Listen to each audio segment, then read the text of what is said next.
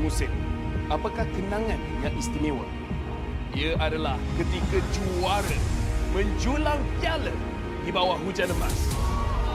Ia juga menjulang dan membanggakan nama Malaysia di persada dunia. Juga permulaan baru untuk matlamat dan impian bagi pemain kita. Musim cuaca datang dan pergi, tapi ia tidak akan mengubah sejarah pemain kita. Dengan harapan musim hadapan yang cerah adalah satu pemangkin semangat bagi pasukan yang bertarung. Komposisi musim lalu tidak penting. Yang penting adalah kesetiaan kepada permainan. Tiada guna mengerti hujan emas dan berjuang demi Malaysia kalau kita tidak dapat merealisasikannya di M6.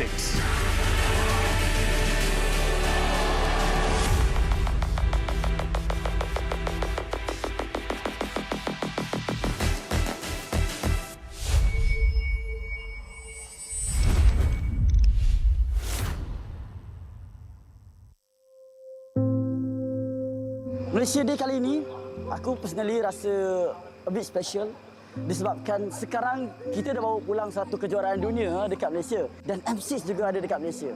Sebagai orang yang terlibat secara mendalam dalam MLBB, ini adalah satu benda yang besar untuk aku.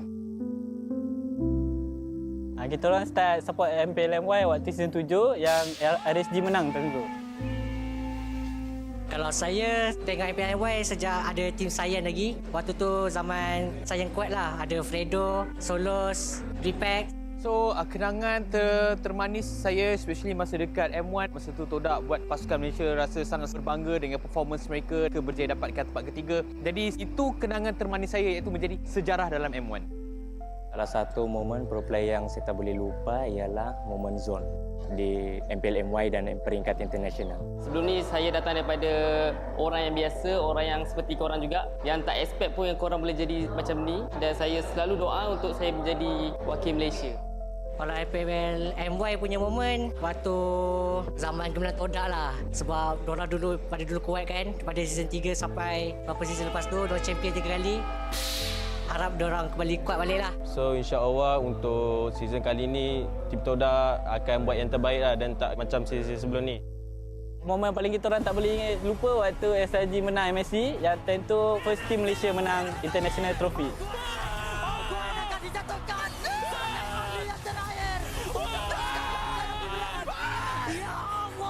Sejujurnya saya tak pernah expect yang saya dapat pergi sejauh ini sebab sebelum ni saya dikenali just a player dari Tier 2 je, and now I'm here, I'm the champion, I'm the final MVP.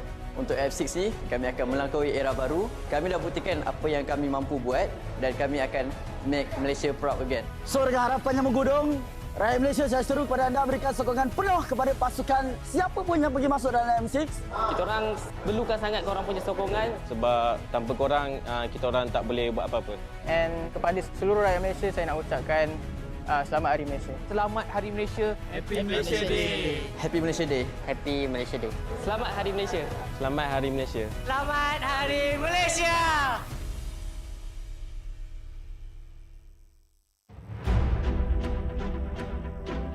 Semua orang boleh menyarung jersey kebangsaan. Jadi once you pakai menyarung jersey kebangsaan, you rasa sangat-sangat berbangga, you dipilih atau diberi tanggungjawab untuk mewakili negara. Perasaan bangga tu you tak terangkan dekat semua orang. Cuma feeling you pakai saja, once you pakai saja jersey tu, you akan rasa macam you want to give something to Malaysia. I think if you guys have any issues, so make sure lean on to each other, talk to each other as much as you can. I think just be proud because tak semua orang dapat this opportunity, and also kena ada that winning mentality, tak kisah pun dekat level mana you guys pergi, and jangan rasa takut, jangan rasa macam you guys are not good enough. Apapun, just ingat bila you guys enter the arena, just do your best and all the Malaysians will be behind you and supporting you guys. saya tak ada nasihat. Saya kagum dengan apa yang anda semua lakukan. You are all to me personal heroes because I grew up in a time where gaming was seen as a waste of time, but you prove otherwise. You put gaming and you put Malaysia on the world's map. I think you are at a better place to advise me. So again, I want to say thank you for being who you are. Thank you for fighting every day. Thank you for competing for Malaysia because it's something that I can never do. And I live vicariously through you bila I tengok atlet Malaysia compete because what you do is very, very amazing. And I wish you all the best. Deliver for Malaysia because wherever I am on the day when you win for Malaysia, I'll be proud to raise the Malaysian flag and play the negara.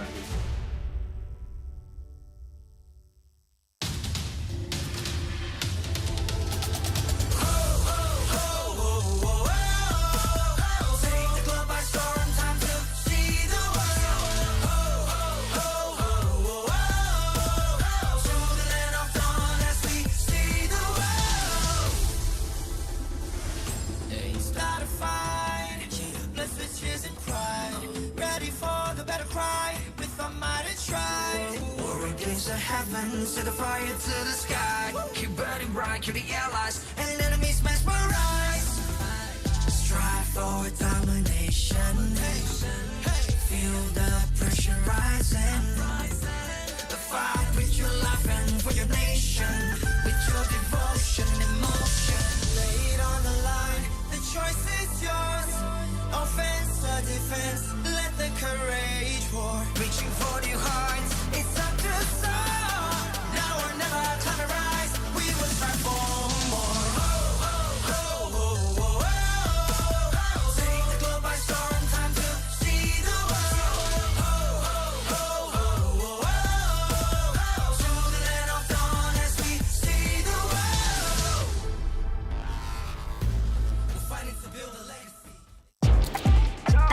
Jago sukan apa jua? Jagokan lagi dengan rangkaian 5G termantap dan terpelek. Gaming sepantas kilat. Menang di Land of Dawn. Tukar ke Holling Prepaid 5G sekarang.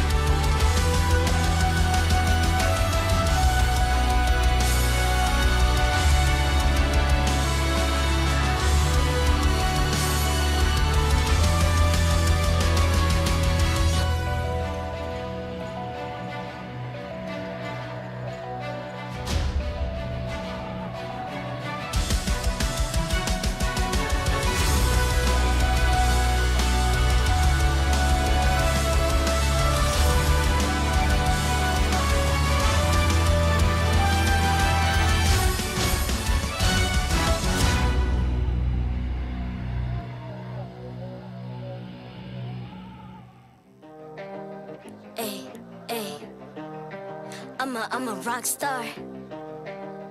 Yeah, rock star. Hey, hey, hey. I'm a rock star, baby. I'm a rock star. I'm a rock star. I'm a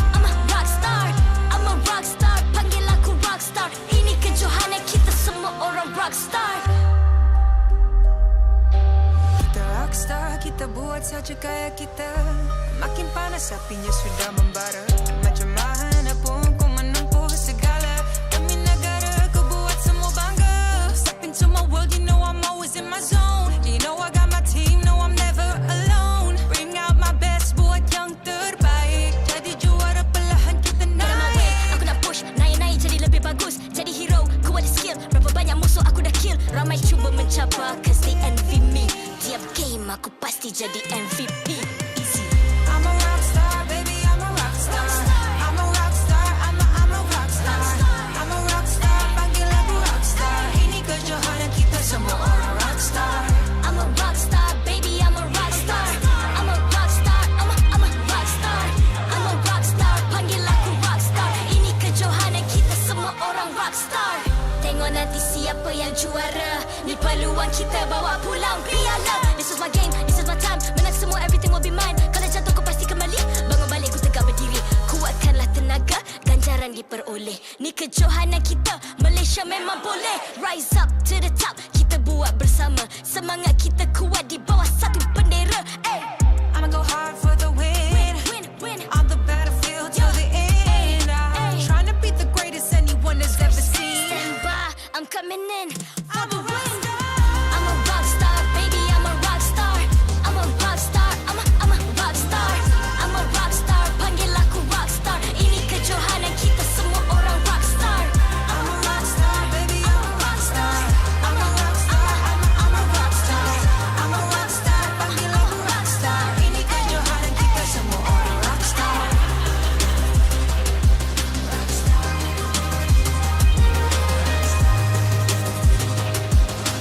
Ini kejohanan kita semua orang rock star. I'm a rock star, baby, I'm a rock star. I'm a rock star, I'm a rock star. I'm a rock star, panggil aku rock star. Ini kejohanan kita semua orang rock star.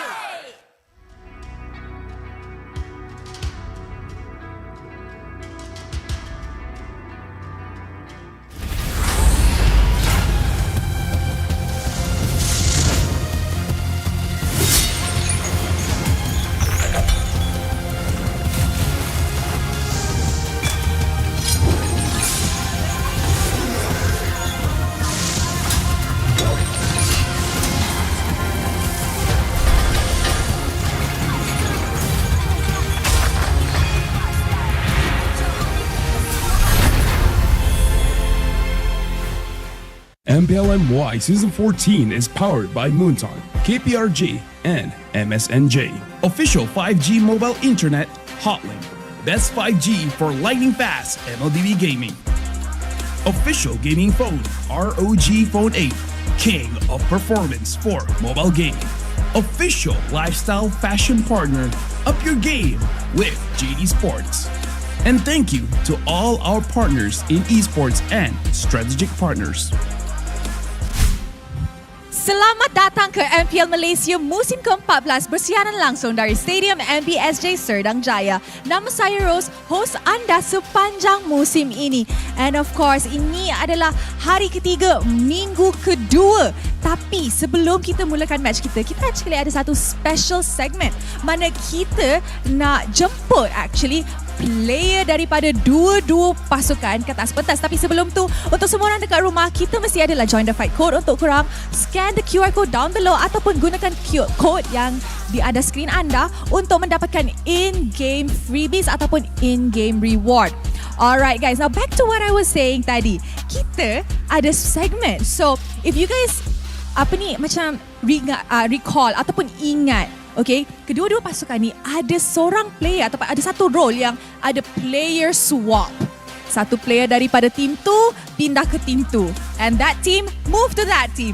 So apa kata kita jemput ke atas pentas Zavs dan juga Loliel. Alright. Okay, so kita ada Zavs daripada RSG. Wow. Dan juga kita ada ada Loliel daripada side Niners. Okay, kita tengah tunggu. Okay. Hello guys. Okay, semua sehat? Sehat. Okay, sini sebelah. Okay, can we have the mic? Okay, kita bagi mic. Okay. Good morning. Morning. Morning. Dah bangun? Dah. Sudah. Okay, dah ready untuk game? Ready lah. Okay, let's start with you dulu since you dah pegang mic. How is it like playing dekat RSG Malaysia sekarang ni? Mungkin vibe lah. Vibe dengan rasa sebelum ni dekat JP vibe lain. So dekat RSG ni vibe lain juga. So macam bagi aku biasa je lah. Biasa je. Tapi best tak? Best. Okay. Loliel, you were with RSG during their winning season. Lepas tu, so many seasons later, you pindah pula ke team JP Niners. So, how is it like in JP Niners sekarang? Dekat JP Niners ni sangat-sangat fun lah. Lagipun tak ada player dengan coach juga, bonding sangat-sangat kuat. Jadi kami enjoy lah dekat JP Niners ni. Alright, so Zabs, apa yang nak cakap dekat Loliel? Sebelum game lah. Apa-apa yang terjadi untuk hari ini, harap kita dua tim boleh pecahkan lose streak. Satu tim je akan pecahkan lose streak? Satu tim je, satu tim. Okay, Loliel? Tapi lose streak saya baru satu. Jadi RSG tanpa saya tak boleh menang lah. Oh, okay, that is interesting. Ada nak balas ke dia cakap? RSG tanpa dia tak boleh menang? Aku jawab dekat game je lah nanti. Okay, jumpa di Land of Dawn. So, I nampak ni korang dua tengah pegang jersey. So, this is to officiate the swap. Dia pegang jersey JP, dia pegang jersey RSG. Okay? Swap jersey. Alright guys, dengan itu kita dah ready untuk mulakan match pembukaan hari ini. With that, let us throw it over to the casters to start the first match of today. Hello to all of you MLBB Sigmas. Honestly, I have a few questions with that kind of opening. But anyways, welcome to MPL Malaysia Season 14. You're with me, Lafel. Alongside with me is the guy that has lost his dodo, apparently. It's Staffa. How are you feeling, Staffa? I always forget to bring him with me to MPL these days. He's just having too much of a good time sitting on my bed. But it's fine, you know. We can handle things just fine by ourselves after all. And hopefully you guys will enjoy joining us on yet another day of MPL MY. We've got 3 more matches here to close out week number 2. I don't know about you, but I kind of feel like the desk is big enough for a dodo as well. But here's the thing. I feel him, right? He gives me I want to stay in the bed kind of vibes, which I can respect.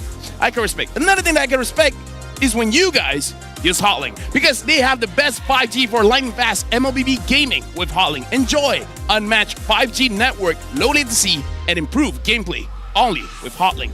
But yes, like Staffa said, we have 3 matches for today, and we heard from the players. One of the teams is gonna have their lose streak stop. The question is it gonna be RSG or is it gonna be JP Niners? And I gotta say, right now, the vibes coming in from RSG, it's not bussin'. It actually isn't bussin'. It's not bussin'. I'm not one to use these newfangled words, but I agree with you. They're not really bussin' right now. Both of these teams are still kind of figuring things out, but I do feel like the Niners are in a slightly better shape overall, just on paper. But it's not just them who are going to be facing off today. Oh yeah. Afterwards is going to be MV going up against Red Esports, where for Red, this is a true test for their new lineup, and for MV as well, to showcase whether a full local lineup can actually bring a lot of game to the table. And we also have, at the end of the day, it's going to be Homeboys going up against Team Ray, which is going to be fun. It's going to be fun. It's going to be fun. That's fun. That's what I can say. Well, let's have a look at the lineups for our first match, starting with RSGMY. We said earlier that they're not really bussin', but why are they not bussin', Lafel? Well, okay. Let's just introduce them first. It's Zav, Stone, Rancuti, Rippo, and Maima. And the thing is, it's a very weird situation when the rookie of the team is the one performing the best. Rancuti is doing quite well. Everyone else just doesn't seem to gel well. And I feel like that's the biggest problem, is that it's not really the draft, it's not really the micro skills, it's just that you gotta work as a team. If you don't get that established, it's not gonna be looking good. But now we gotta look at JP Niners. The lineup they'll be using today is Zakuri, Yetri, or yes, Max, Rasi, and Lolio. I'm gonna use that as motivation. I'm gonna keep calling him Yes for today. He does say his official name is read as yes, but I feel like that's gonna be very confusing when we're casting in the game, right? We're gonna be going With like that kind of mindset, yeah. it will be. You know, you're right. It's a mindset issue, right? We gotta just, yes! We gotta scream it out at the top of our lungs. But JP9ers does have some of their own issues as well, namely in regards to a little bit of ego, right? I think we have some players who are very skilled personally, but oftentimes make mistakes by jumping just way too far ahead in situations where they don't need to start fights. Well, we've been yapping for quite a bit, but we got to invite both teams onto the stage because, again, no matter how good they perform, they got to be on stage first. And again, first thing for me, I want to see the late game because for both RSG as well as JP9ers, first thing for me as an analyst, that's something that's a little bit sus. What isn't sus is the stage. So again, let's welcome RSGMY and JP9ers onto the stage of MPL MY Season 14.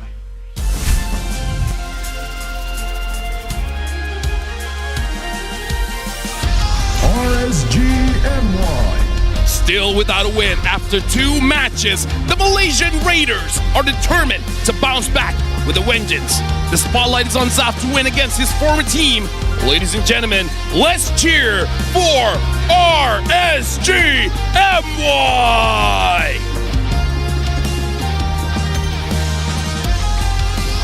JP9ers. A team with plenty of roster changes, perhaps still need a little more time, but the Negeri Sembilan representatives are always capable of winning if they can snowball early. And it's time to rumble! Give it up for JP9ers!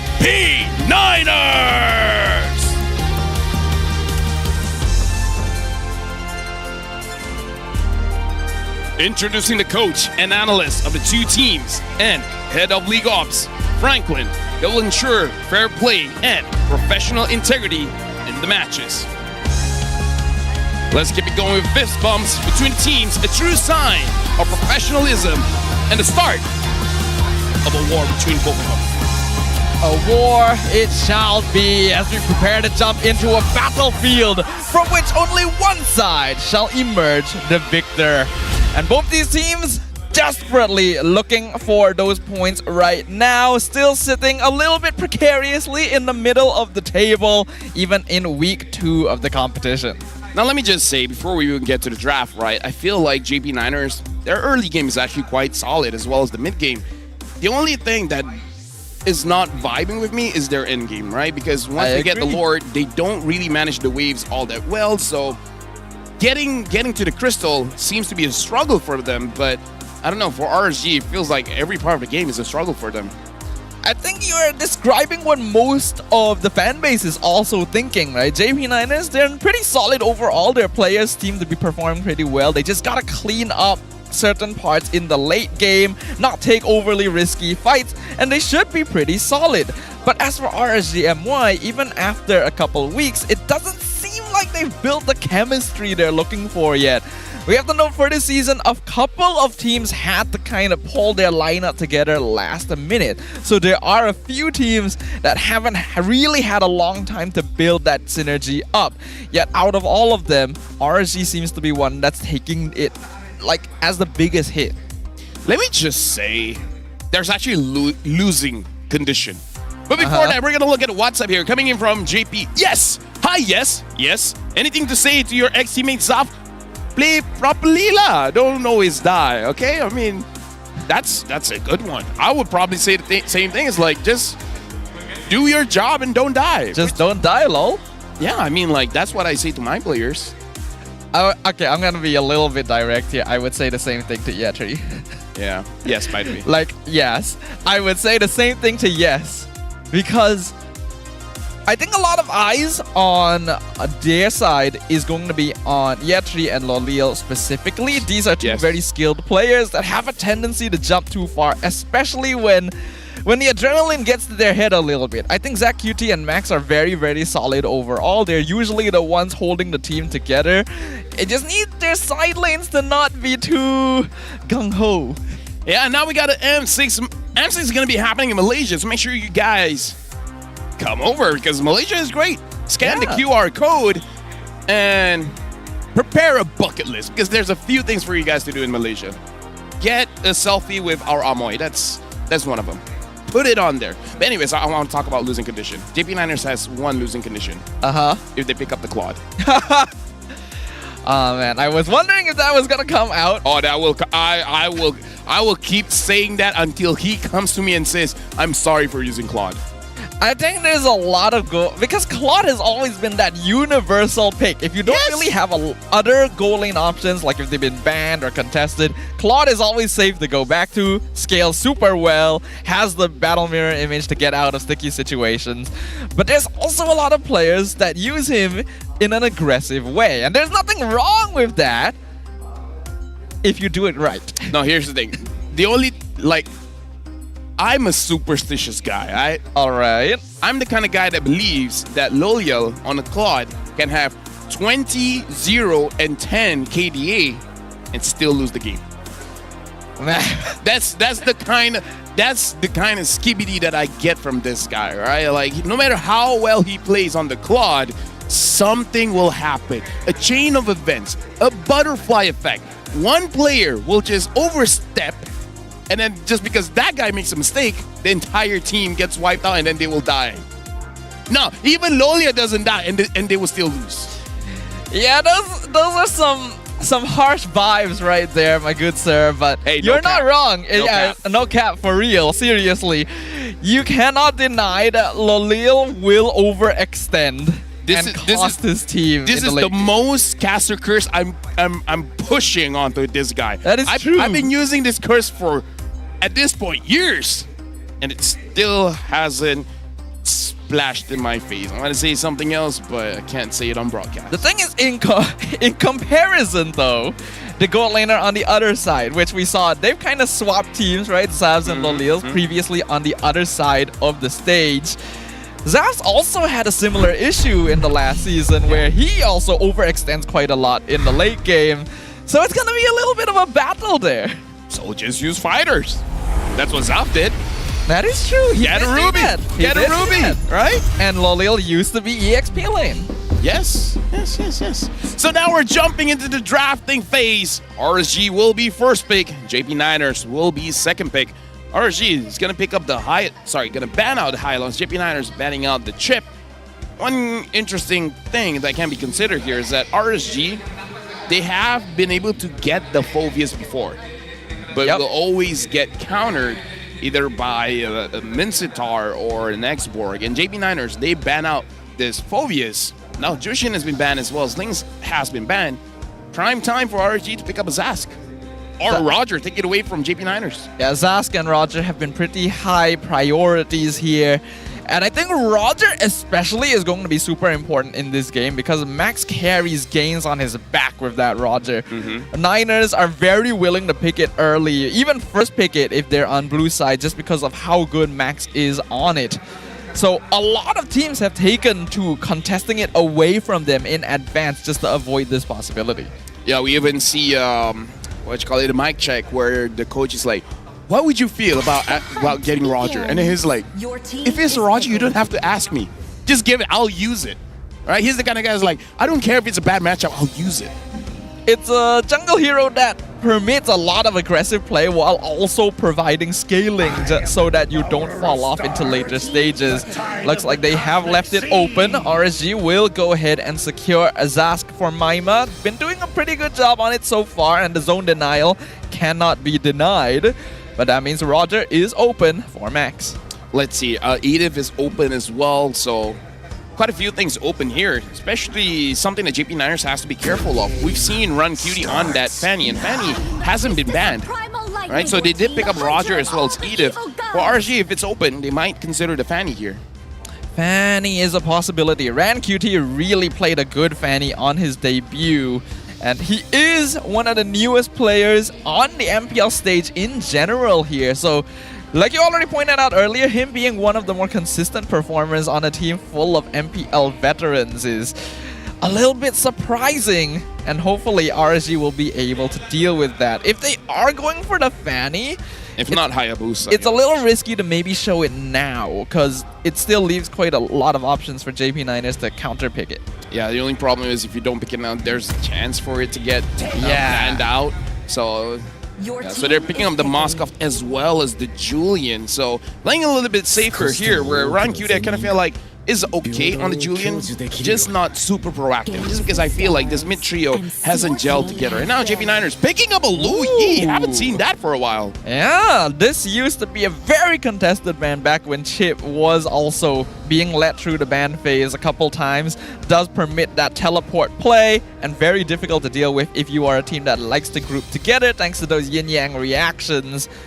In theory, it's good against Zaz as well because it gives you a body for you to actually have that yin-yang reaction. That's true, right? yeah. Like, again, it's in theory, but sounds like a good theory, right? But the problem with Loi that's always existed is that she really lacks mobility compared to some other mages, while not providing quite as much utility outside of that ultimate. So if you get stuck inside that Dominator's Descent, you really just have to burn Flicker or there's no way out. Hey. Actually, I have nothing to rebut to that. Yeah, that's true. I'm trying to fight back with some kind of mindset BS, but I'm like, yeah. If you get caught by this, you can always just fire back by saying it's a mindset issue, regardless. Yeah. You know? Like, I can't say that, but sometimes my logic holds me back. You know, they're like, okay, don't sound too stupid. You know, like make some sense for me. Like I tell that to myself. So you're battling within yourself. Yes, it's kind of like a yin-yang reaction inside you. Some caster did say I have bipolar or something, so that's part of it. That was a topic of conversation. Maybe schizophrenia as well. Yeah. But here's the thing. With the right mindset, some people say that's bad. But my mindset says, I always have a friend. Yeah, actually. Like, what's wrong with that? You know, you always have a friend around. Kids have imaginary friends all the time anyway. So I don't see what the big issue is. But moving onwards, Jawhead actually getting let through the first ban phase is interesting, though Niners do end up banning it later on, as well as that Tigreal. So a little bit more focused towards Stone. And speaking of Stone, here was a real highlight back during RSG's big season, which I think was season 12. He was performing really, really well. And ever since then, he hasn't seemed to have reached the same peaks. Honestly, even season 13, because they got third place. And since you were talking about Stone, one of his heroes that we haven't seen for quite a while, the Arlet, right? The Arlet Rome. And he's quite good on it. One of the first players to really start popularizing it here in MPL Malaysia, and definitely the most consistent user of it. But yeah, we haven't seen him play it for a very, very long time. I do understand Arlet Rome's fallen out of favor recently, but could still work depending on the situation. I mean, if your opponent doesn't see it coming, then maybe it's a good surprise pick, right? But either way, JP Niners, they're still hiding where this Edith is going to go, as well as the Roger. But the fourth pick will reveal one or the other. And it looks like they're going to pick up the Cho, which after yesterday of what... Who used Kids. it? No. We saw an EXP Cho as well. We've seen Cho in the jungle. We've seen Cho in the EXP. So who was it? Such a forgettable game. But either ways, still technically flexible. But the most flex here is definitely the Roger. Having full vision of the entire draft with Fanny still open, but I'm sure Max can use Fanny. I mean, how hard can it be? Like just aim your skill to this wall and that wall, and then you go in, and then your third cable somewhere else, and then you move there, and then like 4 cables. Like, it's not that hard, right? Just because his name is Max doesn't mean he needs to play on maximum difficulty, you know. But yeah, interesting. Minotaur haven't been picked much this season, despite being one of the more popular roam options last season, finally making his debut here alongside the Barat. So quite a lot of CC in play for RSGMY. Hold on. Our SRG, Vamos, RSG, and Ray are the only teams in MPNY who've won against Zaz. Between Man and Max, Max is the younger twin. Oh, I actually didn't know that. Yeah, I didn't know that either. Yeah, I thought Max was the older one, actually. You would think so, right? Right? Having his name be Max. Yeah, having the X. I've been All right? waiting for too long. And picking up the carry here. So the thing about Minotaur, we haven't seen him a lot in this patch because quite a lot of pickoffs. Like a way to pick him off, especially when it comes to the mid, making it very hard for him to engage. But I guess in this kind of draft, it's not that difficult unless the Cho is very good at picking him off, then maybe the Minotaur will suffer some problem. Because the Minotaur's problem is the early game, especially if he goes for the first item Flash of the Oasis. Not a lot of defense. Yeah, nowadays, since tanks are a lot like squishier than they used to be, Minotaur has taken that pretty hard, because even back then he wasn't the most durable roamer, and we've already seen Cho is picking off heroes like Hylo, so Stone better be finding good positionings here or he is going to get turned into Slice B. We'll find out what happens, because we are jumping into the Land of Dawn for game number 1 of week 2, day 3. It's going to be RSGMY versus the JP Niners. And just to clarify, this is going to be a roam Cho. So again, one of the weaknesses of a Minotaur is getting picked off over and over again. So we got to see if JP Niners, their early mid rotation is going to be strong, because if they are, it's going to spell trouble for RSG. RSG, they need to work together to take down JP Niners. Yeah, RSG's team composition works very well in more team fight settings, while Niners have a little bit of pickoff potential to play around with Rasi on this Cho. And on a Cho as well, it does mean that you're usually going to be able to provide more vision more easily due to the utility the hero has. So we'll see if Niners can work off that info. Shout out to Chad, by the way. Seeing you guys comment down below. Make sure you guys keep on commenting and tell us who you guys think is going to win this one. Is it going to be JP Niners or RSGMY? And Stone taking a bit of damage, but Rancuti still able to get the Little Wanderer. Looking at the rotations here for both teams, I really feel like it is on JP Niners to be the aggressors here, because in terms of the early game, I would say their early game is just a little bit stronger. For RSGMY, they have Disaster as well as Julian, but setup is not that great. Rasi trying to disrupt, though gets caught in the chain, so Rancuti still able to farm up pretty well, actually outpacing Max slightly in terms of EXP. The new jungler on the side of RSGMY showing that he can play with the big leagues. Yeah, right now Rippo is so far doing quite okay going up against Yes, but again, this is the advantage of using a Barat. You don't have a lot of losing matchups, but once the Edith has the ult, it's going to be a little bit more difficult just because the damage is going to be quite a lot. Now the fight around the turtle here, I kind of feel like RSGMY, they just need to be a little bit more careful not to get caught in the yin reaction by Zach Cutie. But at the same time, Niners also have to be a bit wary. If possible, try to bait out either the Dominator's Descent or Minwen Fury in advance, because RSG is quite good at fighting around these breakpoints once the ultimates are up on their utility heroes. Both Storm and Rasi, they're very close to get their level 4s. Looks like RSGMY, they're going to be starting Turtle here. Rasi, very close. Misses. Yin Yang reaction comes out. Rasi in the back line gets the kick onto the cow. Max secures the turtle, and now Storm is going to get turned into Slice Beef. And a flicker forward from Year 3 with the Primal Wrath to finish up Rippo on top of it. But the invasion isn't over. Mina forced to use the Dominator's Descent just to escape. Is able to jump back into the mid-tier 1. Rancuti attempting to take the orange buff, but this is against 3 members of JP Niners. Enhanced Sword comes out. Retri actually secures it. Minwen Fury, Storm has respawned. JP Niners needs to get out right now as Spear of Destruction has landed on Max, slows him down just enough for Storm to land the killing blow. So we see multiple mistakes here, right? RSGMY, they were supposed to lose that trade. They lost a turtle. Someone died, and again, like we talked about how Storm using his Minotaur is prone to get picked off. JP Niners, you guys already won, and they got very greedy. They want to make sure that they're stomping in the jungle, and then gave over a kill over to RSGMY. Overall, not the worst case scenario. They're still ahead in gold, but they should have focused somewhere else, you know? Like, yeah, shutting down Rancuti is going to be great, but kind of feel like that was a little bit too much. I agree. It would have been a much bigger lead if Niners didn't give over the kill on Max of all people, considering this is going to be the player they want to focus on a lot of the time. And I gotta give props to Rancuti being able to escape that, secure the orange buff in the midst of 3 enemy players. He's got that composure. Yeah, honestly, Rancuti is very, very impressive ever since week 1. It's just that, again, the decision-making coming in from RSGMY needs to be a little bit more clear. Rippo now having the Thunderbelt is going to scale quite a bit. But this does mean that he has to always face check someone in order to get a lot of stacks. Because if it's roaming around, it's not going to be getting that stacks. Now looking at mid, looks like Maima has the Purify safe from Rasi. Yep, was able to purify out of that way of the dragon, so they won't have to worry about that for a little while. Niners still slightly in the lead with that 1k gold advantage, and are going to be gearing up for the next turtle who just spawned. Honestly, right now for both teams, JP Niners, they have an advantage here just because they have 2 heroes that can pick off. And now we're going for a pause, but it's okay. This is the Malaysian positivity. That is? I see what you've done there. You see, yeah. The positivity. Only in MPL MY.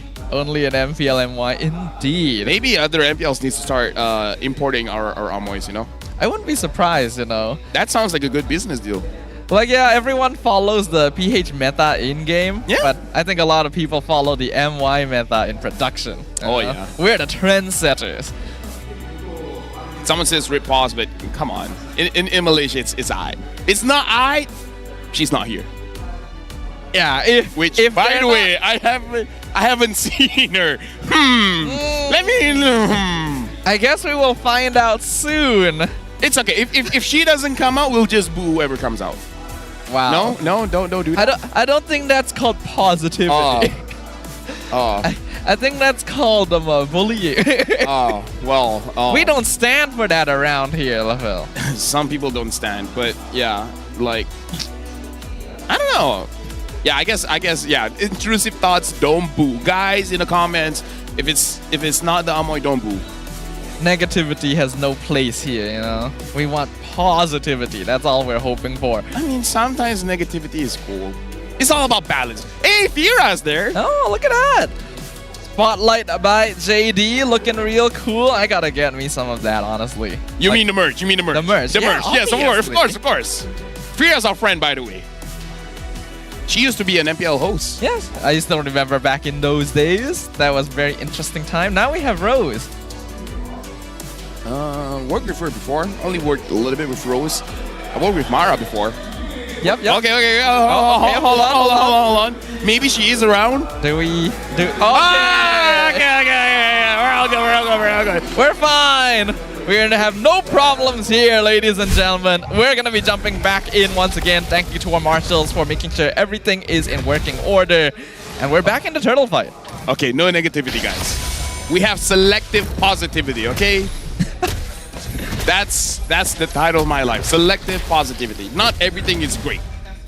I feel like selective positivity goes against the message of positivity in the first place. Oh, hold on. Daytona's welcome. Flickers backwards. They're going to be able to catch one. That is Yetri already down for the count, and Rassi is way too deep. Minwoo and Fury cutting off the rest of the JP Niners. Max not able to win the Retri. Ran QT secures the turtle. I love when I say, oh, this team is not supposed to win the turtle, and then they win it.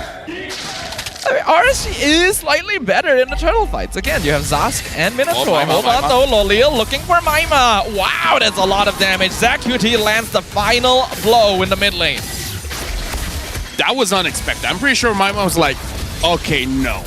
Like, he didn't have his Dominator's Descent, and again, this is going to be a Purify Zaz, so even if he did have his Purify, he wasn't going to be able to get away from that. The last thing you would anticipate is the enemy gold laner roaming to their mid lane and being the cause of you getting ganked and taken out. So Lolil already getting a nice little boost in gold there, and being 400 gold ahead of the Zaz. The strangest thing is that out of everyone here, Storm actually has the highest gold difference against his counterpart. He has over 600 here. But again, having the Flash of the Oasis just had... Oh, but hold on. Diversion play. They're going to target for the gold lane. They find Storm instead, though. Minwoo and Fury flickers forward. Knocks out the entirety of JP Niners. RedQT will trade Max for Zaz and Storm. I don't know if that's worth it or not, especially looking at Max now 2-2-2. Looks like they might have to pivot here, right? Instead of playing for Max, they got to play for Lolil.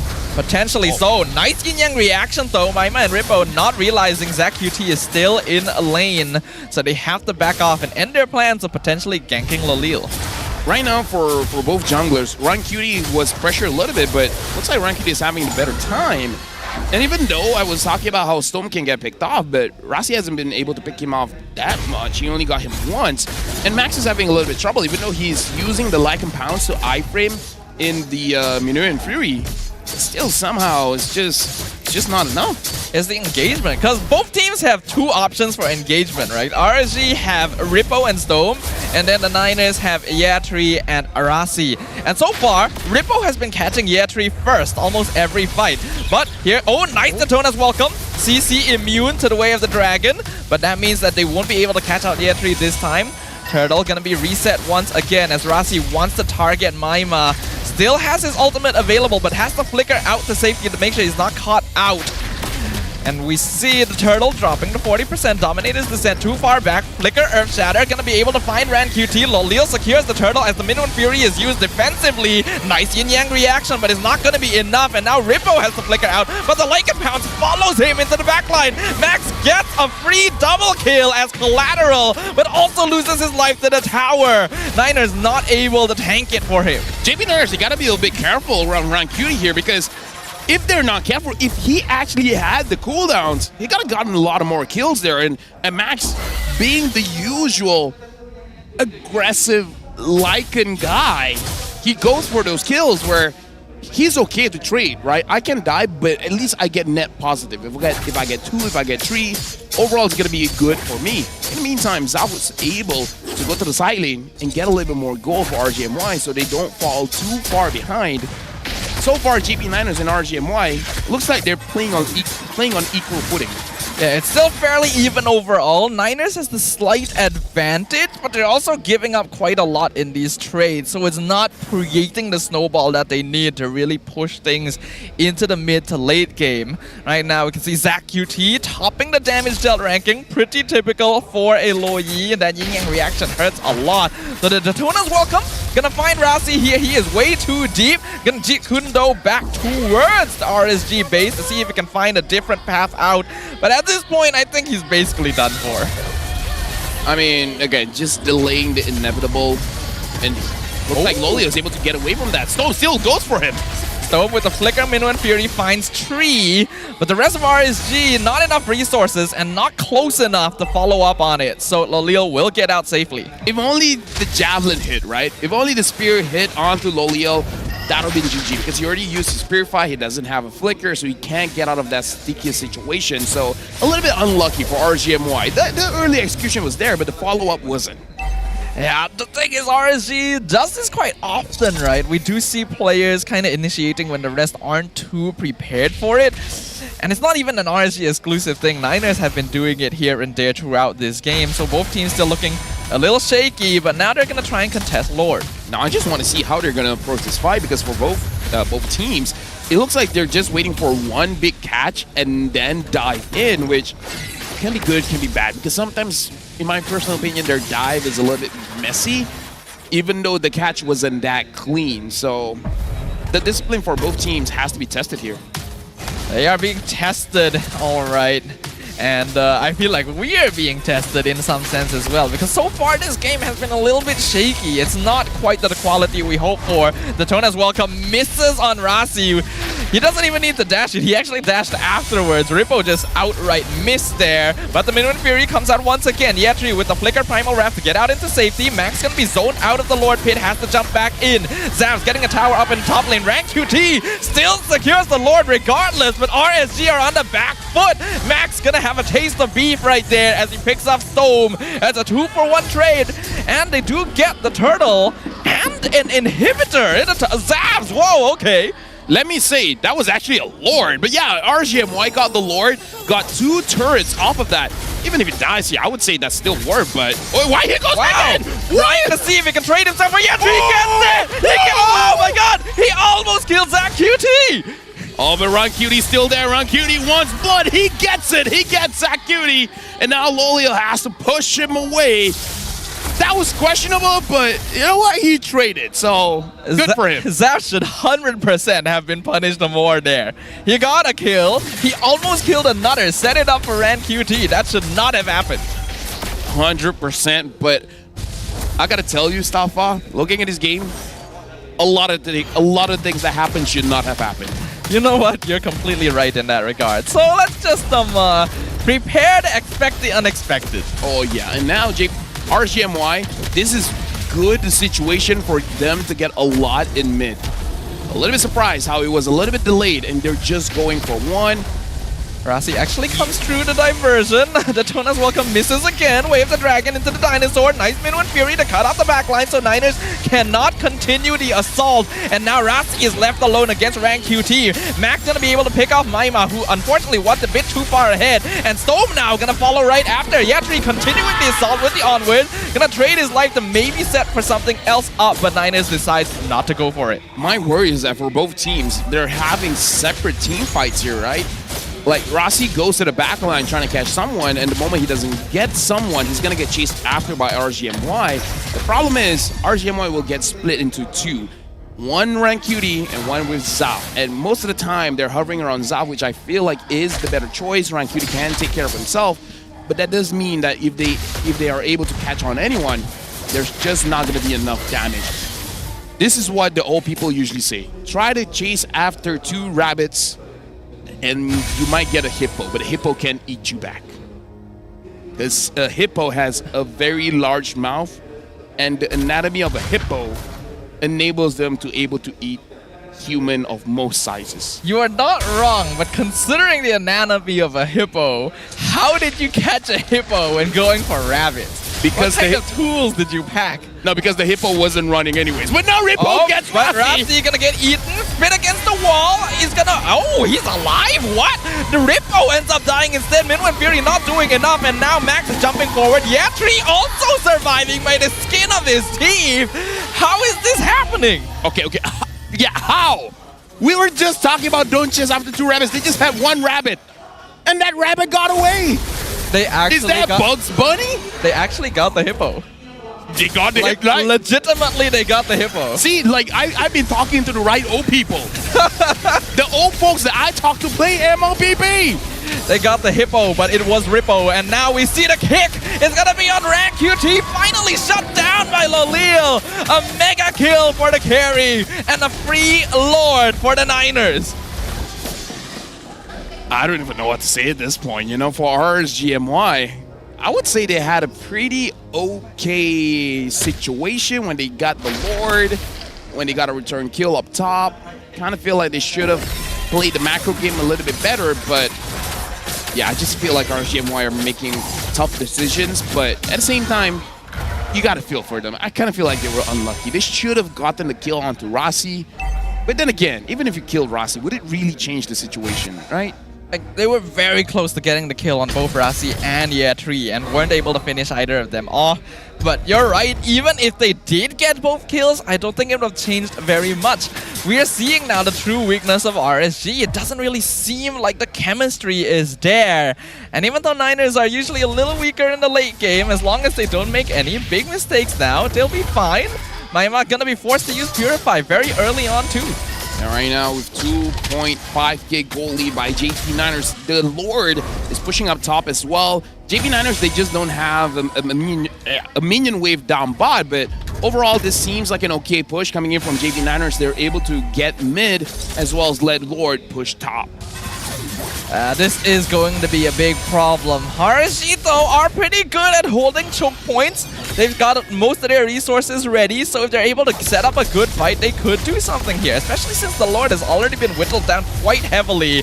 Though unfortunately, it still crashes against the tower, so that is damage done. I would say this time, you gotta let Storm do something. Like, Ripple gets good catches, but I almost feel like let JP Niners overextend and then Storm, stop taking a lot of damage. Wind of Nature used very early, Purify as well, no more resources, but a really nice pullback from Rippo, right into the Daytona's welcome. Storm gonna survive with the Winter's Crown. Maima doing a lot of damage with rank QT in the backline. Maima gonna get traded over for Yatri. Rafty able to flicker out with a tiny sliver of HP, but rank QT jumping forward. He has no backup though, he can't finish anyone off. I'm sorry, but whenever I say RGMY, they're not clicking as a team.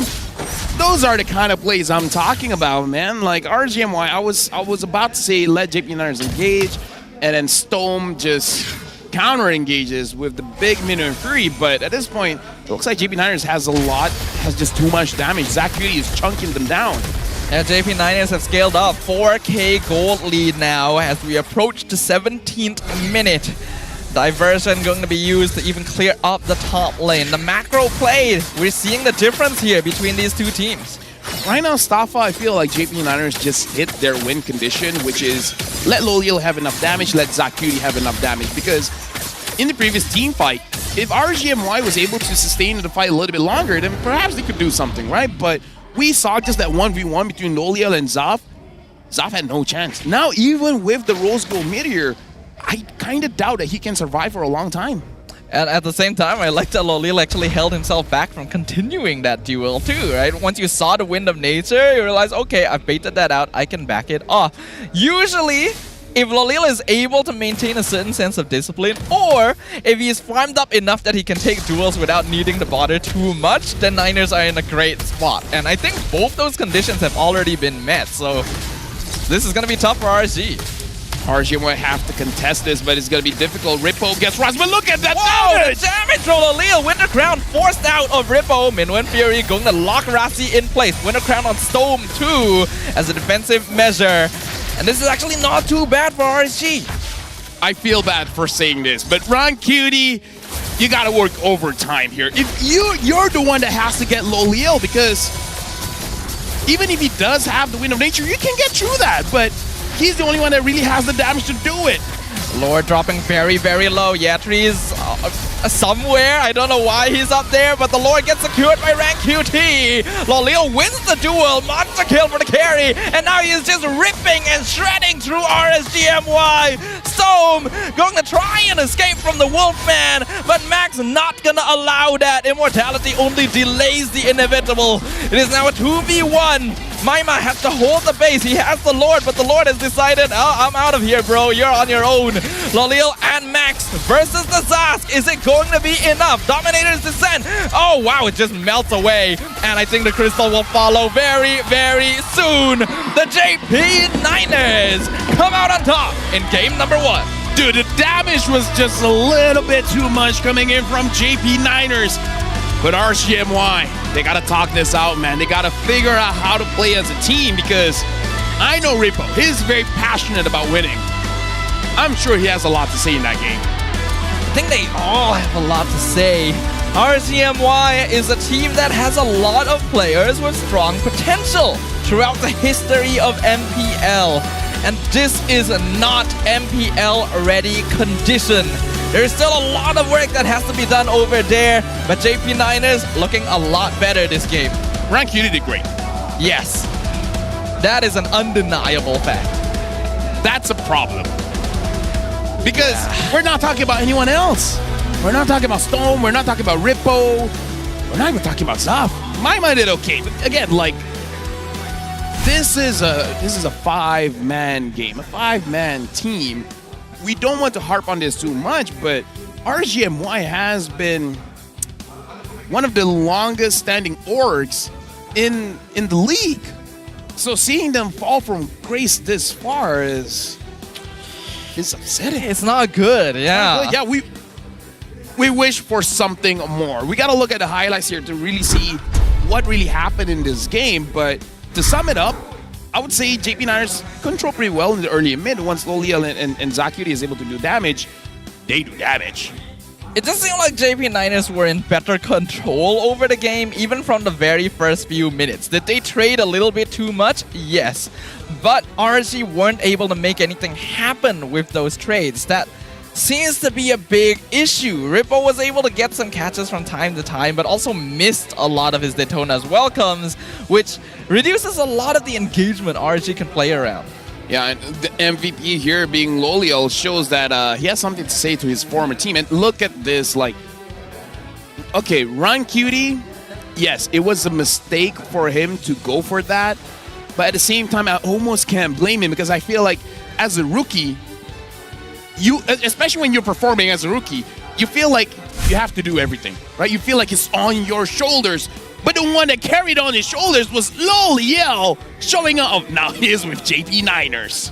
Loliel looks comfortable. And if this player is given the room and space to farm to the point that no one can really 1v1 him. He becomes the most terrifying player you could ever meet. His biggest weakness tends to be overextension. But if he can't be punished for that overextension because of being 2 items ahead of the opponent, then he's just unbeatable. Let's just make this sound a little bit more positive, right? He's a gold laner that plays like an EXP laner. We surprisingly have a lot of those. Oh yeah, but again, if you play like an EXP laner on the marksman and you died 0 times and probably dealt the most amount of damage, then, you know, go for it. And looking at the draft here, I would say there are possibilities for both Maima and Rancuti to take him down. But props to Yes as well as Rasi. Rasi goes to the back line. Splitting up RSGMY. That's the best way I can describe it. Like Rasi splits up RSGMY and Yetri or Yes, he just stands at the front line and provides that extra crowd control or peel that Lolo really needs, as well as Zacuti. Like we can't just ignore Zacuti. He did a lot in this game as well. The mid laners are forming very important backbones in this current meta, where even if they're not the flashiest player, they will oftentimes do the most damage overall just by pelting the opponent with spells from the back line. And you're right, Rasi did a lot of work by splitting up these fights. When you look at RSG's lineup, it's very much meant to be played front to back. That is to separate their lines, which seemed kind of easy because RSG already appeared disconnected from the beginning.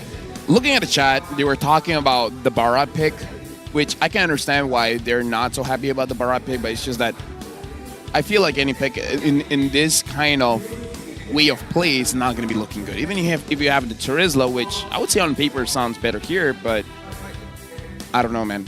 Like, I feel like this is one of those things where, unironically, it's on the inside that matters.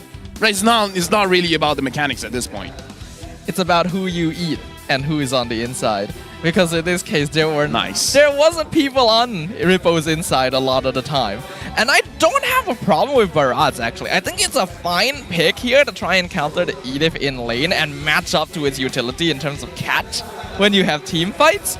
But I feel like Rippo's targeting priority was not correct. It's already difficult to catch Cho in Daytona's Welcome, and Rasi is running them anyway. I think Rippo could have tried to do the same thing by splitting up the fight and going for JP9er's backline, but his ult was being wasted quite a lot. Look at the damage from Loliel and Zacuti just now. Both of them did over 100,000 damage. Zacuti did 111,000, Loliel did 120,000. So both of them, again, did a lot of work. And in terms of damage taken here, Rippo taking a lot of damage really doesn't surprise me. Storm as well. Even though Maima didn't receive a lot of damage, but still 60,000 is considered a lot as a mid laner. Especially as a Zask as well. Yeah, Zask. We've seen so many mid laners never die on Zask because that Dominator's Descent is such a good get out of jail free card. So the fact that Niners were able to pick him off in lane very early on to start the game, it already sets the tone. At this point, RSGMY, let's just hope they get a perfect draft so that they can push us to a game number 3. But I don't know, JP9ers, they have made some mistakes early and mid, but so far not punished that much. Rich Guy, as well as the carry, it's going to be Loliel, getting 885 gold per minute, 81,000 damage dealt to heroes. If I remember correctly, it was actually 122,000 damage dealt to heroes. Sandbag, Rippo, 147,000 damage taken, and best wingman, Zacuti, 16 total assists with also over 100,000 damage. 16 assists is a lot. That's a lot. You can see the impact that Zacuti is having. And this is one of the weaknesses as well of a front-to-back lineup where you want your backline to play behind the Minotaur and the Barats. You don't really have any way of reaching Niners' backline unless you can deal with their front line first. And that never really happened. So Zacuti was just free to do whatever he wanted. Look at the amount of kills Loliel had here. 8 kills. I mean, okay, so we're showing all the kills. Okay, yeah. All the kills here, and we can see it's better. It's all over the place, but really focus on mid as well as the bottom side of the map. Where, I mean, I don't know. I kind of feel like it's not Loliel's chasing after them. Like in the start, sure, he went for the kill for Maima, but then after that, it's like, okay, I'm just gonna have this mindset. Whoever I see gets taken down. And that's not usually a mindset you're comfortable giving the enemy gold laner, right? The fact that Loleo was able to gank Amaima in the first couple minutes on a carry who usually needs a little bit more time to get started is already an amazing start for him. And then after that, he was just not disrupted because RSG couldn't even deal with Rasi most of the time. Now, this is a topic for conversation. Looking at Zacuity, he prioritizes the Enchanted Talisman, which makes sense. On a Lugia, you want to spam your skills, but going up against a Minotaur, perhaps it might be a little bit better to prioritize the Glowing Wand. So this is more for chat. What do you guys think? Is it fine to go for Enchanted Talisman first, or should have they just gone for the Glowing Wand first item just so that Stone is more of a non-factor in the fights? Because there are fights that RSG won, and most probably just because they were able to sustain of the heal because of the heal. If you ask me personally, I do actually like the quality of life Enchanted Talisman gives a little more. Yeah, Glowing Wand would help you melt through the Barats and Minotaur, but we already talked about this before the game started. Minotaur is actually pretty squishy. Yeah, I don't really think you need the heavy prio Glowing Wand, especially when you have heroes like Roger on your side already. Nah, it's not even really for damage, just for the heal. But yeah, like, Stone was really a non-factor in that game, which, again, RSG previous MPL top 3, just reminding you guys that. So, I don't know. Well, we got a JD spotlight here. Looking at the teams right now, RSG are going to be trying to rouse the spirits and morale of their players, but the faces do look kind of grim on this side, I have to say. At this point, like, the draft has to be good, but again, personally for me, not the core problem. Not the core problem. On the other hand, JP Niners looking pretty solid. We already mentioned their early mid game. Actually pretty good, all things considered. They just needed to clean up their late game a little bit more. And right now, RSG MY just doesn't really seem like a complete team. So, Niners looking like the favorites going into game 2, but we gotta have faith, right? RSG is a team that has a storied history here, and this is not the way we want them to go out. At this point, just funnel for RanQT, right? He's shown that he's capable when he has the resources. So you know what, Zaf? Play a fighter. You know, have a lot of crowd control on your team, give a lot of space for RanQT, and just let RanQT do his thing. Maima can deal damage as well, so just, I don't know, everyone go for RanQT. Like, I feel like if I was in a very bad situation and it's very obvious who's performing on a team, egos aside, if you need to die for him to survive, you will die for him to survive. And now we got a WhatsApp from RanQT here. On a scale of 1 to 10, how does MAL compare to MPL? Which, by the way, yes, he is from the MAL. MAL is about 5 out of 10, and then MPL will be a 9 out of 10 as a first-timer at MPL. I feel really happy and confident, just need to fix what is lacking, maybe in draft and gameplay. Fair. I think we have nothing but praise for this man right here, because out of all the MAL players this season who have come up to the MPL stage, he has absolutely performed the best. The fact that a rookie is in a situation where he kind of has to carry his team on his back is both a great and a terrible thing. With great power comes great responsibility, man. Yep. So, yeah, I don't know, that's my vote for RSG. Just funnel for the jungle. If it works, it works. If it doesn't, back to the drawing board, you know? What about you? From an objective standpoint, yeah, RanQT has been performing the best out of everyone. You really should try to focus him a little bit more, but in the coach's position, in the team's position, would you feel comfortable shifting your strategy to hard focused on the newest, most rookie player of your team? I'm the guy that takes risks, man. If I see my goal laner playing like that, I'm like, yeah, you know what?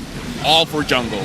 Okay, okay. I mean, you do have coaching experience. Yeah, I do have coaching So I have to take your word for it here.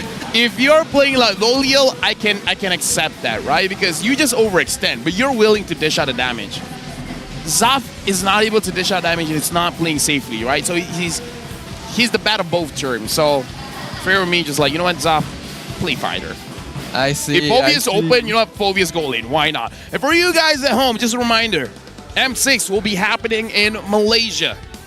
Our food is great. If you want to come for anything, come for our food, man. It's going to be amazing. It honestly is the best marketing strategy, right? The Yeah. food here is incredible. As anyone who has lived here long enough will tell you, it is great. And it's been a long time since we've had the M Series hosted here on a Malaysian soil. So It's been 6 super years. Yeah, I'm super excited to see like the festivities, to see how well our teams will perform now that we have 2 slots guaranteed again. We have a lot of holidays as well. Yes, we do. With a lot of races comes a lot of different reasons not to go to work. I have never heard it put that way before. I mean, you know, that's our job as casters. We got to give a different perspective. You are We got Chinese New Year, we got Thai Pusam, we got Hari Raya, Raya Haji, we got Puasa. We got all of them here. But that's more of a marketing strategy for people to migrate here. Not really for people to come for M6, because it's not like that's going to overlap over multiple holidays. Who's to say after M6 they'd just be like, you know what, let's stay here. Right? Wow. Yeah. I feel like there's more proper procedures to consider. With the right mindset, just come in. No, that's not how it works? Probably not. All right. The right mindset gets you in. The right mindset will also put you in the slammer. Ah, right. And that's where you don't want to go. Yes, probably not. All right, then now let's jump into drafting phase. RSG, betting on Hylos, betting on Jushin, betting on the Ling. JB Niners betting out Chip, as well as Ruby and Fovia. So maybe not a lot of choices for Zoff here. And again, Zoff was from JB Niners, so JB Niners is like, it's Ruby or nothing. They may have that insider intel, right? So we were literally talking about this. Maybe Zavs take a bit of a back seat, set up for fights with Ruby. JB Niners just says no. I'm uncomfortable with teams tanking the Zas win rate. It Zas really does has not been going deserve down. this. It's 67%. He went now. from 87 to 67. A whole 20% has dropped. It's very Guys, much stop. like those people who have a really high win rate on their favorite heroes, so they don't play their favorite hero in ranked just to keep that win rate. JB Niners having the same opener, same as RSG, Roger and Edith. Will RSG go for the Julian pick again? It did pretty well. I think if they're going for the Julian though, they should actually contest heroes like the Cho so that you can play around the early minutes a little bit more aggressively. This is risky, right? Having a hard hero for RSG, maybe banking on JP Niners not able to use the Lunox or not able to use it well, because either get a very big threat that you pull it away from Rancuti or just let Rancuti have a good time. And now, now you're bringing in the fatty. This is what I asked since game number 1. Still don't think it's enough though. It's risky to pick a Fanny in the first phase, and they didn't even ban it in the previous game, so honestly I feel like they could have left it for a little bit later, but since Ruby is already banned out, that is one big counter that you don't have to worry about at least. So for now, we can hold our breath. It's not too bad. LaFell is holding his breath. Let's see how long he can hold his breath. Everyone, bet in the chat right now how long LaFell can hold his breath. Have you been keeping count though? Oh wait, he can't answer me right now. He just said no. Okay. Yeah. Okay, last... Oh, Nolan coming in from the side of JP Niners. I could hold it on for longer, but the fact that I have to focus on draft and trying not to think about peeing is hard. Oh. Yeah, I'm in need of a toilet, but you know, it's alright. Yeah, it's unfortunate we don't have 3 people on the desk today. Because otherwise, like, you could just go off for a couple minutes, get that dealt with. I trust you, Stafa. You're not gonna leave me solo, are you? I trust you. You'll be fine. Well, he is actually taking off his headphones. I think LaFell is actually going to relieve himself right now. Yep, he's just walked off the caster desk, guys. All right, it's just you and me now. Now I really wish I brought my Dodo with me because I am actually solo on the table currently. He didn't even like properly ask my permission, guys. LaFell just straight up said, "I believe in you, Staffa. You can handle the desk on your own, Staffa.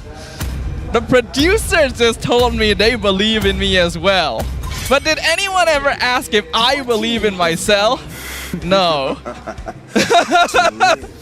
Either way though, looking at the current state of the draft, we do have Tigreal as well as Terizla being banned out in the second phase by JP Niners, which does make a lot of sense. I think Rippo has actually been getting targeted quite a lot recently, right? I think a lot of us are realizing this. Rippo is being put on heroes that he would not typically play. The EXP meta has kind of shifted from his more brawly team fighting style into more bulky setup heroes.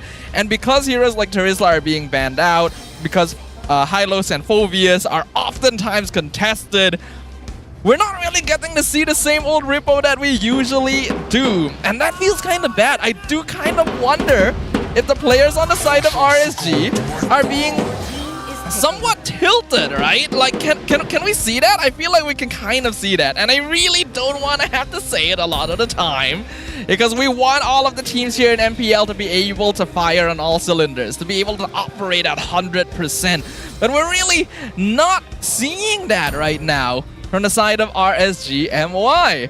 LaFell, I can see him walking down from above, you know.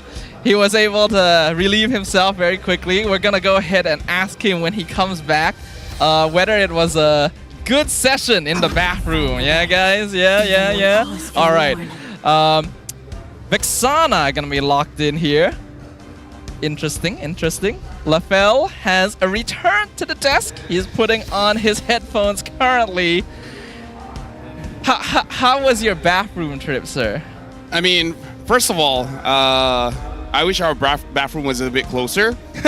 And I didn't thought you would play-by-play me leaving and coming back. I mean, it's within your role. Why not? Yeah, it's your I am role. the play-by-play. Yeah, you're that is my play-by-play. job. Of course, yeah. But, you know, it's like, for everyday things, could honestly be a content, you know? Yeah, I'm very appreciative to the people in chat who are saying we believe in you, Staffa. Yeah, I believe in you, Staffa. I see, guys, did Staffa did a good job? Of course he did a good job. Oh wait, Minsatar. Rippo did get his Minsatar here. Against the Nolan, that's actually pretty good, and it's a pretty good counter against Edith in lane as well, because Primal Wrath actually counts as a dash. I always find it annoying. You're in King's Calling, you're playing Edith, you want to use your Primal Wrath to turn the fight around. No, you can't, because it's a dash. Yeah, and again, I kind of feel like this time RSG has a bit more aggressive draft, especially having this Grok and Minsatar. And even though as a Minsatar, you kind of just want to hover around your turrets and then pull them in and then punish them that way, Rippo has been doing it consistently. Like, his hooks has been good. So this is more of a draft where I just trust your mechanics to speak louder than your macro. Ooh, and there is the Gatot Kacha being locked in for Rasi as well. So far, still 100% win rate on the Gatot. So pretty good overall. RSG going to lean more into pocket pick territory, which I think is a pretty safe bet if you find yourself behind. But this will be a very important game for them. With this kind of draft, chat, do you guys think that RSGMY can equalize? Can they actually take down JP Niners? Or JP Niners with their swagalicious new jackets? Will they win this one? I'm just focusing on swag. Varsity! With their swagalicious varsity, can they take this to a 2-0? I mean, it's still a varsity jacket, though. Like, you're not wrong. Well, we'll jump into the Land of Dawn for now and see whether the gameplay will be as swagalicious as their jackets are going to be, because in Game 1, it really was not bussin'. Wait, where's the Gata going? Rose. Okay, Gata Rose. Anyways, yeah. See, Staffa, even though I was correct, I want to be accurate. Right? Oh. That's the quality I bring to the table, right? It's not enough to be correct, folks. You gotta be accurate. You do have to focus on the details, right? You're the color caster. That is your job. You know, the same way that play-by-play is my job. So you know what? I get it. You know what? Considering that as a color caster, I am legally colorblind, doesn't take a lot to do this job, huh? I mean, we're very inclusive. Yeah. Oh, just because you're colorblind doesn't mean you can't be a color caster. Yeah, that's true, that's true. Speaking of which, just because Zaf is using Moskov doesn't mean he's going to win the lane. Roger has this one. Rasi again, this time using the Gato Kacha. We've seen how yesterday Humes using the ult to run away, where Rasi will do the same or he will actually use it to engage. I think Lolil did actually manage to get the gold crab there, even though he was pincered by Stove and Zav, so that is pretty good. A little bit worried about Lolil under Roger, because this is a hero that really enables you to run into your opponent. So we'll see what happens in the late game, but for now, it does win lane against Moskov, so he's doing pretty good. Yeah, both having a quantum charge, making it so that they can actually stay in the lane for quite a while. Worst comes to worst, Rasi can drop a Revitalize if they don't want to contest anything. But again, having the Nolan makes your farming is a little bit faster going up against Fanny. Fanny doesn't want to contest the turtle much, so JP Niners should go a little bit more aggressive on the EXP, as well as trying to get the turtle advantage. Yeah, turtle advantage is going to be very important when you are up against a Fanny here. This is a hero that wants to try and snowball, because we all know what happens if Fanny falls a little bit too far behind. Her effectiveness dwindles pretty heavily. Right now, looking at Rasi as well as Storm. Looks like Storm has a little bit advantage when it comes to the EXP, so he will be getting his level 4 first. But catching an Olin can be a little bit tricky. You really got to be faster with fingers for that one. Rasi is not able to accidentally steal away the purple buff. Max is just waiting on Rank Cutie or anyone to go through. Rippo gets caught. Ooh, Rasi gets a nice taunt. Rippo gonna be first blood to the Nolan. Here comes Rank QT doing a good amount of damage, but he's the only one doing so. The rest of RSG has already backed it off. So the turtle just goes to Max for free, and now I don't know why Storm is still here. He's just feeding himself at this point. I mean, he doesn't have a way to protect himself. He already used his ult, he already used his flicker. But again, come to my point, RSGMY doesn't really have a good draft to fight for the turtle. You just want to fight, right? You want to pick someone off. So I feel like the right objective needs the right kind of mindset. You're around turtle, but your real objective is to kill one guy. If Ran Cutie uses the retribution, gets a turtle, that's bonus. Agreed. Ran Cutie. Does he actually want to try and steal purple here? Wow, gets terrified by Zac Cutie mid-flight. And good movements from the Niners to avoid him, though not gonna commit resources to take him out because they want to get this purple for Max themselves. And yeah, that's gonna be all. For now, JP Niners have a pretty good early game here. RSGMY, I kind of feel like they gotta pick a lane and stick with it. Like, try to win something. Win the EXP, win the gold, win the mid, doesn't matter. Because I'm just worried that RSGMY, they don't have a real objective, right? Because I'm worried in their head right now is just farm, farm, farm, fight for the Lord. Which, not a bad idea, but it doesn't give you direction. Especially not at this level. Yeah, Tree gonna scout out Rank QT, try and disrupt him from purple. Niners gonna instantly back off as well since they see Storm and Rippo coming over. Doesn't want to commit to the fight just yet. I don't know who they want to pick off here at this point for RSGMY, but for JP Niners, looking at the draft, actually, perhaps JP Niners has the better skill, like, because I feel like Moskov, I would say it's even. I would say it's even because even Fanny can do a lot of things coming into the late game when you burst someone down. And Engagement onto Storm, almost bursts him down, but not quite able to finish him off. Ran QT misses his cable, not able to continue that. And yeah, gonna disengage both teams. Right now, JP Niners, they're not forcing things out, so they're playing the objective game because I feel like with the draft, they have the confidence to do so. They don't have to force things out. But Zac Cutie without a Purify, it looks like JP Niners are backing off. Rasi gets the taunt onto Rippo, right into the onward, forces the flicker from the Minstar, but the King's calling to re-engage, catches out most of Niners, and sets out the kill on Rasi, but now Lolil finishes off Storm in exchange. The Dominator's descent a little bit too far to really take advantage of that, so Niners still 4-man strong against only 3 members of RSG.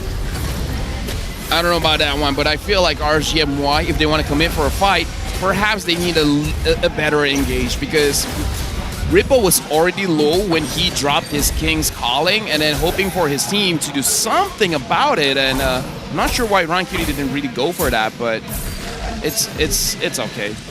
Because at this point, in my head, I'm really thinking, what can RSG do to turn things around? And perhaps it's just discipline. Like, get a very good engage and then commit to the fight. They're committing to a fight where they're not really prime for for victory, not primed for success. They're just setting up for failure. If anything, as harsh as it sounds, it doesn't feel like there is trust between the members of RSG MY. There is a lag in communication. There is a disconnect in engagement. There's players calling for fights and others just choosing not to go for it themselves. Oh, Yetri though, finally going to get caught out here. RSG finds the catch they're looking for, and that's going to be a kill finally for RanQT. Avatar the Guardian into the back line from Rasi, catches out Stone. They're targeting on the gold lane and they'll find it. The wall charge too late to save Zavs, and Stone will fall right afterwards. Lolil still under the tower, RanQT not having enough damage. He's already a little bit behind. Honestly, that was actually beautiful coming in from Rasi. Not only it was a good engage, but he was able to taunt both members of RSGNY, both Zav as well as Stone, enabling for JP9ers to actually deal the damage. The fact that he tanked the turret as well, he was already conceding his HP. He's like, you know what, I'll die. I'll get both of them down to attack me at the same time so you guys can have a clear path to actually get a kill. And that's what he did. So amazing play coming in from Rasi. Yeah, the role of a Getakacha is kind of just to eat damage, very similarly to Hylo. So he performed his role very well right there. And just good zoning overall. Again, there is, oh wow, Yetri with the cutoff. Though no one behind him to really follow up, so RanQT is fine. Zach Cutie as well as Rasi giving vision around the turtle. Ripple with Rasi. a flicker hook into the King's Calling. Rasi not able to ult out, but Gatot is still really difficult to kill. He actually gets pushed out, though he will fall afterwards. In exchange for Rippo, a very good trade since Max also gets the killing spree on Stobe. RanQT, he wants his purple, he needs his purple, but he doesn't get his purple. And he just barely escapes as well with Max taunting him right in his own jungle. At this point, what do I say, Starfall? Like, they got as good of a catch as they can. And even that didn't turn out great, right? Because in my head, it's like, if they get a good engage, it should be clean. They got a good engage. It wasn't that clean. Like, they don't really... Oh, Max almost gets executed here. RanQT trying his hardest, but not having a good enough early game on Fanny really puts you behind very quickly. And the Niners are making sure to just stifle their momentum continuously. It just doesn't seem like the rest of RSG are playing as a team. JB9ers, however, almost 5,000 ahead. Lolio now having the endless battle, making it so that the burst damage is going to be very high coming in from Lolio. Max, as well as RanQT, both finishing their Malefic Roars at the same time. A lot of burst damage here for both junglers, but again, JP9ers are completely ahead here. JP9ers as well, Rasi and Yetri are tanking up.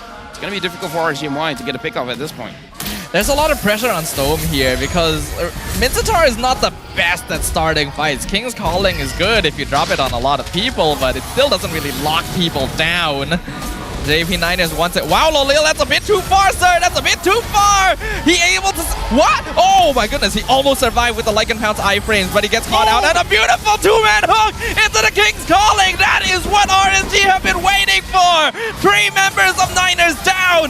Zaz jumping the back line, trading. That's going to be a double kill for Maima. And they're able to find Lolil on top of all of it. If you're an RSG fan, that's actually worth waiting for. We waited for a good engage, good execution, and they got it. And now JP9ers, they had almost 5,000 goal lead, completely neutralized at this point. The JP9ers, their draft, can actually get a pretty good late game here, having both the Roger as well as the Nolan. That is one of the problems we talked about with Lolil as a player as well, right? When he gets a little bit heated, does get overconfident. That whole fight started because he walked into a bush in the enemy jungle without vision of most of RSG and then got picked off. And then the follow-up from Rippo was excellent. So now the game is actually evened up. Yeah, the game is evened up. They just need, like you said, Stafa, like Rippo actually has the capability to start the fight. He can engage. But we saw how better he is being the second or third guy to actually go into the fight. Wait for people to actually clump up and then use your King's Calling for a maximum effect. So let JP9, even if JP9ers engage, just let them bosh the engage and then counter back. But for JP9ers, you guys saw what happened when all of you are caught in the King's Calling.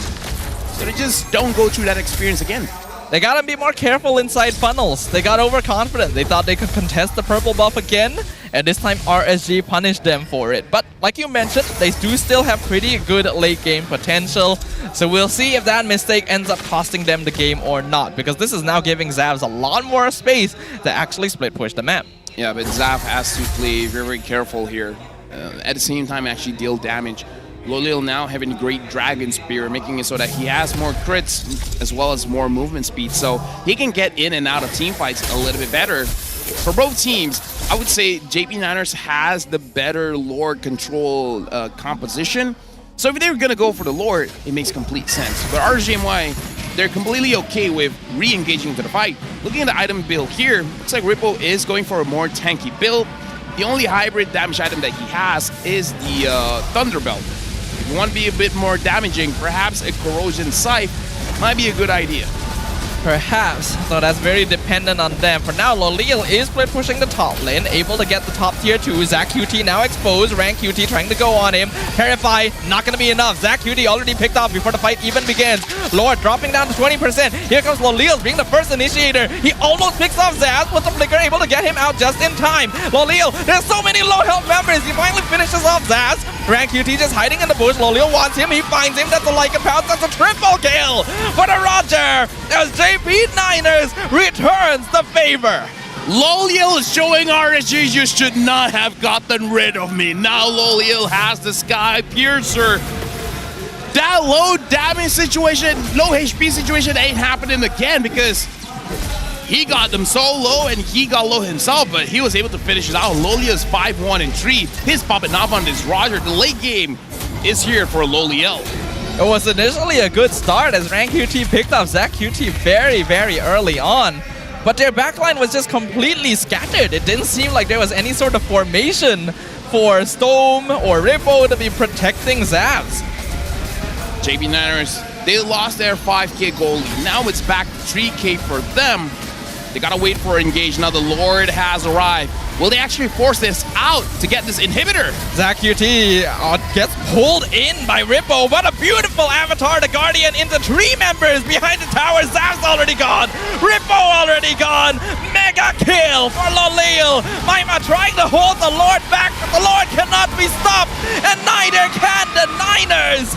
They will claim victory and take down RSGMY. JP Niners making it clean. Lolil as well, showing up against his former teammates. RGMY has to take this defeat and go back to the drawing board, figuring out what to do for the next one. It is a very telling situation. Niners have some clear weaknesses that other teams can take advantage of, but their gameplay is still much more solid than what RSG is looking like right now. This is already the end of week 2. They've got so much work to do, but for now, let's throw it over to Rose on the stage. 2-3 mata penuh untuk JP Niners and currently holding number 3 in this week of regular season. First of all, congratulations and hi again, Lolil. Hi. Okay, Lolil, sini sikit. Lolil, tadi you lawan your ex-team, your former team. So what do you have to say to RSG? Jadi terbuktilah RSG memang perlukan saya dalam lineup untuk menang.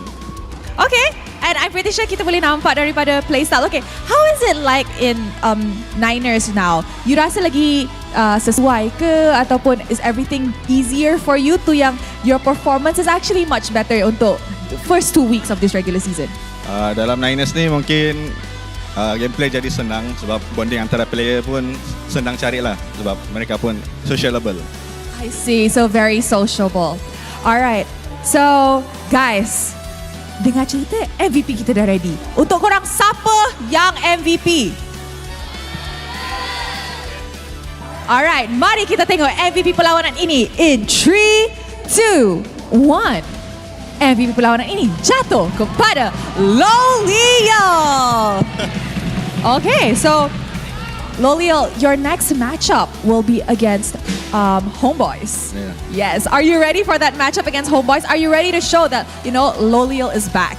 Yeah, I'm ready to face Homeboys sebab dengar cerita ada Izanami dekat Homeboys. Jadi excited lah nak jumpa Homeboys sebab ada Izanami.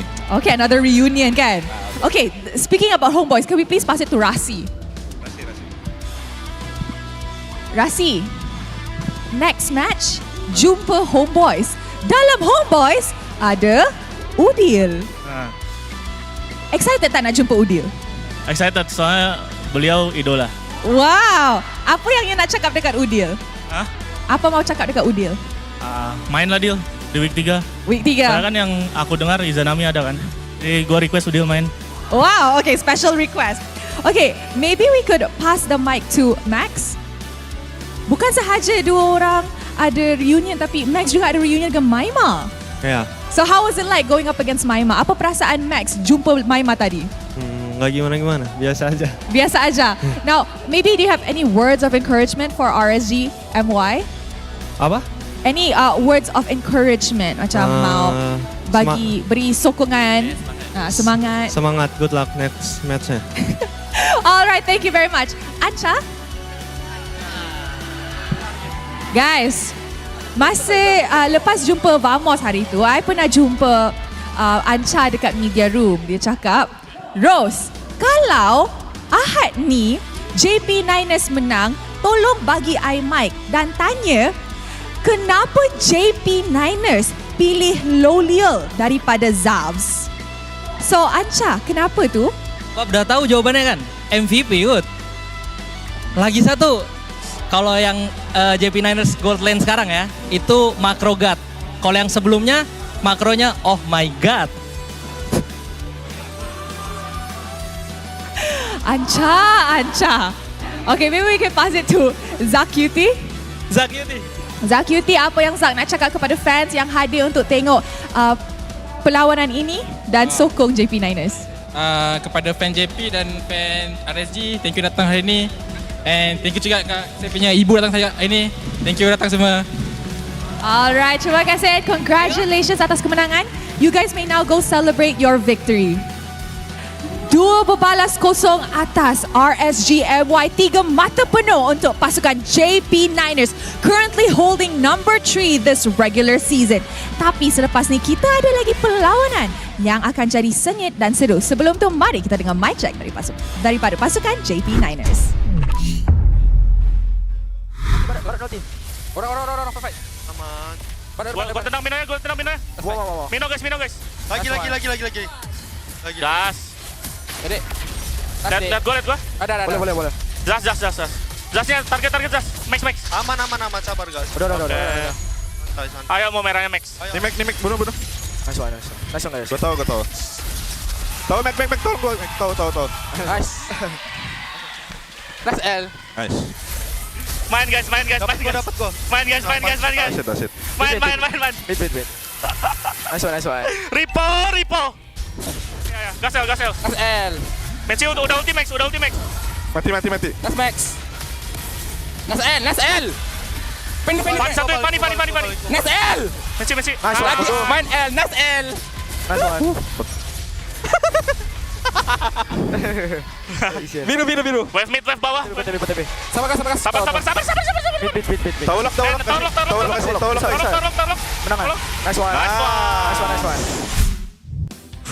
That was a good mic check and all, but Ancha, our current goal leader is a macro god. Which I don't know about that, but our old goal leader, his macro is oh my god. That is a direct call out right there. It doesn't get more direct than that. It actually is straight up a call out, and it's hard to say, but he's not completely wrong. Zavs made some kind of questionable movements this game. Honestly, we didn't get to see a lot from him. Loliel being a macro god as well is a little questionable. I can definitely say his micro is pretty solid. Yeah. If he just solidifies his decision making in some points, he can really be at the top of the charts. So, chat, what do you guys think about that call out? Because me and Salva, let me tell you guys, our reaction was like, Oh my god. Actually, oh my god. I did not. That was savage. He is called antagonist for a reason. He is called antagonist for a reason. That was definitely something to get your socks off. But looking at MVP of the match, it's going to be Lolio in 2 games. He only died once with 14 kills and 11 assists. 69%. Nice. 69% kill participation as well. A much cleaner series from Lolio. This is a player that does have a tendency to be a little too far forward. A marksman that plays like an EXP lane, as we put it. So his death score is usually a little bit higher, but looking a lot more coordinated here with the rest of the Niners. And unfortunately, RSG just couldn't really put up a fight, allowing him to really farm up and run them down on both the carry and Roger. Lolio again, like, I almost want to say it's obvious that he had an amazing game, because from the laning phase, from the objective secures, from all the kill that he secures, it's very clear that all he needs is just a little bit of space. Not space to kite back, but space to dive in. And he had a lot of space to just dive in because he's not really all that punished. He just waits like, has Rippo used his King's Calling? Yes, I'm going in.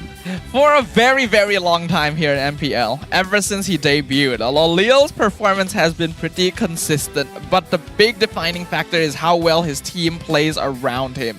Good team, sets up a lot, Lolio pops off. Otherwise, he will have difficulty because of his tendencies. And JP Niner does seem to be filling in those blanks pretty well. I gotta say, just, personal message to Zaf. Maybe for this week, stay off of social media. After that call out, just put your head down, play the game, and then hope for a better one next week. Just a personal, like from a bro to a bro. It's like, don't take it too hard.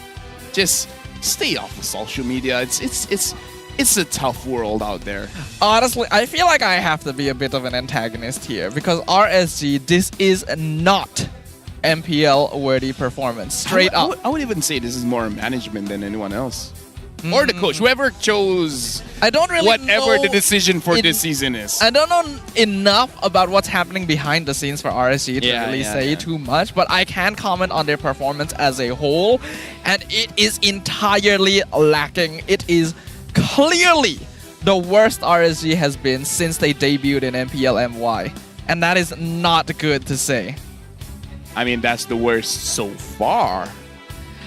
It can get worse, Tafa. I thought I was being mean, and then you just add another dimension to it. Like, I'm optimistic in a negative way, but I'm optimistic. This is how you find balance, Tafa, right? You gotta look the good and the bad. You gotta look the bad and the good. It's like, oh, that guy has good hair, but he might get bit by a cat. You always got to see the good and the bad and the good.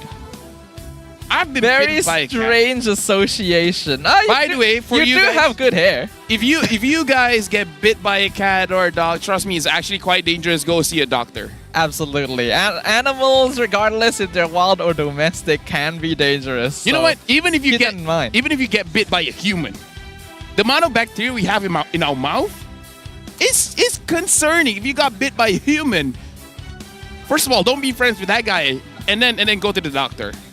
Or girl, I'm, inclusive. That is true, actually. But disregarding bites for now, this is a good performance from the Niners. I think we'll be very excited to see how they perform against the Homeboys, because that does seem to be the stronger team on paper right now and a better test of their true capabilities. As for RSG, there is a lot of work that needs to be done, even from a fundamental standpoint. This is what it should look like when a team is a few months away from MPL, not on the second week. This is also a test for Coach Behave, because he was in Todak and he did not do well to the point where he's not in Todak anymore, and now he's in RSG to prove himself. So far, not looking good stuff. Not in the draft, not in the macros, not in how they're playing the fights. And yeah, rich guy, Lolio, almost 900 gold per minute. My man tried his best. He's the carry, 51,000 damage dealt to hero, sandbag, stone, 86,000 damage taken. The best wingman is Rossi with 9 total assists, and he requested, yo, homeboys, don't play Izanami, play Udil. But then Lolia was like, yo, don't play Udil, play Izanami. So in one team, you have 2 different requests here. We're gonna have a little bit of a battle there. It's actually a big question that all of us are asking too, right? If Izanami goes into Homeboys, like who plays the main lineup? They could pull off a Todak. Let Udil play game number 1, and Izanami plays game number 2. Everyone's happy. I forgot that that's what Todak is doing right now, because I was thinking of traditional Todak, right? And they put Izanami in Rome or something. Oh. The moment I see Izanami... Okay, that's actually not too bad, because Izanami started as a roamer. That is true, that is true. He started as a roamer, so... Which could have helped him either ways. Yeah, enough about Homeboys though. They're not in this game right now. They're playing later today. Last item for Lolios is the Sky Piercer. I feel like at that point, he built the Sky Piercer because in his head, he's just like, why not? Maybe Immortality is better. Maybe Wind of Nature is better. Maybe even a, the penetration item. Malefic Roar is better. Yes. But then he's like, nah, Sky Piercer, because why not? Getting Sky Piercer as the last item at 14 minutes is the same energy as finishing a good RPG and then going for 100% achievements. It's just like the cherry on top of the cake, which you really don't need, but it's nice to have, right? Loleo was dominating throughout the game, so you can't even really say too much about him going for this, because it still worked out in the end, and really didn't get to use it very much because the game ended pretty soon after that anyway.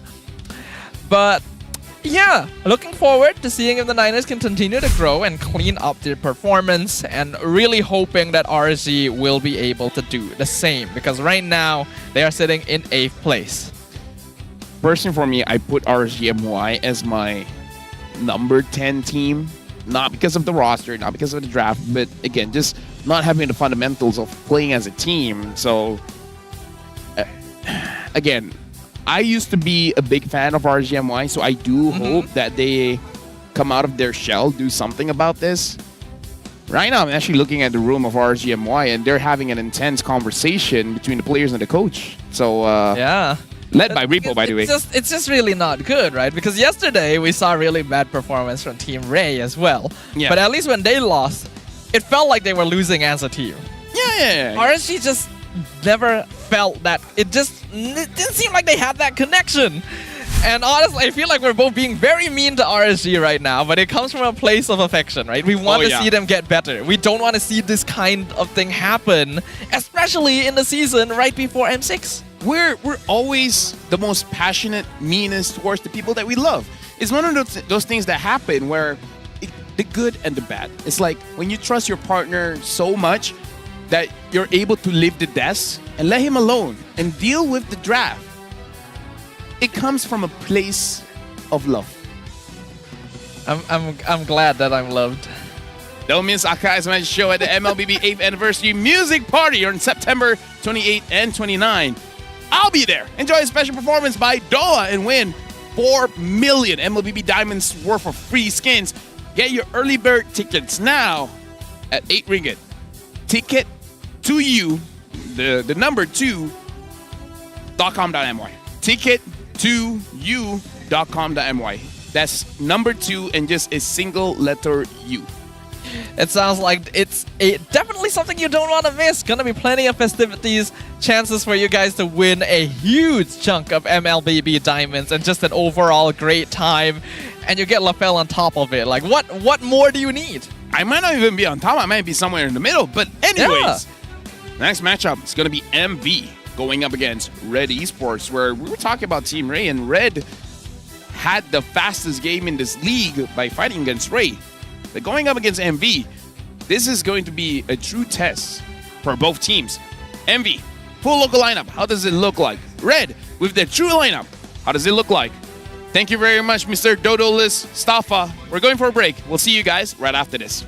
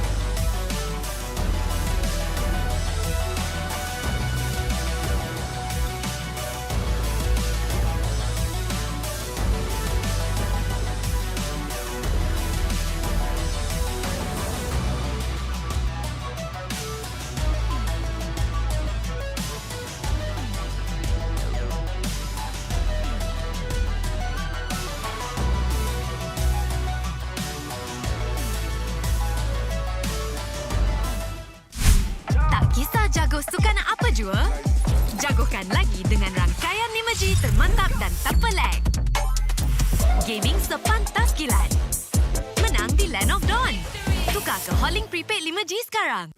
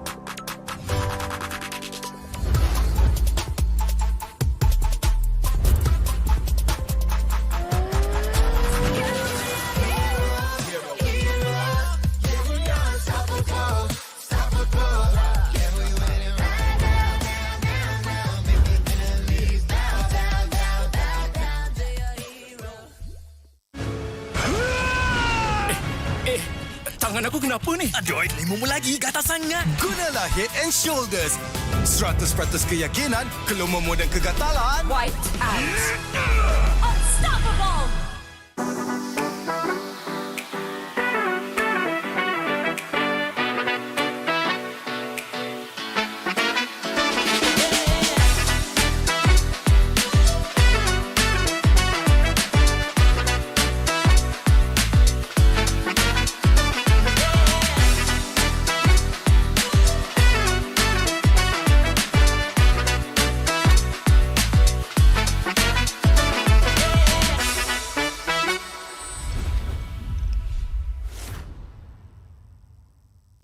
All I hear, go get the money.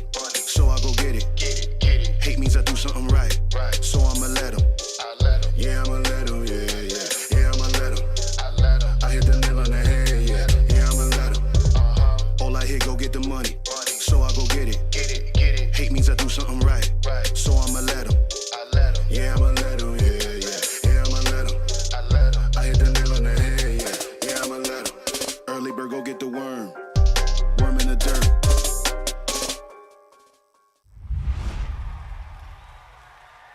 Panas. Itulah, panas gila. Kau ada payung? Ada? Kau tak dengar ke Kak Gura selalu cakap? Sediakan hujan sebelum payung untuk M6. Cik kau. Sediakan payung sebelum hujan. Oh, iya ke? Tapi apa kena mengena dengan M6? Apa kena dengan M6? Ha.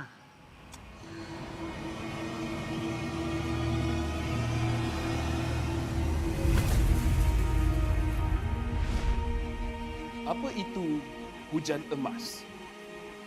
Hujan emas adalah satu matlamat, satu impian terunggul untuk setiap pasukan. Setiap musim, apakah kenangan yang istimewa? Ia adalah ketika juara menjulang piala di bawah hujan emas. Ia juga menjulang dan membanggakan nama Malaysia di persada dunia. Seperti cuaca, musim baru datang dan pergi. Ia persis dengan MPL MY. Setiap pasukan dan pemain yang pernah menjejak kaki di MPL MY, mereka tidak pernah berputus asa. Setiap musim ada permulaannya. Juga permulaan baru untuk matlamat dan impian bagi pemain kita. Musim cuaca datang dan pergi, tapi ia tidak akan mengubah sejarah pemain kita. Dengan harapan musim hadapan yang cerah adalah satu pemangkin semangat bagi pasukan yang bertarung. Komposisi musim lalu tidak penting. Yang penting adalah kesetiaan kepada permainan. Tiada guna mengerti hujan emas dan berjuang demi Malaysia kalau kita tidak dapat merealisasikannya di M6.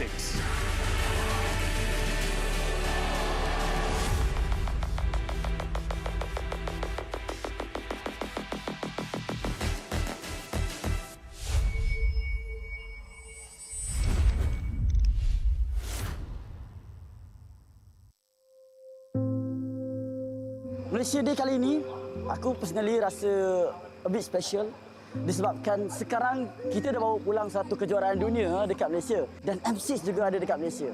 Sebagai orang yang terlibat secara mendalam dalam MLBB, ini adalah satu benda yang besar untuk aku. Kita orang start support MPL MY waktu season 7 yang RSG menang tentu. Kalau saya tengok MPL sejak ada tim Sayan lagi. Waktu tu zaman Sayan kuat lah. Ada Fredo, Solos, Repack. So, kenangan termanis saya especially masa dekat M1. Masa tu Todak buat pasukan Malaysia rasa sangat berbangga dengan performance mereka berjaya dapatkan tempat ketiga. Jadi itu kenangan termanis saya iaitu menjadi sejarah dalam M1. Salah satu momen pro player yang saya tak boleh lupa ialah momen zone di MPL MY dan peringkat internasional. Sebelum ni saya datang daripada orang yang biasa, orang yang seperti korang juga, yang tak expect pun yang korang boleh jadi macam ni, dan saya selalu doa untuk saya menjadi wakil Malaysia. Kalau MPL MY punya momen waktu zaman gemilang Todak lah. Sebab diorang dulu kuat kan, pada season 3 sampai beberapa season lepas tu diorang champion 3 kali. Harap diorang kembali kuat balik lah. So insya-Allah untuk season kali ni tim Todak akan buat yang terbaik lah dan tak macam season sebelum ni. Momen paling kita orang tak boleh lupa waktu SRG menang MSC, yang tentu first team Malaysia menang international trophy.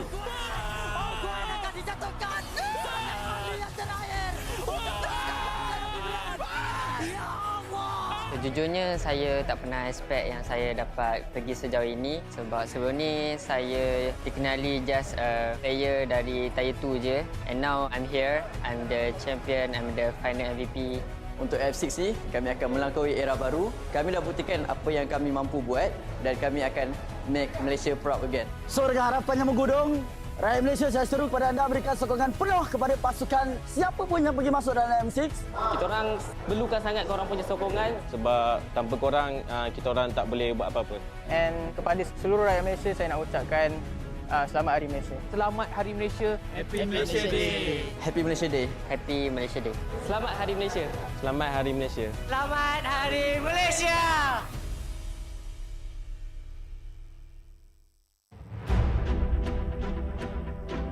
Semua orang boleh menyarung jersey kebangsaan. Jadi once you pakai menyarung jersey kebangsaan, you rasa sangat-sangat berbangga, you dipilih atau diberi tanggungjawab untuk mewakili negara. Perasaan bangga tu you tak terangkan dekat semua orang, cuma feeling you pakai saja. Once you pakai saja jersey tu, you akan rasa macam you want to give something to Malaysia. I think if you guys have any issues, so make sure lean on to each other, talk to each other as much as you can. I think just be proud because tak semua orang dapat this opportunity, and also kena ada that winning mentality, tak kisah pun dekat level mana you guys pergi, and jangan rasa takut, jangan rasa macam you guys are not good enough. Apapun, just ingat bila you guys enter the arena, just do your best and all the Malaysians will be behind you and supporting you guys. Saya tak ada nasihat, saya kagum dengan apa yang anda semua lakukan. You are all to me personal heroes because I grew up in a time where gaming was seen as a waste of time, but you prove otherwise. You put gaming and you put Malaysia on the world's map. I think you are at a better place to advise me.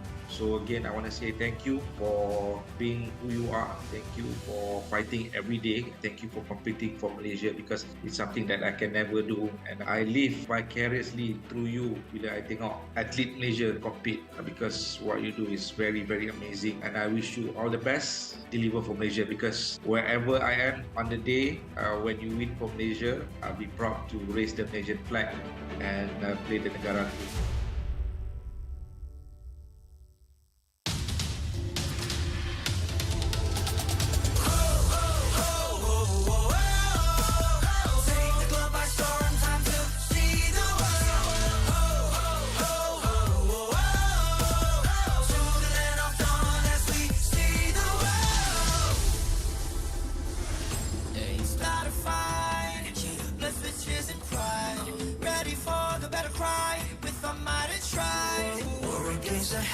Set the fire to the sky. Keep burning bright, kill the allies and enemies mesmerize. Strive for domination. Feel the pressure rising. Fight with your life and for your nation. With your devotion and emotion. Lay it on the line, the choice is yours. Offense or defense, let the courage roar. Reaching for your hearts, it's up to soar.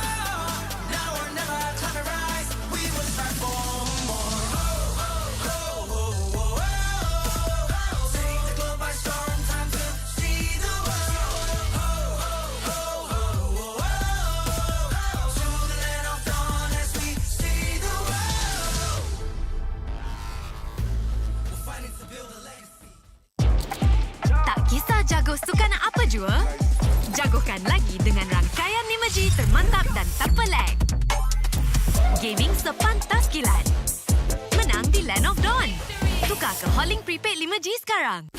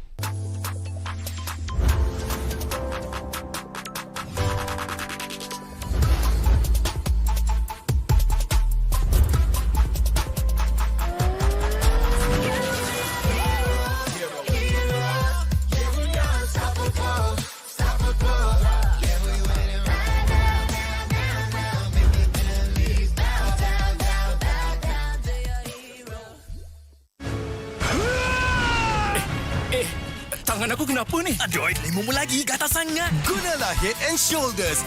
100% keyakinan, kelumamu dan kegatalan. Wiped out. Unstoppable.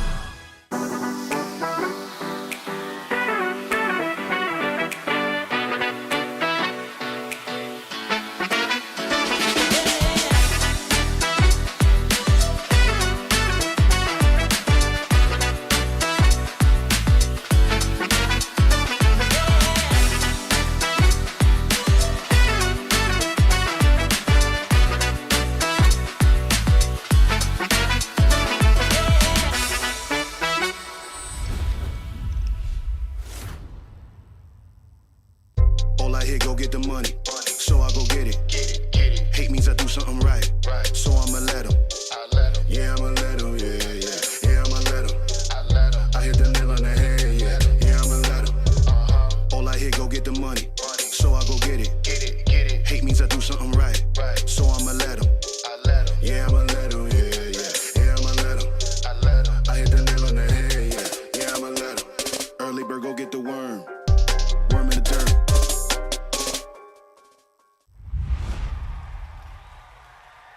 Panas. Itulah, panas gila. Kau ada payung? Ada? Kau tak dengar ke Kagura selalu cakap? Sediakan hujan sebelum payung untuk M6. Hacik kau. Sediakan payung sebelum hujan. Oh, iya ke? Tapi apa kena mengena dengan M6? Apa kena dengan M6? Ha.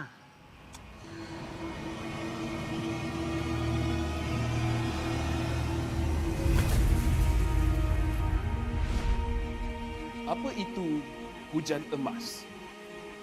Hujan emas adalah satu matlamat, satu impian terunggul untuk setiap pasukan. Setiap musim, apakah kenangan yang istimewa? Ia adalah ketika juara menjulang piala di bawah hujan emas. Ia juga menjulang dan membanggakan nama Malaysia di persada dunia. Seperti cuaca, musim baru datang dan pergi. Ia persis dengan MPL MY. Setiap pasukan dan pemain yang pernah menjejak kaki di MPL MY, mereka tidak pernah berputus asa. Setiap musim ada permulaannya. Juga permulaan baru untuk matlamat dan impian bagi pemain kita. Musim cuaca datang dan pergi, tapi ia tidak akan mengubah sejarah pemain kita. Dengan harapan musim hadapan yang cerah adalah satu pemangkin semangat bagi pasukan yang bertarung. Komposisi musim lalu tidak penting. Yang penting adalah kesetiaan kepada permainan. Tiada guna mengerti hujan emas dan berjuang demi Malaysia kalau kita tidak dapat merealisasikannya di M6.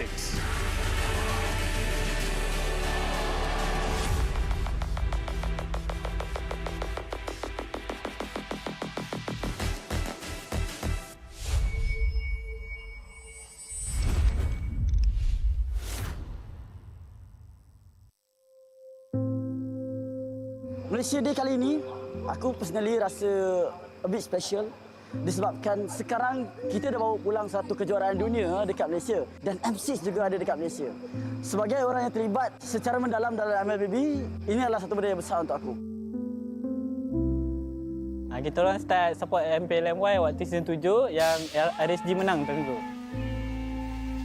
Kalau saya tengok MPL sejak ada tim Sayan lagi. Waktu tu zaman Sayan kuat lah. Ada Fredo, Solos, Repack. So, kenangan termanis saya especially masa dekat M1. Masa tu Todak buat pasukan Malaysia rasa sangat berbangga dengan performance mereka berjaya dapatkan tempat ketiga. Jadi itu kenangan termanis saya iaitu menjadi sejarah dalam M1. Salah satu momen pro player yang saya tak boleh lupa ialah momen zone di MPL MY dan peringkat internasional. Sebelum ni saya datang daripada orang yang biasa, orang yang seperti korang juga, yang tak expect pun yang korang boleh jadi macam ni, dan saya selalu doa untuk saya menjadi wakil Malaysia.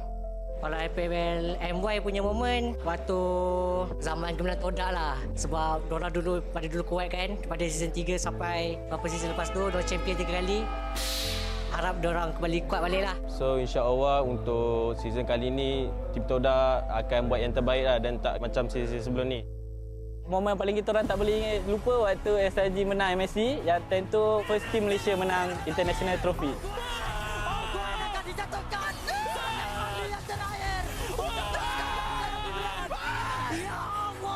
Sejujurnya saya tak pernah expect yang saya dapat pergi sejauh ini, sebab sebelum ni saya dikenali just a player dari Tier 2 je, and now I'm here, I'm the champion, I'm the final MVP.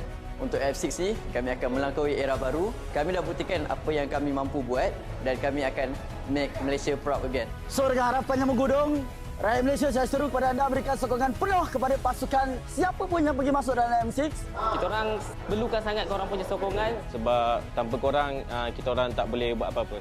And kepada seluruh rakyat Malaysia, saya nak ucapkan selamat Hari Malaysia. Selamat Hari Malaysia. Happy Malaysia Day. Happy Malaysia Day. Happy Malaysia Day. Selamat Hari Malaysia. Selamat Hari Malaysia. Selamat Hari Malaysia.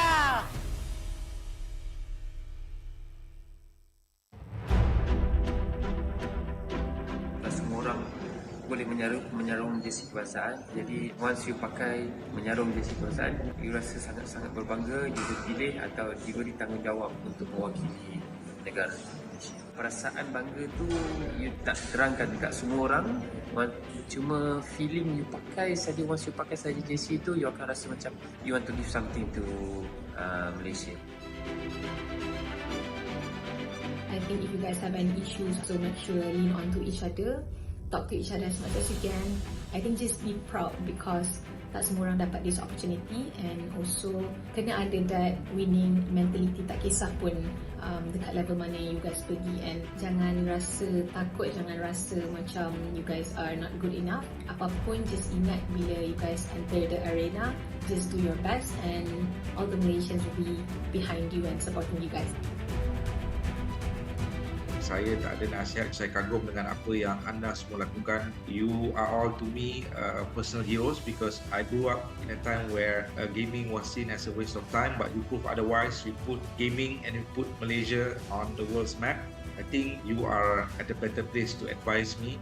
So again, I want to say thank you for being who you are. Thank you for fighting every day. Thank you for competing for Malaysia because it's something that I can never do. And I live vicariously through you bila I tengok atlet Malaysia compete, because what you do is very, very amazing. And I wish you all the best. Deliver for Malaysia, because wherever I am on the day when you win for Malaysia, I'll be proud to raise the Malaysian flag and play the negara.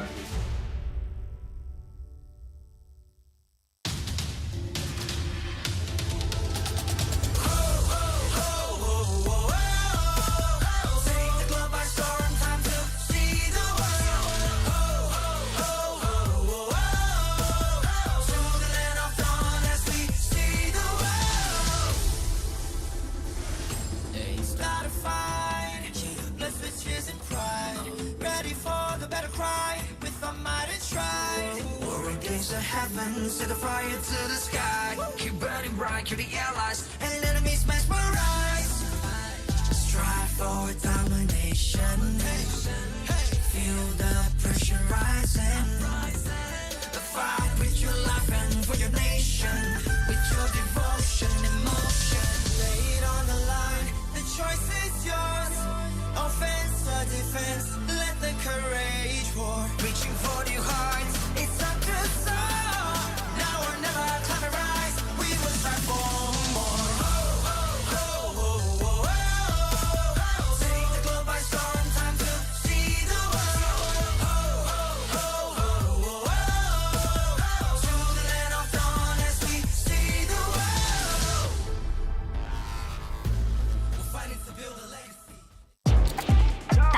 Jago sukan apa jua? Jagokan lagi dengan rangkaian 5G termantap dan tanpa lag. Gaming sepantas kilat. Menang di Land of Dawn.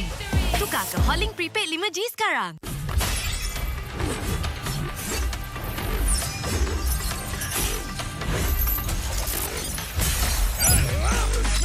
Battle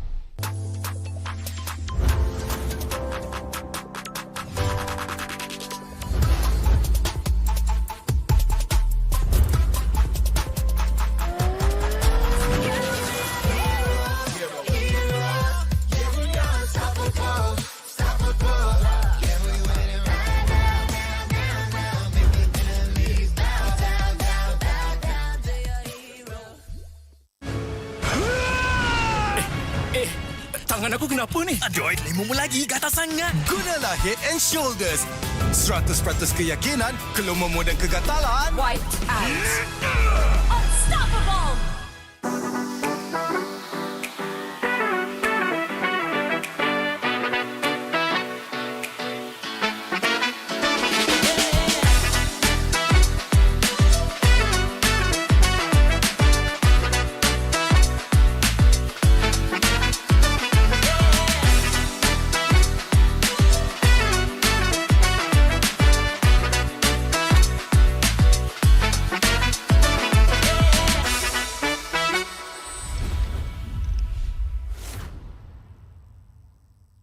All I hear, go get the money. So I go get it.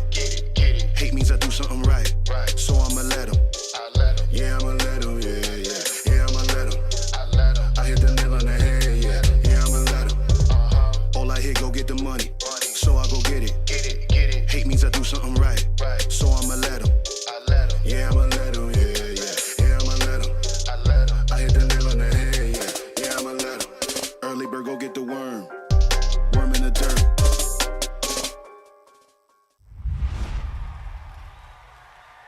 Panas. Itulah, panas gila. Kau ada payung? Ada? Kau tak dengar ke Kak Gura selalu cakap? Sediakan hujan sebelum payung untuk M6. Cik kau. Sediakan payung sebelum hujan. Oh, iya ke? Tapi apa kena mengena dengan M6? Apa kena dengan M6? Ha.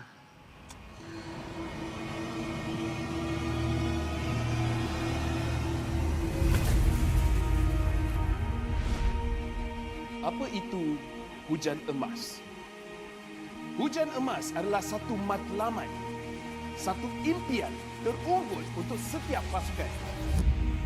Setiap musim, apakah kenangan yang istimewa? Ia adalah ketika juara menjulang piala di bawah hujan emas. Ia juga menjulang dan membanggakan nama Malaysia di persada dunia. Seperti cuaca, musim baru datang dan pergi. Ia persis dengan MPL MY. Setiap pasukan dan pemain yang pernah menjejak kaki di MPL MY, mereka tidak pernah berputus asa. Setiap musim ada permulaannya. Juga permulaan baru untuk matlamat dan impian bagi pemain kita. Musim cuaca datang dan pergi, tapi ia tidak akan mengubah sejarah pemain kita. Dengan harapan musim hadapan yang cerah adalah satu pemangkin semangat bagi pasukan yang bertarung. Komposisi musim lalu tidak penting. Yang penting adalah kesetiaan kepada permainan. Tiada guna mengerti hujan emas dan berjuang demi Malaysia kalau kita tidak dapat merealisasikannya di M6.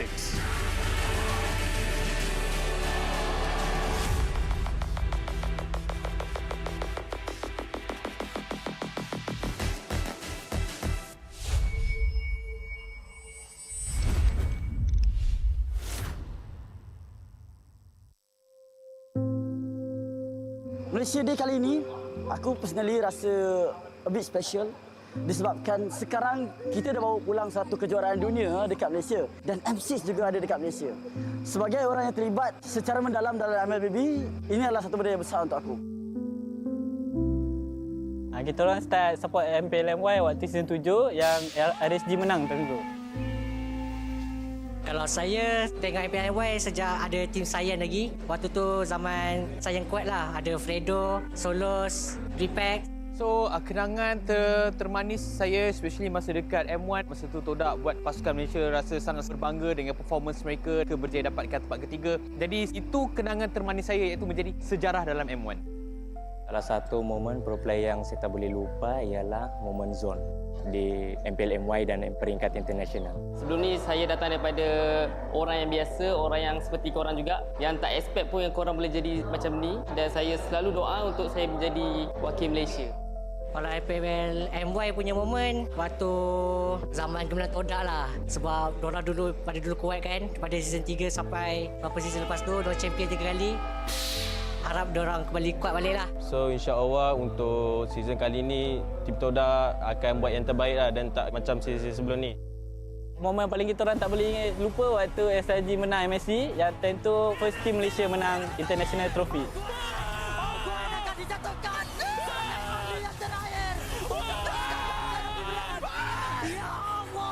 Sejujurnya saya tak pernah expect yang saya dapat pergi sejauh ini sebab sebelum ni saya dikenali just a player dari Tier 2 je, and now I'm here, I'm the champion, I'm the final MVP. Untuk F6 ni, kami akan melangkaui era baru. Kami dah buktikan apa yang kami mampu buat dan kami akan make Malaysia proud again. So dengan harapan yang menggudung, rakyat Malaysia, saya seru kepada anda berikan sokongan penuh kepada pasukan siapa pun yang pergi masuk dalam M6. Kita orang perlukan sangat korang punya sokongan sebab tanpa korang kita orang tak boleh buat apa-apa. And kepada seluruh rakyat Malaysia, saya nak ucapkan selamat Hari Malaysia. Selamat Hari Malaysia. Happy Malaysia Day. Happy Malaysia Day. Happy Malaysia Day. Selamat Hari Malaysia. Selamat Hari Malaysia. Selamat Hari Malaysia.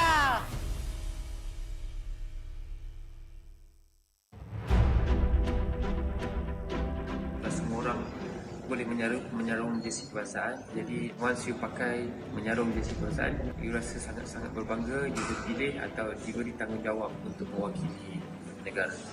Perasaan bangga tu you tak terangkan dekat semua orang, cuma feeling you pakai saja, once you pakai saja jersey tu, you akan rasa macam you want to give something to Malaysia.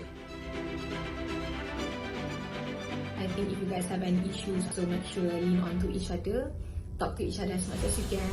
I think just be proud because tak semua orang dapat this opportunity, and also kena ada that winning mentality, tak kisah pun dekat level mana you guys pergi, and jangan rasa takut, jangan rasa macam you guys are not good enough. Apapun, just ingat bila you guys enter the arena, just do your best and all the Malaysians will be behind you and supporting you guys. Saya tak ada nasihat, saya kagum dengan apa yang anda semua lakukan. You are all to me personal heroes because I grew up in a time where gaming was seen as a waste of time, but you prove otherwise. You put gaming and you put Malaysia on the world's map. I think you are at a better place to advise me. So again, I want to say thank you for being who you are. Thank you for fighting every day. Thank you for competing for Malaysia because it's something that I can never do. And I live vicariously through you bila I tengok atlet Malaysia compete because what you do is very, very amazing. And I wish you all the best. Deliver for Malaysia because wherever I am on the day when you win for Malaysia, I'll be proud to raise the Malaysian flag and play the negara.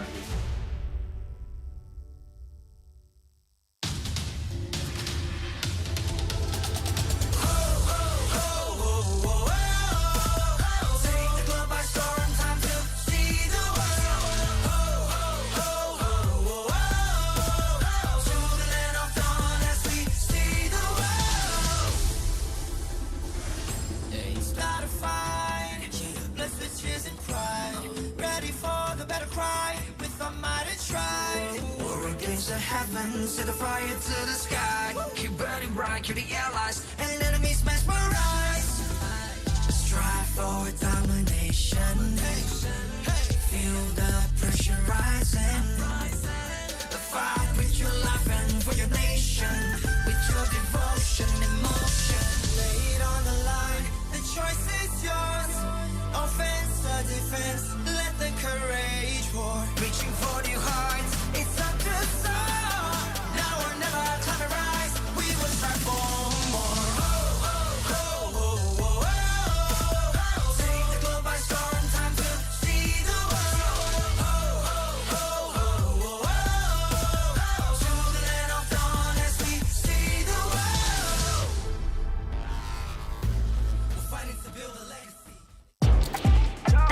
Jago sukan apa jua?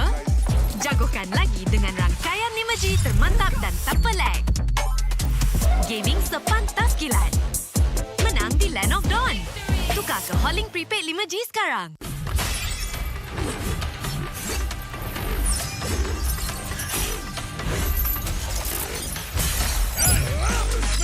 Paradise.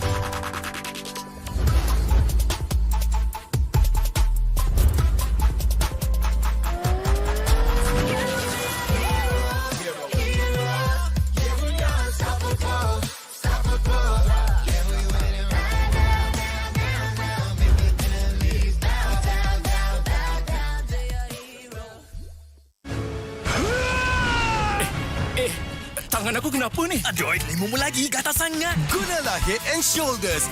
100% keyakinan, kelumamu dan kegatalan. White out. Unstoppable.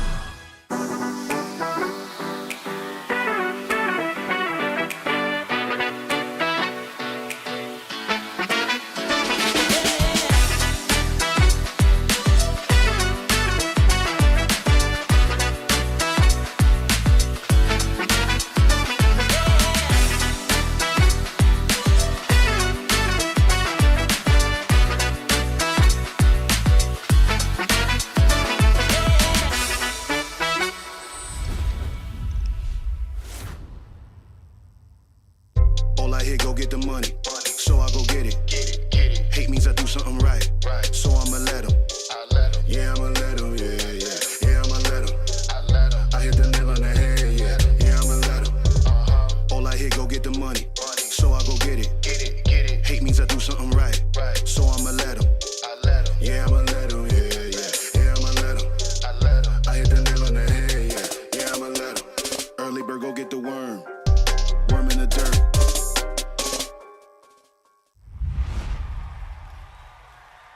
Panas. Itulah, panas gila. Kau ada payung? Ada? Kau tak dengar ke Kak Gura selalu cakap? Sediakan hujan sebelum payung untuk M6. Hacik kau. Sediakan payung sebelum hujan. Oh, iya ke? Tapi apa kena mengena dengan M6? Apa kena dengan M6? Ha.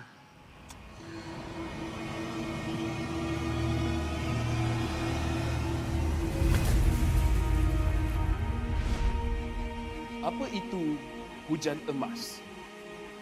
Hujan emas adalah satu matlamat, satu impian terunggul untuk setiap pasukan. Setiap musim, apakah kenangan yang istimewa? Ia adalah ketika juara menjulang piala di bawah hujan emas. Ia juga menjulang dan membanggakan nama Malaysia di persada dunia. Seperti cuaca, musim baru datang dan pergi. Ia persis dengan MPL MY. Setiap pasukan dan pemain yang pernah menjejak kaki di MPL MY, mereka tidak pernah berputus asa. Setiap musim ada permulaannya. Juga permulaan baru untuk matlamat dan impian bagi pemain kita. Musim cuaca datang dan pergi, tapi ia tidak akan mengubah sejarah pemain kita. Dengan harapan musim hadapan yang cerah adalah satu pemangkin semangat bagi pasukan yang bertarung. Komposisi musim lalu tidak penting. Yang penting adalah kesetiaan kepada permainan. Tiada guna mengerti hujan emas dan berjuang demi Malaysia kalau kita tidak dapat merealisasikannya di M6.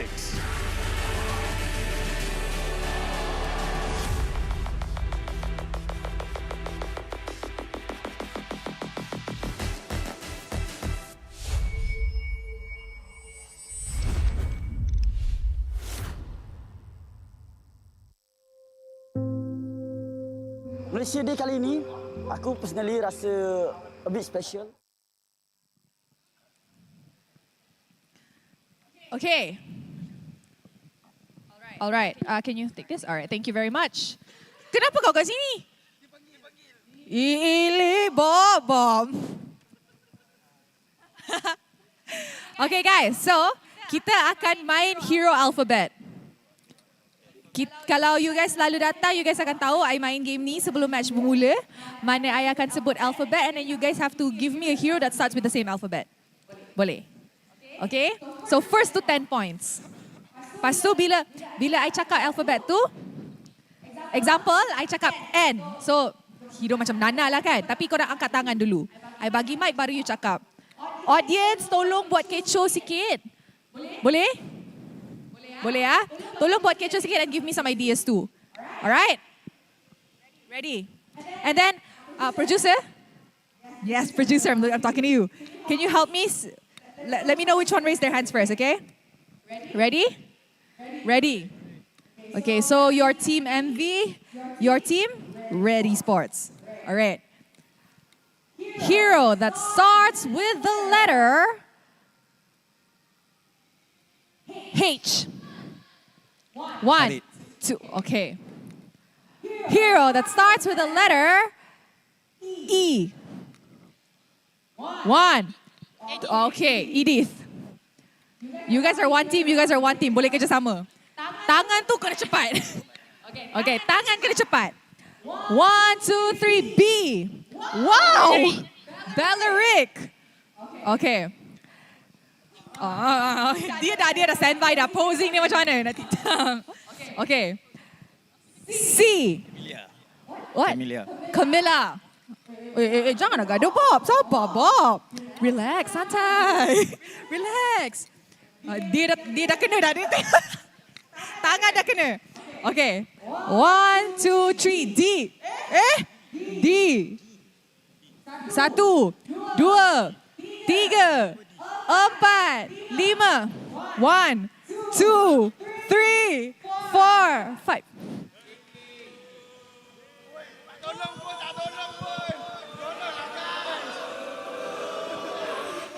Dairoth. Okay. 1, 2, 3, Z. 1, 2, 3. Apa Zack? Yeah, 3. Zushin. Ish, Bob. He wasted my time. He bought time. Letter first. Okay. 1, 2, 3, Y. Yi Sun Shin. Okay. Letter. Give me a letter. O. 1. Oracle. Oracle. 1, 2, 3. Odette. Okay. Oracle. Tu item bang. Okay. S. 1, 2. Sun. Okay, Sun. Nice. Okay.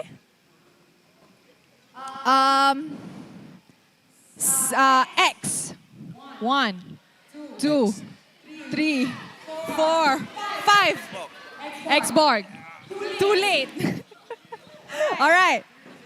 Okay.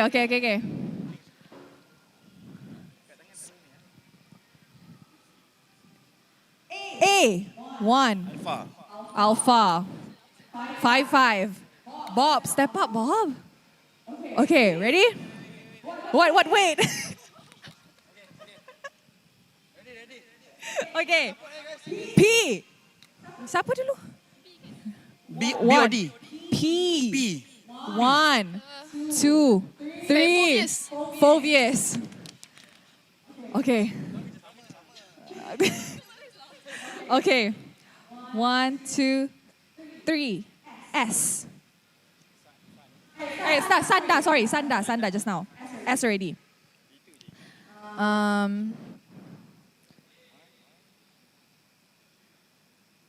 H.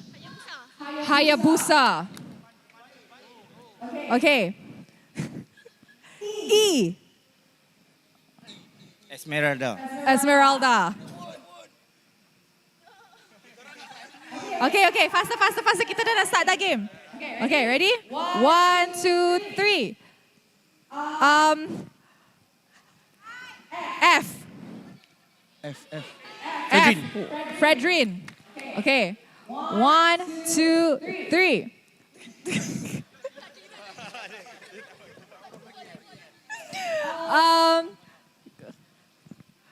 Ada I. 1, 2, 3, 4. Ixia. 1, 2, 3. Hero with the letter T. 1, 2. Okay. Last one, 1, 2, 3. Hero that starts with the letter G. 1. Okay. Done. Congratulations. So abang ni sepatutnya naik. Alright, kejap sebelum you guys turun.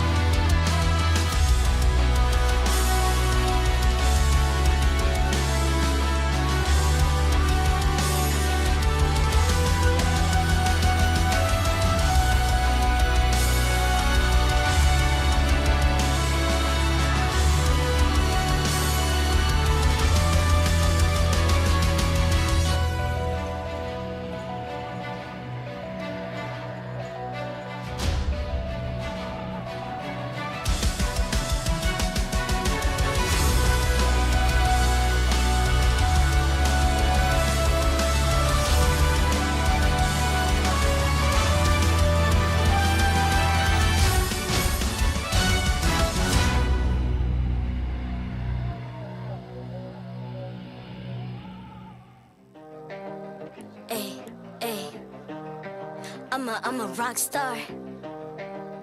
Yeah, rock star. Ay. I'm a rock star, baby. I'm a rock star. I'm a rock star. I'm a rock star. I'm a rock star. Panggil aku rock star. Ini kejohanan kita semua orang rock star. Kita rock star, kita buat saja gaya kita. Makin panas apinya sudah membara. Macam mana pun ku menempuh segala. Demi negara ku buat semua bangga. Step into my world, you know I'm always in my zone. You know I got my team, no I'm never alone. Bring out my best, buat yang terbaik. Jadi juara perlahan kita naik. Aku nak push, naik jadi lebih bagus. Jadi hero, ku ada skill. Berapa banyak musuh aku dah kill. Ramai cuba mencapai, cause they envy me. Tiap game aku pasti jadi MVP. I'm a rock star, baby, I'm a rock star. I'm a rock star, I'm a rock star. I'm a rock star, panggil aku rock star. Ini kejohanan kita semua orang rock star. I'm a rock star, baby, I'm a rock star. I'm a rock star, I'm a rock star. I'm a rock star, panggil aku rock star. Ini kejohanan kita semua orang rock star. Tengok nanti siapa yang juara. Ni peluang kita bawa pulang piala. This is my game, this is my time. Menang semua, everything will be mine. Kalau jatuh kau pasti kembali. Bangun balik ku tegak berdiri. Kuatkanlah tenaga, ganjaran diperoleh. Ni kejohanan kita, Malaysia memang boleh. Rise up to the top, kita buat bersama.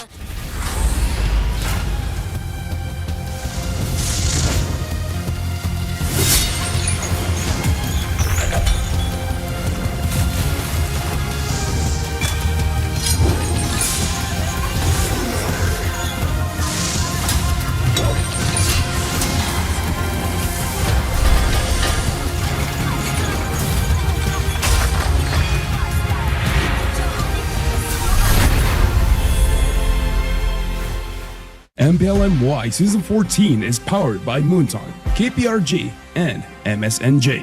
Official 5G mobile internet hotlink. Best 5G for lightning fast MLBB gaming. Official gaming phone ROG Phone 8, king of performance for mobile gaming. Official lifestyle fashion partner, up your game with JD Sports. And thank you to all our partners in esports and strategic partners. As we go into our second match of the day, I would like to welcome all of you to the MPL MY Season 14. And again, like I said, it's going to be our second match of the day. My name is Afel. Alongside with me is the guy that likes to spam Ruby in rank. It's Stafa. That is actually accurate. Like, I was trying to see if I needed to say anything about that, but that's actually correct. That is an apt description because Ruby is great and Ruby is fun. Welcome back, everyone. Hope you guys had a nice break because we're about to jump into our second game of the day. And as always, you gotta have the best tools for the best performance, right? There you go. You guys got to get ROG Phone 8 because it is the official gaming phone of MPL MY Season 14 to help the pros to constantly be at the top of their game, retaining the crown as the king of performance. It now comes with a sleek new design and improved cameras as the ROG Phone 8 goes beyond gaming. Speaking of going beyond gaming, this match is going to be beyond gaming because both teams, they got to show what their lineup is all about. Yeah, both teams in our second match of the day want to prove themselves. We got Red Esports, we got Monster Vicious with some very interesting lineups that I think we'll have a lot to talk about once we jump into it. And hopefully we'll get to have a much more close match compared to what we saw before. Oh yes, let's hope so. But again, we see that both teams are actually looking very strong. But let's talk about MV first, as we show you guys the video that we've prepared for you guys.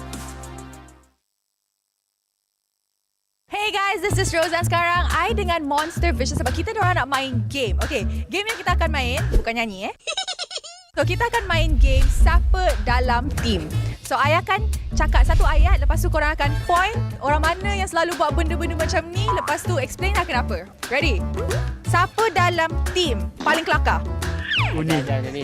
Kenapa dia kelakar? Bagi kau kenapa tak? Sebab dia badut. Sebab tu dia selalu jadi penghibur orang. Siapa tidur paling lama? Oh, Rock. Oh, kenapa? Kalau boleh sedek seminggu tu dia memang tak tidur.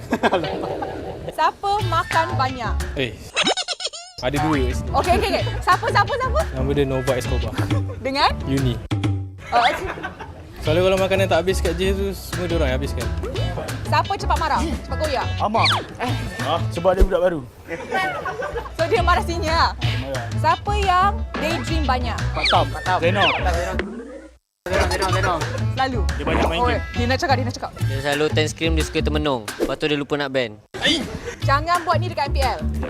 Alright, terima kasih kepada Monster Vicious.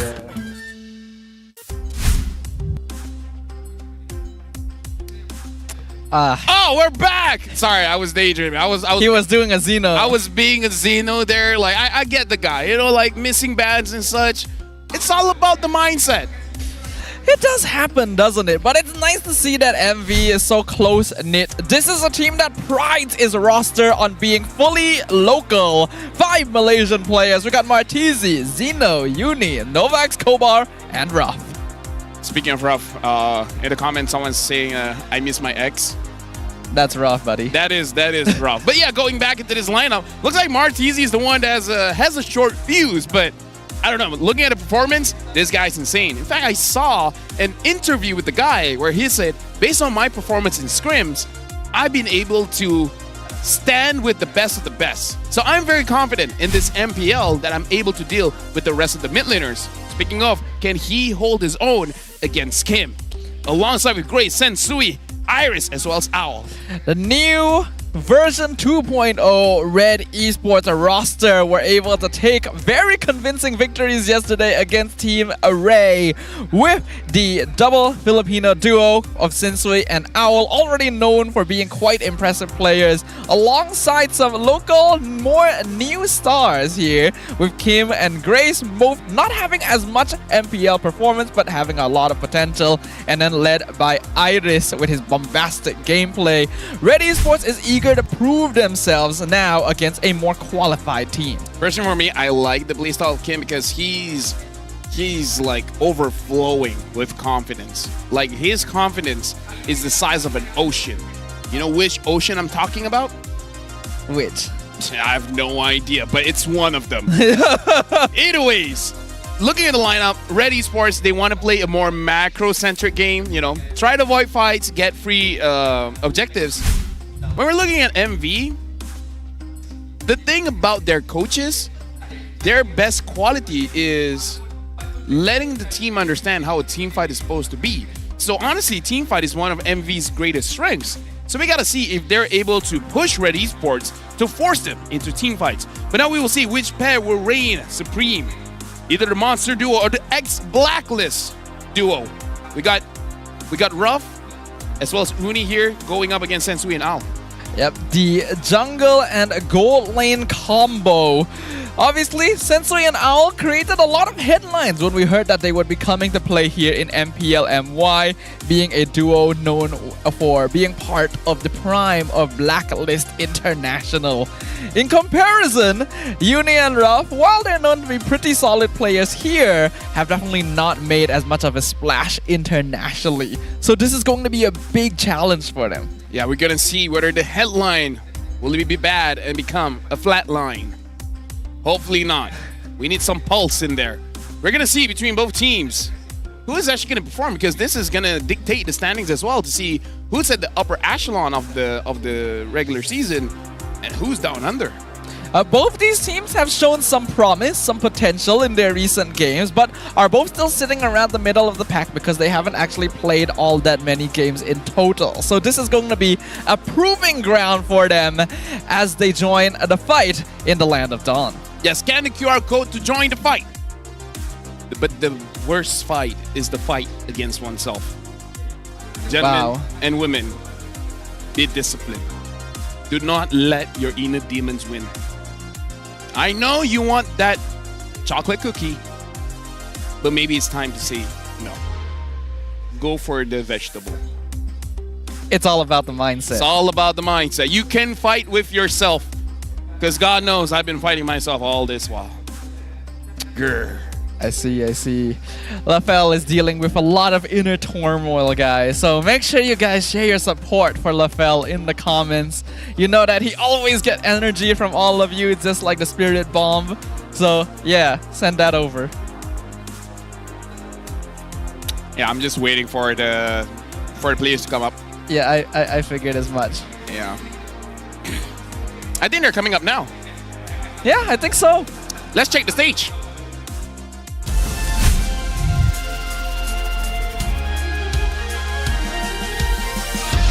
Monster Vicious. With the vision and ambition to grow with only Malaysian players and personnel, the Monsters place a lot of emphasis on team chemistry and players' mentality. Ladies and gentlemen, put your hands together for Monster Vicious! Red Esports.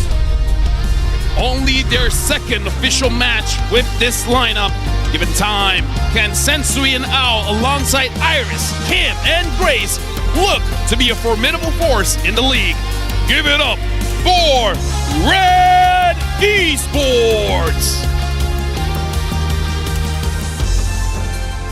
Introducing the coach and analyst of the two teams and head of League Ops, Franklin, that will ensure fair play and professional integrity in the matches. Let's move on with the fist bumps between the teams, a true sign of professionalism. We're about to see which lineup is superior. Two worthy teams, 10 worthy competitors.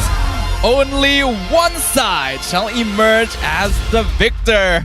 Will it be the Monsters, or will it be the side of Red Esports? It's gonna be an interesting question, right? Because I think there is a little... Oh, you have an answer? Yeah, I was able to talk to Grace. It was just yesterday. Oh, okay. And it was like, you know what? Easy. 2-1. So he came with confidence, break to the middle, and it's like, maybe it's a 2-1. Oh, okay. So that was like word for word. Yeah. I thought you just forgot halfway through. No. He was about to say 2-0, but then he's like, wait. I mean, you really think about it? Yeah, 2-1. He pulled back just a little bit. He wanted to be like, okay, he came in with the mindset and then got pulled back by the logic. I see. I mean, sometimes you can't be too hard-handed, right? You gotta have a more tender touch, you know? You gotta be graceful. Yeah, now we got a message from Sora. As a coach, what are the differences between import and local players? And Sora replied, Filipino players seem to follow the coach. Like they respect the coach. But for Malaysian players, maybe because we're all Malaysians, right? So they're much more relaxed and they're friendlier. To discipline them is a bit hard, but there are ways around it. I didn't know that that's how Coach Sora spoke. I mean, it really depends. Sometimes he talks like this as well. He's like, yo, LaFell, I got a team. Looking pretty good. It really depends on his mood, really. Okay. That is true, you know. Every man has many faces. And I imagine that Coach Sora is no exception in this case. The coaching team on the side of Monster Vicious gained a lot of attention when the team rosters were announced because we have quite the all-star lineup of local coaching staff. Oh yeah, I would say in terms of the best players locally, this organization was actually able to grab a lot of good ones. You know, like again, besides them, there are multiple talented individuals. Izanami, Chiku, Ripple. There's a lot of great local talents, but they were able to build these guys where, again, from tier 2, but then progressing to be good enough to play in the MPL, and now they're looking like monsters. Yeah, ever since we saw imports become more and more prevalent here in MPL Malaysia, we have slowly seen every single team pick up imports from Indonesia, from Philippines, but Monster Vicious remains one of the few strongholds here that continues to hold on to the title of having a full Malaysian lineup. And if we're talking about Malaysians, we also gotta ask a big question. Who is the best Malaysian EXP laner right now? I don't know. It's only 2 weeks. I mean, that is a solid enough answer, but you know, we've casted MPL Malaysia for how many, like 13 seasons now? Maybe not fully, but long enough, right? So like you can use prior information, right? This is what I picked up from professional athletes. Okay. Outside of esports. All right. Whenever there's a question about the best, say yourself. So it's me. I'm the best EXP laner in the league. There you go. Clip it. FL 2024, MPL MY, Season 14. You know what's the worst part? I don't even play the lane. Yeah, I was just about to bring that up. I'm a roamer, but you know, it's like... I was literally about to bring that up. That's how good I am. That's how... I'm just saying. In truth, you don't play EXP lane because your power is too strong to contain, you know? It's all about the mindset. You have to limit yourself, yes. M6 is where I am at. See? It's different. I don't say M6 is from Malaysia. I say M6 is where I am at. So if I'm somewhere else, that's where M6 is going to be. It's all about the mindset. Okay. Always put yourself in the center of the universe. And the universe will twirl around you. So M6 is a planet that rotates around you on its axis. No. M6 is a venue. M6, no, it's not a venue. It's a concept. M6 is whatever you want it to be. That's actually really profound, right? M6 could be a world championship. M6 could also just be where you find a loved one. It is what you make it to be. Or it can be where you make a bet on camera and say you'll confess to a loved one. It could also be a place where you break up with someone. But you know what? It might be a toxic relationship. Get out of there. Yeah, you would never know. M6 is what you need to be. M6. Just go to M6. Yeah. Let it be what you need it to be. I'm the best EXP laner. Truer words have never been said. Truly, it is an honor to share this desk with you. Thank you. Like, there's many things that I've learned alongside you that I never would have known otherwise.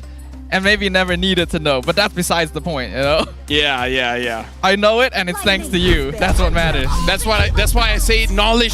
You don't choose to pick up knowledge. Knowledge just choose to be absorbed by you. That's the mindset. That's the nicest way I can say it on podcast. Yeah. All right, let's jump into the draft. All right, now we're looking at the draft phase here. It's going to be first pick, it's going to be second pick, and it looks like MV will be first pick. Ready Sports will be the second pick. This is quite interesting, banning out the Alpha coming in from MV, banning out the Edith as well. Ready Sports banning out the Fanny. For MV, it does look like targeted bans, not really, you know, too absorbed with the meta. It does, because yesterday, Sensei did play Alpha in game number 1. He performed very well in it, but this was against Team Ray. And to be honest, we did kind of question a bit why Ray felt the need to ban Alpha in game 2. Like, yeah, Sensei did well with it, but it's not really a hero you usually prioritize. But now Monster Vicious have done it too, and they've actually banned us. No way! They listen! I mean, they're called Monster Vicious, not Alien Vicious. So like, that's not allowed around here. Yeah, like even though the Zas unit has tanked, But it's a strong hero. It's a solid hero. Now the first pick here. Ling is open. Roger is open. The Hylos, Phoveus are both open too. I would pick up the Phoveus instead of Hylos here. I would agree. Though Hylos does bring some interesting team utility, you still have to be kind of wary. If you go Phoveus, you win the lane, but you may not necessarily win later on. But they will still go with Phoveus. Red has an option here. They're picking up the Harif instantly, but the thing is, it is fightable. It is fightable with the Lunox. Red Esports now picking up the Vexana, giving them a lot of control, especially on the neutral objective. So they're just getting an S-tier gold laner. It looks like they're drafting around the concept that you just want to get for those easy objectives. I mean, it's pretty good. Owl has been a Harif player for a little bit, so should be quite comfortable on this. In the past, Phoveus would be a direct counter, but nowadays you don't have to worry about it quite as much, even if you do reduce cooldowns. So that is fine. And I do like that they didn't try to like instantly contest the Hylos, because it's unlikely MV would grab it themselves now that they already have Phoveus. Just look at chat. This is interesting. MV right now picking up the Ling as well as the Aurora. So Control Mage going up against Control Mage here. Both Vexana as well as Aurora having ways to stop a fight. And Aurora is pretty good at fighting against the Harif. And Red fights back with the Hayabusa. So we're going to be seeing an assassin fight here. It's going to be very interesting how Sensui is going to be playing the objectives with assassin. Yep, we got the Hayabusa. Had a pretty good showing yesterday. This hero was used by multiple different players to different effects, but overall had a pretty strong performance. Though picking it up early does mean that the enemy team can usually have ways to deal with it. And it is good to see a Ling versus Hayabusa matchup as well. Despite the prevalence of both these heroes, it's not often we see them in the same game. This is very interesting that Red banned out the Hylos, and they know that his Phoveus is going EXP. Iris, you know, I am the best EXP laner in the league, but Iris is a very close third, I guess. But who is second? Cram. I mean, come on. Oh, okay. You know what? You're right. Yeah, if it's not me, it's probably Cram. Yeah. Let's not get ahead of ourselves. Cram is probably that's number fair. one. Anyways, so I wonder what his idea is to fight against the Phoveus. MV sees the potential for this Gatakacha, and the Gatakacha has been banned out. Red banning out the Lolita, which is very interesting considering that MV did pull off the Lolita Hanabi, but it's with the Hayabusa, you can kill the Hanabi. Yeah, but it would still be kind of difficult because of the amount of shield that is provided. Hanabi usually will walk in with Aegis, which can really mess with breakpoints in terms of getting those kills. So by taking out one part of the equation, they just render the entire combo unlikely. I think that's fine. So now, right now, MV probably looking to ban out another tanky hero, maybe something like a Terizla. Because for Red, it's all damage for now. They don't really have a good frontliner. Honestly, something like a Grok would be good too. I mean, it's a roam, but not really a tanky one. They're banning out the Matilda. Interesting. The Matilda, we've already seen Matilda being played with more aggressive early game and high mobility heroes. While it does take away your durability, allows you to get that snowball a lot earlier. So since MV are playing with that Ling, who could be very vulnerable at the first camp, I suppose they just don't want to have to deal with this or give Red easy ways to enable a potential Ube playstyle. Yeah, I was talking about the Terizla and instantly picked up here. I feel like even Red was a little bit shocked that the Terizla was let through. Now for MV, they need a Lunox would be good going up against the Harif. Carry is another option as well. They're going with the Ruby. Is this going to be a Ruby goal lane or Roam? All right, Carry. Carry can fight against the Harif, like I said, yeah. Yeah, this is a fairly solid lineup coming in from MV. Oh, the Tigreal. Oh, it's a good counter against the Ling. Tigreal and Terizla together. It's a very strong team fight. And forces Carry to go Purify. And Hayabusa likes fighting against goal laners that does not have the flicker. This could be interesting. I think both teams have been able to lock in pretty solid drafts for themselves, so this should be a pretty close matchup just in terms of the hero pickups and a true testament to what both these teams are capable of here in Season 14. Honestly, that's what I like coming into the second match of the day, that both teams the drafts look very solid. We don't see clear indications of a hole that either team can exploit. But again, with a good draft, you need good execution. We're gonna see which one executes better. We're jumping in to the line of dawn. Only one shall execute and the other shall be executed. As we jump into the land of dawn, it's gonna be Monster Vicious versus Red Esports at the end of week 2. Both sides eager to get some points on the board. Again, I'm gonna be very interested to see how Sensui will be playing this Hayabusa in a more objective-centric style. Or he's gonna adjust to the meta and go for more kills, go for more fights, try to force out mistakes from the enemy. The grace on this Tigreal is gonna be the bane of Monster Vicious because he has the potential to turn a team fight around. I think that means that Nova has to be kind of careful in regards to his timing. He cannot necessarily be the first person engaging a lot of the time because he's also going to be the best person to cancel Implosion. Very quick movements though, Sensui able to grab that litho. Interesting, looking at the emblem setup by Ruff on the carry, he's going for full defense here, completely respecting the damage that Owl can do on this Harif, as well as the Hayabusa, so maybe he might even go even crazier by building a defense item first, but who are you going to prioritize? Armor for the Hayabusa or Magic Resist for Owl on this Harif? It kind of depends on what your focus is going to be. And I think that can actually be something Monster Vicious leaves to remain to be seen, whether they want to try and invade or whether they want to put more pressure onto Ruff's lane to give him a hand against Owl. Whichever side ends up getting pressured more, then you can itemize for the other. But that will first depend on where you can break open a window. Uni is able to get a camp off of Sensui, but again, not going to be a big difference maker when it comes to the farm established. Ruff so far having priority in the gold lane here, able to dodge out the damage coming in from Owl. So far, looking at the lanes, it's quite even from all angles. Ruff doing a good job against quite a veteran here in Owl. We have to note Ruff's been around a few seasons, but he's still fairly new as a player. Here in the MPL stage, looks like a fight going on in the back line. We have the purple buff being contested. Zeno being quite annoying though. Sensui is still able to get it. Now Zeno the one in trouble as first blood given over to Hayabusa. Martizi though with the Frigid Frost captures him under the tower, though I doubt he will get out himself. A 2-for-1 trade, and MV also get the turtle. I would say, even though you're looking at a trade and Red Esports has more kills, but I kind of want to give it over to Monster Vicious. They got the turtle and they're able to delay Sensui here, while Uni was able to farm up one of his camps. So on paper right now, Red Esports has the upper hand in that trade, but in the long run, I think Monster Vicious got the W in that one. I kind of have to agree. I think being able to deny the turtle away while also getting a kill onto Sensui is very worth it right now for MV.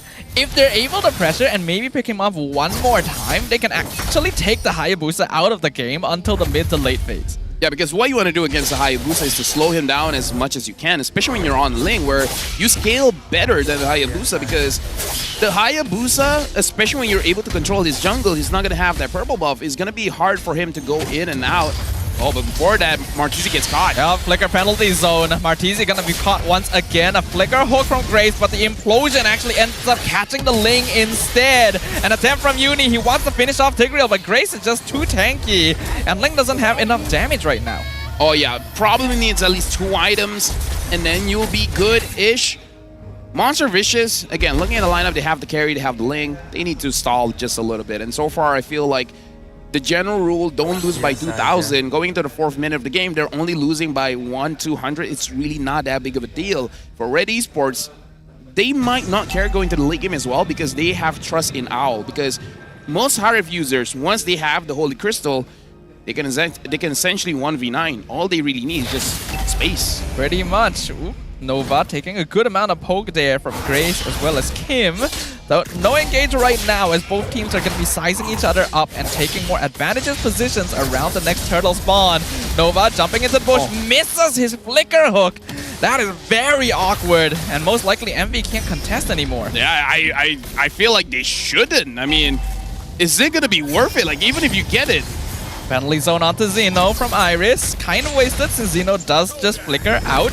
But they're able to bait the battle spell at the very least. And now it's just a dance. Nah, like I said, Monster Vicious, they're just delaying. Right? I mean, like, if we can't get a turtle, you can't. That's the kind of toxicity that I'm into. Right? Just because I can't get it doesn't mean I'm gonna let you have it. So this is good. Like this stalling technique is great. Oh, the flicker implosion actually to catch Aurora after Nova Escobar. Ogi Shadow Kill finishes off the Ruby. Frigid Frost not gonna catch anyone, unfortunately, Zeno. But the Infernal Pursuit gonna do some damage to Iris while Uni tries to work on the turtle. Zeno gets the turtle somehow. And now Sensui taking a lot of damage. Tempest of Blaze comes out. Zeno lands the final blow. Double kill for the Phobius as Iris joins Sensui in the afterlife. Usually I don't like it when people change their names because it messes with their branding. But I love when Zeno put out the mouth from his name. Just Zeno. You never needed that mouth. It was holding you back. Yeah, it was kind of a self-fulfilling prophecy now. And now he is applying it to his opponents instead. Double kill on Phobius is great. And I was hoping at least one of those would go to Uni, because we know that Ling, the more farm he gets, the better. But still, pretty good. Just in case if you folks not from Malaysia, Maut basically means dead or deaf. So he's basically saying Zeno dead or Zeno dead. Yeah. So it's kind of like, well, why do you want to put that in your name? Like either ways, Grace is able to get out of there. A lot of ults got used by Monster Vicious. But again, the cooldown isn't that long. Yeah, and they know the next turtle is up in another 50 plus seconds, so they probably won't need it too much. They'll just try to see if they can poke, get some vision instead. Right now, Monster Vicious has the lead, and again, this is looking good. Looking at the build here, the Aurora just wants to be a little bit more defensive because understanding Sensui on this Hayabusa has the capability of bursting down this Aurora, so I appreciate going for a little bit tank here. Looking at the build for both the Harif as well as the carry, really no difference in terms of gold. The fact that Ling, even though it's just 400 above, it's still a good lead compared to the Hayabusa. Sensui has the Sky Piercer, but he doesn't have a lot of stacks at this point. Yeah, if you have a small lead, hold on. I'm offended onto Iris. Gets frozen with the Frigid Frost. Grace gonna buy some space, zone them out to keep Terizla alive. Red Esports, they're still... Again, they want to play objectively, so we got to figure out which objective they want to fight for. Big dive, penalty zone. Zaman Force going to be dropped down. Iris, the one lowest right now. Tempest Blades will finish him off. The rest of Red Esports can't really follow up, and now Owl being chased down by Zeno as the Harif is caught by his eternal rival once again, while Uni secures the turtle. I've heard from other coaches to say that you can use Harif against a Phobius because a good Harif is able to outplay that, but so far, Zeno is showing that I just need to follow wherever this guy goes. But again, that is before he gets the Holy Crystal. Once Owl gets the Holy Crystal, might be a different story. But Monster Vicious, they're not pulling off gas. They're keeping pushing forward, and they're getting turrets left and right. I think this is great. We already saw that Red Esports want to play more objective-based. They're not going to force fights all too much. So Monster Vicious can use that to their advantage to try to catch them out during macro rotations. Right now for Monster Vicious and Red Esports, honestly, if Grace has a good catch, it's probably going to be Red Esports team fight that will win it out. But if he doesn't, Monster Vicious has a lot of mobility and a lot of damage come late game. I mean, we saw what Lolio did on a carry when he has his items. That's pedonculous. The word comes back again. But you're not wrong. It is a ridiculous amount of damage that carry can output, even without requiring the full Trinity to be completed. And we can see the lead here, almost 4K, and Sui gonna be targeted. Good movements to get away, but they will surrender the bottom tier 2 just to escape. I mean, to be fair, there's not much that Hayabusa can do. One 1v2, 1v3 that, so yeah, it's overall a good choice. Red Esports is just not in a good situation here because they're really just waiting for item timings at this point. Martizi found Owl, but they chose not to engage. I guess Nova provided information that the rest of Red was actually quite nearby. I really like how MV is moving across the map right now. They're being very disciplined. They're not taking unnecessary risks. They're just like, we're farming too, but we're just farming a little bit faster. And they're not forcing catches. Like, we see Nova Escobar and Martizi doing damage checks every once in a while. See, like, okay, how much can we do against Iris? That much? okay, maybe not commit just yet. It's good coordination. You can tell they're communicating, they're sharing information, they are making decisions as a team. It was a multi-pronged approach 1v1, initially. 1v1. Uni taking the fight 1v1 against the Hayabusa. Tempest Blaze comes out, and it's Uni who comes out on top. Honestly, I don't think he needed the ult. I think he would have won that. No. You know why he ulted? Sensui ulted. So the moment Sensui ulted, he ulted as well, immediately canceling the Ogi Shadow It was kill. so fast, I didn't It was even so notice. fast, yeah. That's how fast the fight was. Insane reaction timing. And speaking of, I'm offended onto Iris. Cancels the penalty zone, but he's still able to get it off. Flickers into the backline, into his death. And Zeno is still buying time. He flickers out to safety. Implosion finds two. That's going to be rough as well as Uni. But Uni says, nope, you're trapped in here with me. Gets the double kill. Gets the triple. Tempest onto Owl. Follows it up. Maniac for Uni on the link. This lineup is showing up. And stop, I was talking about Owl. I forgot one interaction, man. What is the Hive gonna do in front of a Ruby? And Nova Escobar, man-to-man defense on Owl, making it so that you don't get to dash. He trusts his team to deal with the rest. He's just like, I'm only gonna be on Hive. If I die, I die. But I will not protect you guys from the Hayabusa, from the Vexan. That's all on you guys. I have one job, and that one job is Hive. Nova has always been a very effective roamer. He knows what the team needs from him at any time. And we saw that. And Uni, this really is his meta assassin, being very comfortable on it. Getting a Maniac here against Red Esports is huge. And now with a 6k net worth lead, this game is basically as good as theirs, as long as they remain consistent. All right, now Iris taking quite a bit of damage. Iris flickering forward with the penalty zone. Implosion though in the back line, catching out quite a lot of them. But Zeno as well as Uni both have iframes. They're just jumping away. They don't care. Double kill for the Phobias. Godlike for Uni. As he jumps forward, he's looking for Kim. Double kill once again. There's so much damage. And finally, he gets shut down as Sensui jumps forward. But it is a 1-for-4 trade. Yeah, I would say that's a good trade for Monster Vicious, but honestly, better trade for Red Esports because they delayed this Lord take, so that gives them a little bit more time. But now Red Esports, they have an objective. How do they let Owl free? How do they let him do what he wants to do? Because Nova Escobar is showing why he was on the same level as Zorn a few seasons ago, where people are like, it's either Zorn or Nova Escobar. One of these guys is the best roamer in Malaysia. Yeah, Owl's having a tough time. Ooh, unfortunate flicker, not able to disjoint, but does share the Ogi Shadow kill with Nova, so it still achieves a similar effect. So Martisi gonna need to reset to regen his HP. Honestly, I would say that's still worth it, and this is why I use the flicker against the Hayabusa, because not only do you get some distance able to cancel out the Ogi Shadow kill, but the extra armor does help a little bit. Iris going quite far forward. Oh, nice stun from Nova to cancel out Grace as the Infernal Pursuit jumps onto the backline, zoning Owl out again. Iris taken out as Uni joins Zeno in the backline. Kim the first to fall. Double kill already. Sensui just melts Grace and Owl. Where did they all go? Red Esports has turned into a red patch in the ground as Monster Vicious tears through their ranks. A team wipe, and the crystal is wide open for the local lineup to take out the crystal. Excuse me, what happened? I blinked and I missed the team fight. I was looking at Zeno, he was like, I'm gonna 1v1 Owl, there's not much this Hive can do. And I was like, wait, where's the rest of them? Where was Red? They were melting. They were demolished. So fast. Beautiful splitting of the team fight by Zeno, setting up so that Uni could follow into the back line. The Ling did so much damage.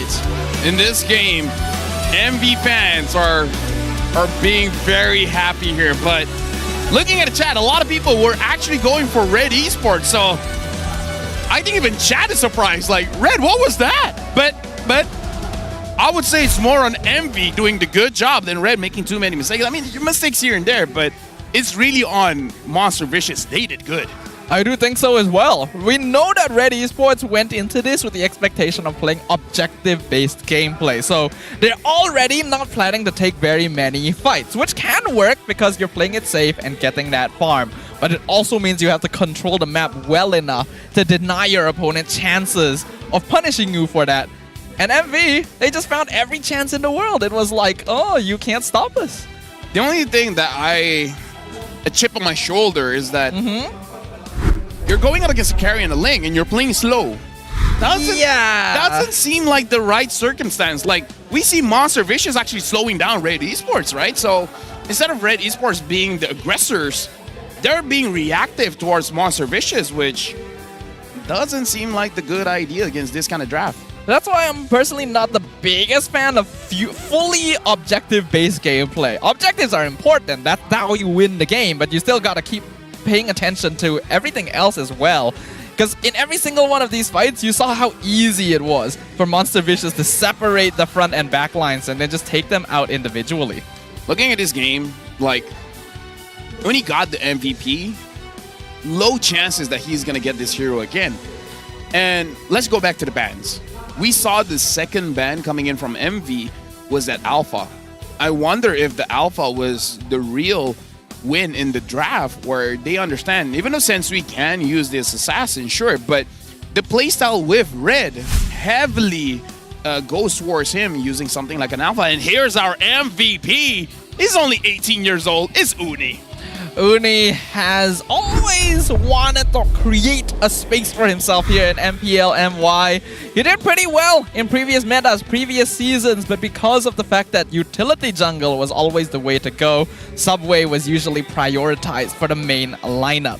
But now that Assassins are back, Uni is back in action. And with a 954 GPM, he is creating an impact. Again, this is also what's great about MV. They have two different junglers for two different metas, right? You need someone tanky, you got Subway. You need someone that deals damage, you got Uni. And later we're going to look at the emblems, but it's very interesting because usually we see gold laners go for very aggressive emblems, but Ruff, he went the defensive route, right? He just wants to make sure that he has a good time in lane going up against this Harif, and he did. He certainly did. I think going for tanky emblems is great on carry, actually, because you already have a good amount of damage built into your passive, so you don't have to go all out in terms of DPS emblems. And it's not just only to 1v1 the Harif in lane, it's also to prevent easy executes from the Ogi Shadow Kill. A little bit of defense can be the difference between you surviving that last hit. Again, we're gonna check the emblems, but so far, looking at items, everything is even Steven, everything is looking good. But yeah, this is something that we can take here, where Ruff is a very defensive kind of selection in emblems. Having a Quantum Charge, able to heal whenever he's poking Owl. Other than that, just go for defense. Having more magic resist, having more armor, having the tenacity as well. Prepping for when Sensui wants to gank him, but Sensui never really did gank him, so he was pretty free in lane. And Sensui doesn't really seem to be the ganking sort, and if he does, it seems like he wants to make sure his team is playing around him, which is fine. But I also feel like Nova was outperforming Grace in terms of opening up that map, which made this more difficult. I think the Alpha ban was precisely to make sure that Sensui wouldn't have an easy fighter hero that excels in that early game and can enable plays on his own. As I was saying that Nova's main objective is to shut down Owl, honestly Xeno did the same. He just caught Owl whenever he wanted to go in with the Zaman Force, and he's just like, have you ever played basketball? I'm gonna let you feel how it feels to be the basket. And he kept dunking. It actually is. He kept dunking. Xeno was slam dunking on Owl throughout that entire game. He may be the daydreamer, but Owl was put in a nightmare. Oh yeah, I mean, like, props to Xeno for playing that well. Definitely improved from last season, but again, this is just game number 1. We're gonna see what changes Red does in game number 2 and possibly equalize the matchup here. But it was a very good showing from MV. Just personally for me, I don't think we'll be seeing the Ling again. I agree. If they let the Ling through again, it would be potentially a glutton for punishment, unless that you have a really, really good plan for stopping it. This is not a hero you can afford to play slow, objective style gameplay against. And this is why MV, I would say the investment worked well, because you got 3 coaches that are very good. And Red Esports, this is their second time. It's only the second time they played with this lineup. And we already see an alpha ban. My worry is, If Envy does it again and Red loses again, this just gives a signal to other teams like, hey, you guys want a recipe to defeat Red Esports? Just ban Alpha and then you're good. It's happened quite a lot actually in past seasons where a player just seems to be popping off. Then a team figures out, oh, if we just ban these 1 or 2 heroes, then the team actually becomes a lot weaker. And hopefully that doesn't happen here. Technically, it already didn't happen yesterday because Team Ray did ban Alpha in Game 2 and it still didn't quite work. But this is a different situation. So maybe this time they got to bring in the Bane. Keep chunking that mid lane. But Bane is usually used against a slightly bulkier lineup. And here, that's not really the case. Okay, so again, we just got to see the adaptations, right? We can't judge them based on one game. We got to see what's coming up next. Speaking of which, we're looking at the item progression here, and it does seem like Owl was a little bit slower to complete his full item build. Not full item, but the 3 items that he really needed, because my take for 3 item completion for a gold laner is between 9 minutes to 13 minutes. According to this graph, it was above 40 minutes. Maybe the graph was wrong because I think he did complete it within 13 minutes, but we can see that he was delayed because he was forced to join the team fight a little bit earlier to make sure that they don't give free objectives over to MV. But that's how fast MV was moving. They forced Owl to join the fight when all he wanted to do was farm. And he wasn't really having the best time in lane against Ruff either. You can even see here Sensui, Sky Piercer, was after Uni got Berserkers. And one of those items is way more expensive. Oh yeah. Oh yeah. Yeah, Berserkers is so much more expensive than Sky Piercer. Sky Piercer is the cheapest item. Yeah. And he got it after he was losing and didn't really do much with it. Sky Piercer, very much a 2-pronged sword. Sky Piercer used to be one of the most broken items, but it only lived for like 1 week, maybe 2 weeks. And after that, Moonton's like, nah, fam, we gotta. It's balance. There are some games where it pops out, but it's not the item anymore, you know? Yeah, it can really be the difference if you're ahead, but if you're behind, it's really difficult. And with that being said, we're gonna go over to stage to see what Rose really has to say before we go into the next match.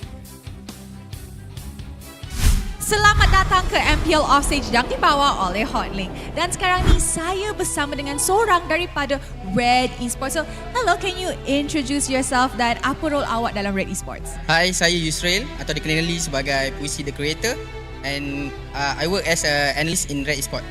Okay, so macam kita tengok semalam, actually Red dah tukar line-up baru daripada semalam.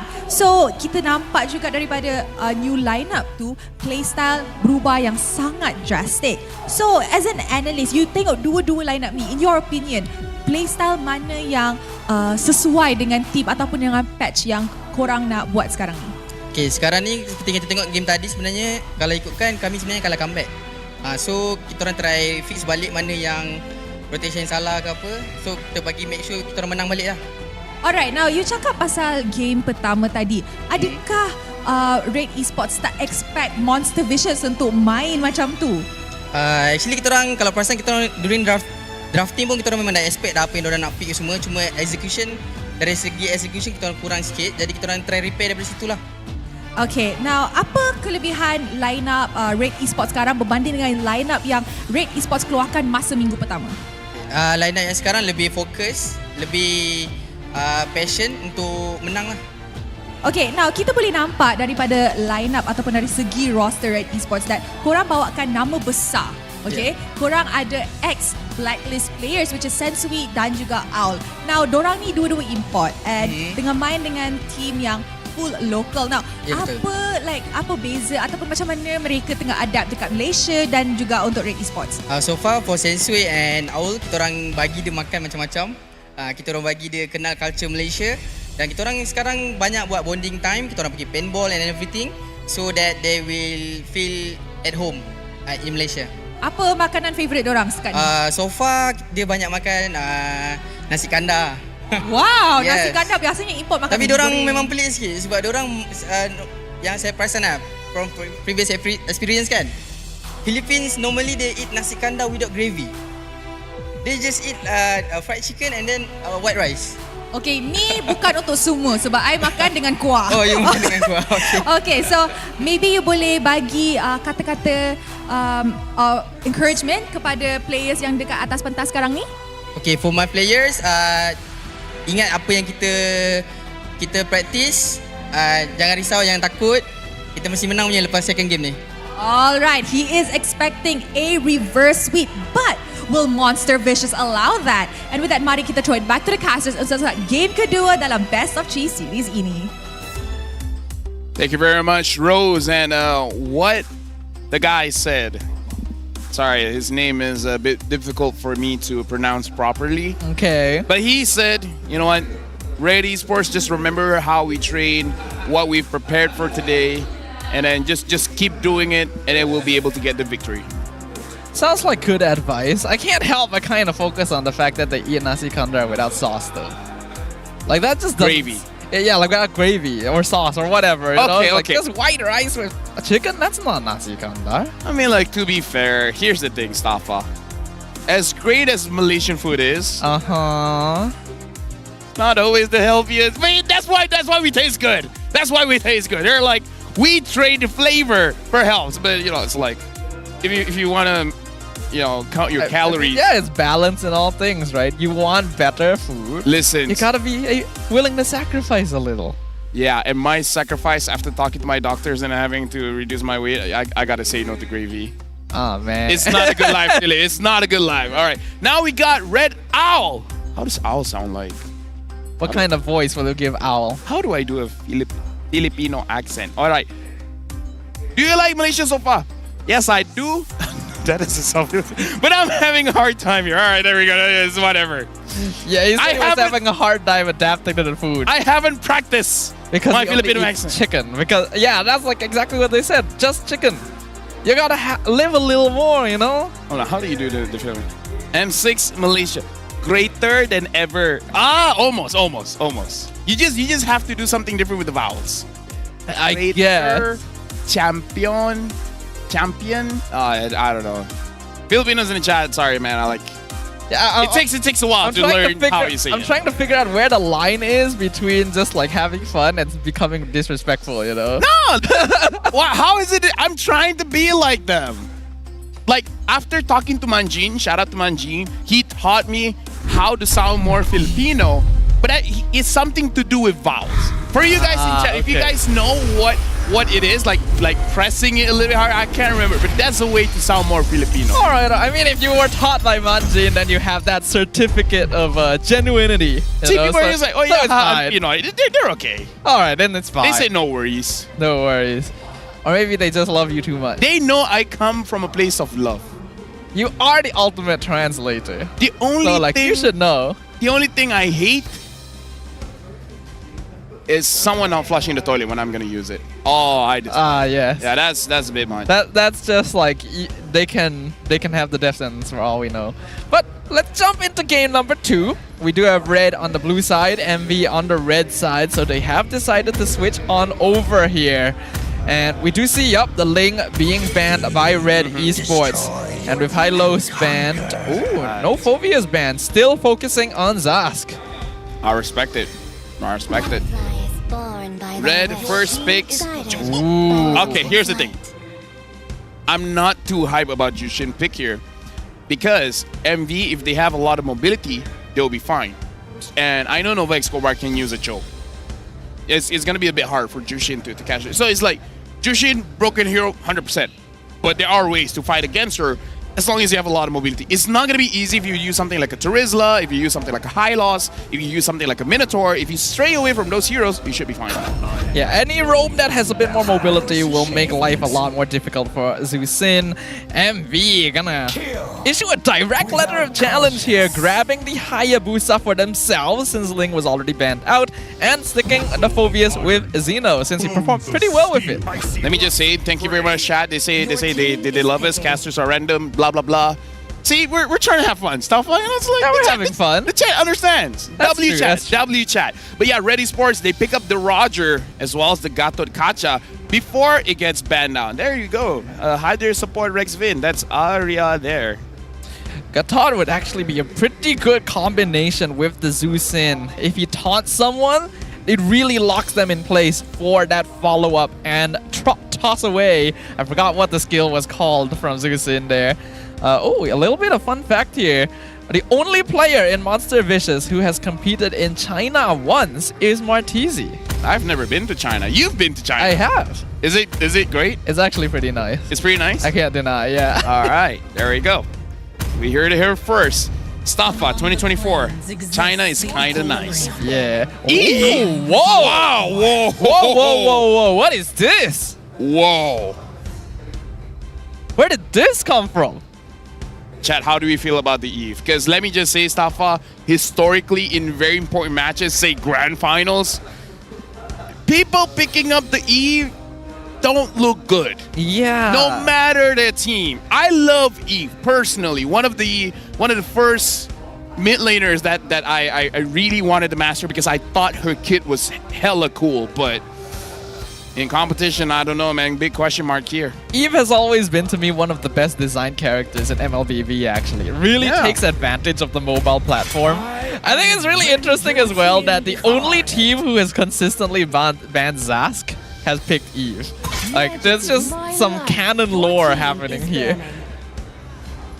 I mean, Eve is good at river control. Let's put it that way, right? Eve is good in two situations. Controlling junglers that don't have a lot of dash, i.e. tank junglers, the fighter junglers, not really against assassins. So that's number one. Number two, fighting around turtles, fighting around lures. You can poke them out, you can slow them down, making it easier for your frontliners to engage. We'll see. I mean, Eve got bumped her damage numbers a few patches ago. No team has picked it up so far, but oh, I really like the Nolan. I like the Nolan ban as well because even Chad was like, yeah, Nolan's a good pick here. We've been reading chat. They specifically said as well, since we're known for utility junglers, the only assassin he's really good on is Nolan. So Monster Vicious have done their research. And another person did actually mention the Matilda, actually. And when I think about it, it might be good for MV, right? A very good way to get people out of being pulled away by Zusin and can combo well with the Eve. Again, I'm still looking for something like a Cho because, again, make it hard for Jushin to really engage here. But yeah, Arlet as well. Something that has a lot of dashes. That's it. But yeah, Matilda is probably there as well, but not tanky enough in my opinion. Well, we've already seen it can work. Yeah, it can work. It can work for sure. Well, let's find out what it's going to be. Monster Vicious have done pretty well with the draft so far, though Eve is definitely a question mark currently that I'm very eager to see how well it performs. Right now, MV, few seconds left. And they're picking up the Tigreal here, so Stafa. Very different. This is a lot of control. It is. MV wants to force fights, apparently. I guess Tigreal is one of those heroes you don't actually want to throw at your team, right? So that's probably what they're going with. But Glue suddenly showing up as well. Pretty good against heroes that are kind of bulky in the front line like Tigreal. And then the Claude. This is going to be difficult for Hayabusa to burst people down, right? Trying to, like, especially when he gets the Glue and then Glue just used the split. There's so many targets where he was split off. Unless he gets the Shuriken, it's gonna be scattered all around. Potentially. They do grab the Claude as well because it would be a good way to counter Glue. You can get quite a lot of stacks off of him, so they're denying that in advance. And now we'll get to see what Ruff is going to bring to the table here. Carry again, going up against the Glue. Carry's not bad. I thought. I mean, if you want more mobility going up against the Jushin, I don't know. Is a river. Oh, Natan against the current. Natan's all right. He has a lot of bursts. Does win lane against Claude on paper. And now MV's magic damage is a bit better because if you just hope for the Eve, it's not going to be enough. But it's a good spread. Natan, yeah, it's a good spread. As you have Phobius and Hayabusa for physical, and then Natan and Eve for magic. Does get a bit of getting used to since Revamp Phobius is physical and he used to be magic. But right. yeah. yeah. True. But yeah, looking at the draft here, folks.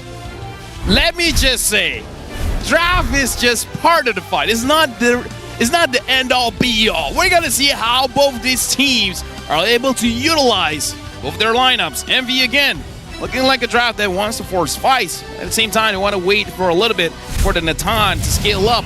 While looking at red, will they be able to do well with this God-taught roam? Will they start a fight, or will they run away from the fight? Welcome to the Land of Dawn, MV going up against Red Esports. Monster Vicious currently 1 game up. If they're able to win another 3 points, jump straight into their pocket. And that's going to be a really nice boost here in week 2 of season 14. But I imagine Red Esports will have made some adjustments. Sensui on the Roger now will enable him to go for a little more aggressive early gameplay. Yeah, now we're going to see if Monster Vicious made the right choice to let Jushin go. But we did talk about how if Jushin pulls the Tigreal will pull the sinister smile. You know that meme? Yes. Yeah. He'll be like, ah, ha, ha, ha, ha, ha. I didn't have flicker, but you've done it for me. Very much that situation for anyone who plays Tigreal. But Kim is a very aggressive mid laner as well. So something like Zusid should fit his playstyle. Though his timing going to need to be quite important because he is actually getting outpoked by Martizi. Yeah, and Martizi, again, has been showing up. Like, ever since fighting with Toda, he has been one of the key players of how Monster Vicious gets the W. Looking at the emblem set here, looks like the Claude is going to be a little bit more defensive, having the tenacity, but looks like Ruff is going full on damage, having the Bargain Hunter as well, trying to make sure that he gets his 3rd item, probably by 10 minutes. Yeah, Natan is a hero that scales really, really well into the late game, so having more damage will help him reach those peaks a little bit quicker. I do gotta ask though, we haven't seen Glue in a long time. How's his lane against Phobius, you think? Honestly, it's very solid because as long as basically it's very hard to kill this Glue, as well as he's a very good killer and initiator in the fight. Glue is prime for a meta where Fredrin is relevant again, but having 2 tanky heroes here, he looks good. We see the pull back on Xeno. Both EXP laners going to be hitting level 4, so we already see some damage. Uni on top of the turtle. Nice push here from Nova to get the jungler away, but Sensui is still able to walk up since Grace is disrupting Uni. Infernal Pursuit comes out. Zusin ult going to be used. Nova Escobar going to drop as the first blood, as now Red Esports are running down Monster Vicious. Xeno, no way out on this Phobius. He'll be the second to fall. Uni he still had his retribution, so a bit of a misplay there coming in from Monster Vicious, but starting to show why Jushin always gets banned. A lot of control there in the fight. Monster Vicious got to take note where you picked your poison. You want to go up against Jushin, you got to have answers for this later. Yeah, this lineup from Red Esports is going to be a lot better at counter-engaging against Monster Vicious. They just generally have really bulky heroes that can take the front line and punish overextension with Zusin. We saw that earlier. Turtle should definitely have been secured. It was within retry range already. So Red Esports with a small lead here in the first 3 minutes. Yeah. Red Esports, if they can push their lead to 3,000 gold, Monster Vicious is going to have a rough time. No pun intended. But that depends on how smooth Ruff's game does end up going here. That's Vamos, a different game. Yeah, it's a different game, but you know what I mean. You know, like Red Esports, they can play gracefully, you know? Yes, they can. Well, we'll see what happens here as Uni's gonna try and get some farm wherever he can on the map. Iris already being quite annoying, though that does come with giving up a little bit of lane pressure. Grace already notably ahead in EXP against Nova too. Yeah, and again, Grace was the reason why Uni couldn't get into the turtle pit, so we gotta see how Grace performs in this match, because in the previous game, a lot of criticism was on Grace using the Tigreal not being able to set a lot of things up. So now in this game, we got to look at both roamers as well. If Nova Escobar can get very good setups for Monster Vicious, then it'll be a wake-up call for Grace. But if Grace performs well, he can just say, it's just not my hero. Give me a Gato Gacha and you'll see me pop off. Will he pop off indeed? Grace has been around for a little while, though he's still very new player to MPL himself. And now we see the taunt onto Nova. Uni jumping in, gets the retry. Little bit of payback from earlier. Steals the turtle this time from Sensui. He redeemed himself, even though they didn't get kills there. But again, it's still fine. Goal difference is only 1,000. Iris now having some magic resist onto himself. He should be able to deal with it with Grace. Really deep, actually. Avatar the Guardian. Oh, wow! Uni actually followed with the quad shadow, but decided not to. Oh, Nova! Beautiful implosion. Owl gonna purify out of it. Here comes the real one manipulation as well. Grace is the one stuck inside, so the Katak gets picked off. That was a roller coaster of emotions. I thought it was gonna be safe, and then Haya came in. It's like, okay, no, he doesn't have enough damage, and then we were talking about the roamers. Nova Escobar, he was like, yeah, we're getting this kill no matter what. Owl with the blazing duet to try and poke and zone Martizi and Zeno away. Flicker forced out from the Phobius too, just so he doesn't get pulled back into tower. Yeah, something I missed in the draft. Yeah, Claude is going to be a problem for Martizi there. It's being a problem when he faces off against Iris. Ruff doesn't have enough damage just yet. But again, you're just waiting for that Holy Crystal on Ruff. Right now it's 5 minutes, yes. 4 to 5 minutes left to really get his items to make sure that he's on track. There has been a lane swap as well, actually, with Zeno taking top lane, swapping Ruff to bottom, and speaking of, he's actually getting a free tier 1 down there. They're gonna trade it for the tier 1 up top, but I consider this more of a win for MV. Yeah, and Ruff is able to get a farm, and again, personally for me, I feel like the late game coming in from Monster Vicious should be a little bit stronger just because they have the Natan. Natan is only good for one thing, but he's really, really good at one thing. Nova gonna scout things out. Grace will spot him.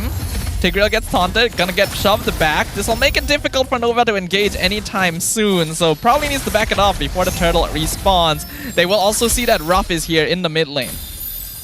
Right now for Monster Vicious, Nova Escobar is playing with fire here because he is putting himself in a situation where he can get pulled back by Kim, but Kim is also aware not to pull him too close to his teammate. So this is a juggle between the mid lane as well as the roamer from opposing teams. Yeah, it's a very delicate dance because Tigreal is specifically picked up, even though he's a very easy target to be thrown by Zeusin, because he is a target you don't want to throw on Zeusin. So Kim has to watch out not to give him a better position. Iris right in the thick of things, pops the split. Real one melee machine to zone things out. Uni sec the turtle, but that's the Avatar, the Guardian coming in. Nova gonna push them back. Glue gonna be on top of him as Zeno is zoning out the backline for Red Esports. Blazing duet on Owl. Actually doesn't really hit anything. Ruff though in a lot of trouble. Purify not gonna save him from that one as Owl uses his own. Zeno chases him. Infernal Pursuit lands the final blow. Kim using the flicker to get away from the rest of MV. Yeah, Uni didn't connect his quad shadow there, but if he did, he's definitely going for Kim. Kim, 003, doing quite well. Now Iris wants to slow things down. Monster Vicious as well as Red Esports. Personally for me, seem quite even there. In fact, we're looking at the gold here, quite even. But then again, as I say that, Monster Vicious has the better late game, so I guess this is more better trade for Monster Vicious. The fact that the game is still even right now does mean that the team with the better late game is benefiting. In this case, MV not doing too bad, though they still have to be careful not to give too much farm over to Owl. This Claude can still be quite the late game threat. Monster Vicious as well as Red Esports all going towards mid. Monster Vicious is stopping Red Esports from any kind of attempt for them to go for any big objectives. And Sensui is losing the retreat battles for now. Again, Uni just showing up, like, he hasn't played for quite a while because it wasn't his meta, but now that it is, he's making good use of this opportunity. Yep, though he still hasn't been having the best success with Hayabusa. Definitely a hero you ideally want to have 1 or 2 kills on by now, though since he hasn't died, still in a better shape than Sensui was in game number 1. While we're having time here, shoutouts to I Am Luna, because apparently if Red Esports loses, he's gonna go bald. So I did see that in chat. Yeah. Shoutouts to him. You know, if you do it, you're a Chad. You know, let us know if that happens. Hold on, Nova with the Sacred Hammer pushes Iris back. Ogi Shadow Kill not gonna be committed here since that is a glue after all, and he still has split. Right now for Monster Vicious, looking at Ruff, it is 9 minutes. And I don't see him completing the Holy Crystal just yet. At max, he has 4 minutes left, but right now, Monster Vicious, they're controlling this lore, and they're trying to burst it down fast. Very fast, in fact. Iris has just spotted this out. Split comes out. Beautiful implosion catches out Sensui, not allowing him the retry right into the real world manipulation, right into Ruff's iron sights. Though, Red Esports actually surviving quite well. Here comes the blazing duet into the backline. Owl doesn't have that much damage yet, but it is enough to finish off Nova Escobar with Sensui. And now we see Zeno being pulled back, but here comes Uni. He gets the last hit. Sensui will be finished off. Ruff. Grace still dropping very low. Ruff will get him, and that is a much better trade for Monster Vicious. Like I said, the coaches know what they're doing when it comes to the team fights, and Monster Vicious got a W in that team fight. Look at how they played around the Lord. Zeno as well as Nova Escobar had their eyes on just one guy. That one guy was Sensui, and he makes sure that, yeah, Sensui, you don't get to retreat. Nova, his timing was excellent. The flicker implosion right as Sensui was approaching. He knew exactly what he wanted to do. And then the immediate fight zoning from Martisi and Zeno. This is a well-oiled machine. Ruff now having the Holy Crystal is not going to be looking good for both Iris or Grace. And for the Squishies, Looney got his eyes on all of you guys. At this point, I gotta say, Looney's looking like MVP material. He's performing well. I can see where you're coming from. Lord crashing down bottom. Waves are perfect. Oh, 1v1. They're doing so much damage. Zeno gonna get poked quite hard, but Iris as well, already down to 10% thanks to Ruff. This Natan scaling up, though Red Esports are successful in defending their inhibitor. Top side of the map, Uni almost won a 1v1 against Sensui. So again, if he's able to do it twice in a row, one time he got lucky, you know? If you do it again for the second time, that's skill.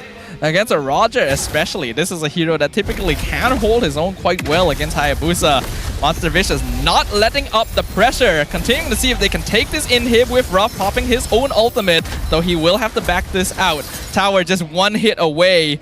Monster Vicious pressuring every single lane, though Red Esports putting up a good defense. Yeah, but again, I kind of feel like Monster Vicious, you don't have to go this hard, right?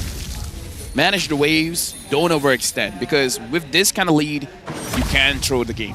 And I believe for Monster Vicious fans, they don't want to see you do well in early and mid just to throw it all away by forcing an end. You have time, just relax. Like, look at Ruff, he has 3 items. He's okay. Look at the Lord advantage. 5,000 gold advantage and 6,000 EXP earned and quite a lot of turrets. That is a very good advantage coming in from a single Lord here, though. They found Iris again. Forced out the split and instantly disengages. I like the push and pull of resources here. Right now, looking at the items as well. I wonder Uni is doing quite well. He's going for quite a greedy build, having the Hunter Strike is fine, but then the Blade of Despair, and he has the Endless Battle as well. Very, very expensive items, and he's probably on his way for a Malefic Roar. He scaled up right on this Hayabusa. As long as that he doesn't get caught, he should be able to deal quite a lot of damage.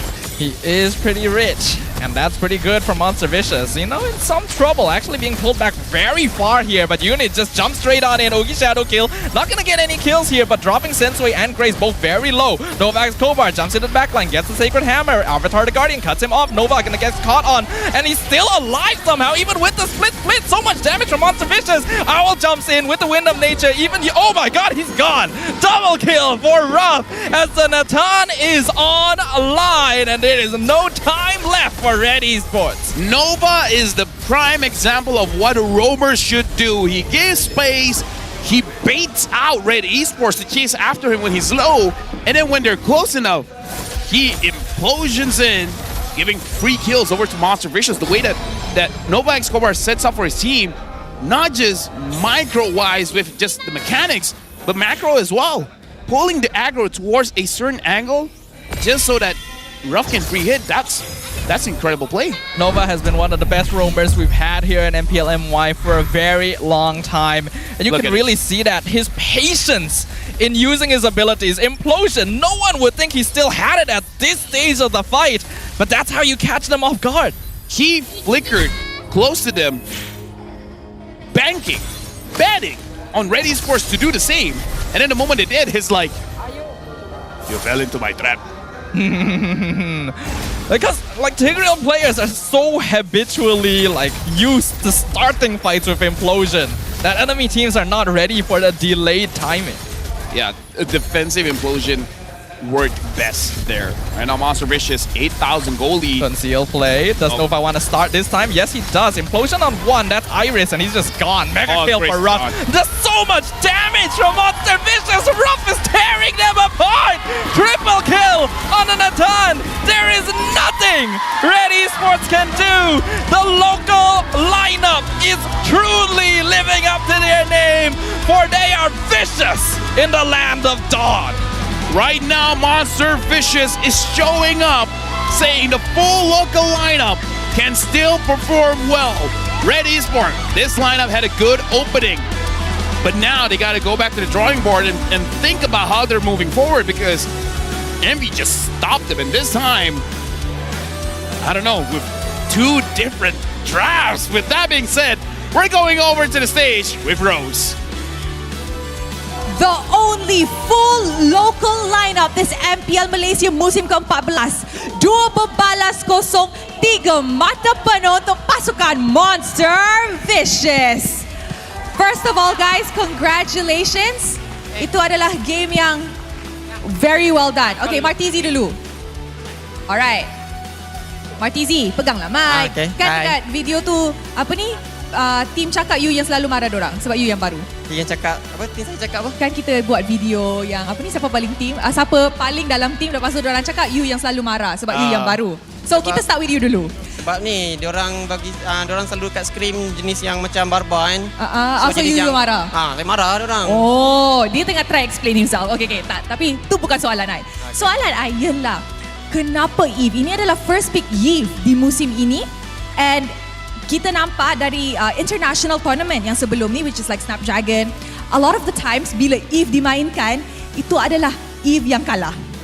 Most of the time, AP brand pun tak jadi guna Eve. So kenapa Eve, and apa buat Martizi perform dengan Eve yang sangat-sangat baik? Eve saya rasa diorang yang tak boleh lawan Eve saya kot. Sebab Eve saya biasa-biasa je saya rasa. Oh, so you rasa it's pilot issue lah? Pilot issue kot. Lagipun saya saja lepas Zusin kat diorang. Kan Zusin diorang gacor sangat, biasa. Biasa je. Oh. Okay. I like. Okay, apa kata kita pass mic kepada Raf? Hello. Okay, Raf, you baru je lawan dan menang against ex-blacklist player iaitu Owl. Apa perasaan main satu lane dengan dia, dan macam mana experience awak? You rasa easy ke? Senang ke? Was it hard? Apa yang jadi? Cuba explain. Bagi saya, Ulto masih average goal laner untuk dilawan. Oh, so you're saying Raf is better, the Malaysian local is better? Yeah, I'm the better. Alright, he's better. Okay, these boys they're pretty spicy today. Okay guys, kita nampak daripada dua-dua game tu ada satu player yang sangat-sangat stand out. Tapi kita tanya pula dekat fans yang hari ke MBSJ, siapa player yang korang rasa sepatutnya deserve MVP? Alright guys, mari kita tengok MVP perlawanan ini in 3, 2, 1. MVP perlawanan ini jatuh kepada Uni. Alright, Uni, satu lagi local jungler yang sangat-sangat underrated, going up against Sensui, another import. Apa perasaan lawan dia? Adakah itu bagi awak menang jungling dengan mudah, ataupun itu adalah satu benda yang susah? Aku sebenarnya tak ada. Perasaan lawan Sensui semangat lah, sebab bagi saya Sensui ni salah satu idola jungler saya lah zaman dekat Blacklist, sebab rater dia memang orang cakap on fire lah. Tapi bila saya lawan dia, saya rasa macam biasa je pula. So adakah ini satu macam moral boost untuk pasukan Monster Vicious sebab you baru je menang lawan idola awak? Apa? Dia dulu, lepas tu dia tak sure. Okay. Dia tengah bincang.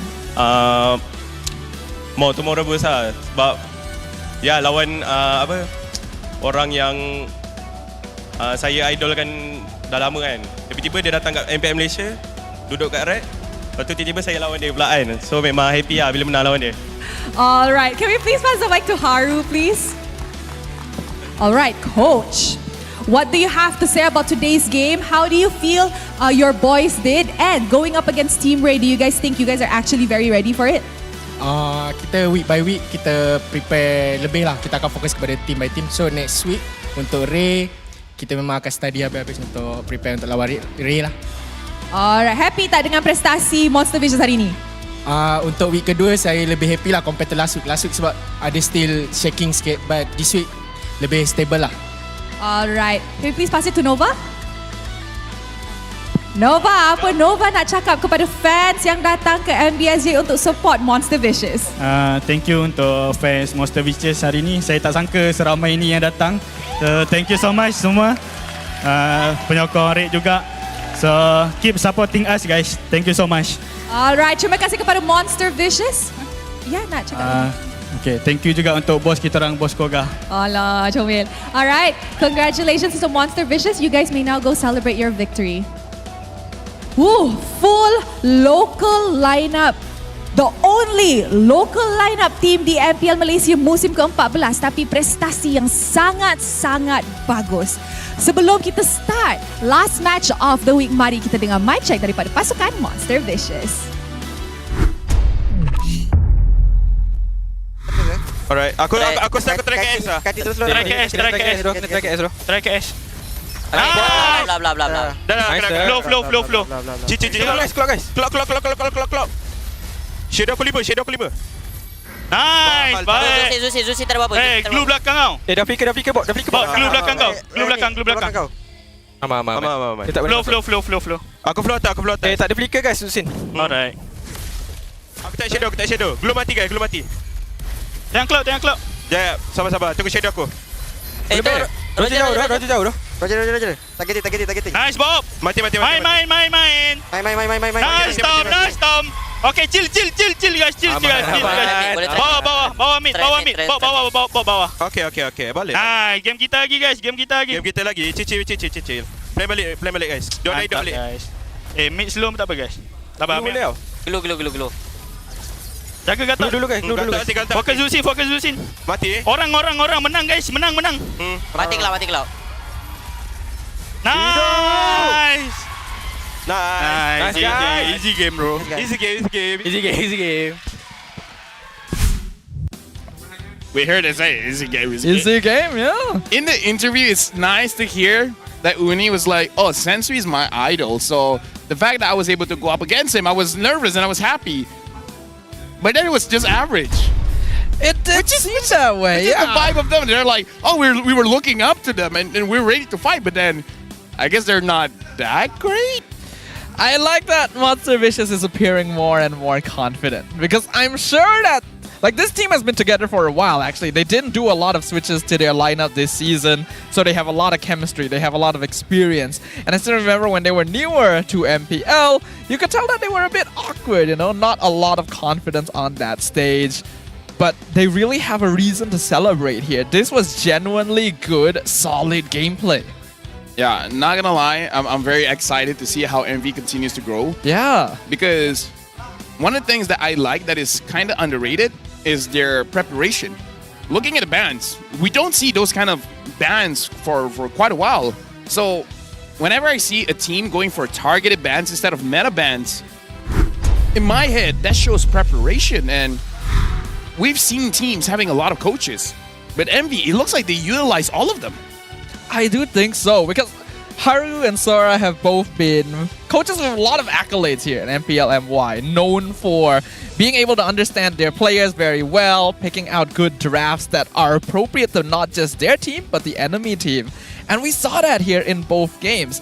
Uni, the MVP of the match, really standing out, being able to defeat one of his idols, a 13-1-10 KDA over 2 games on 2 different assassins is so good to see.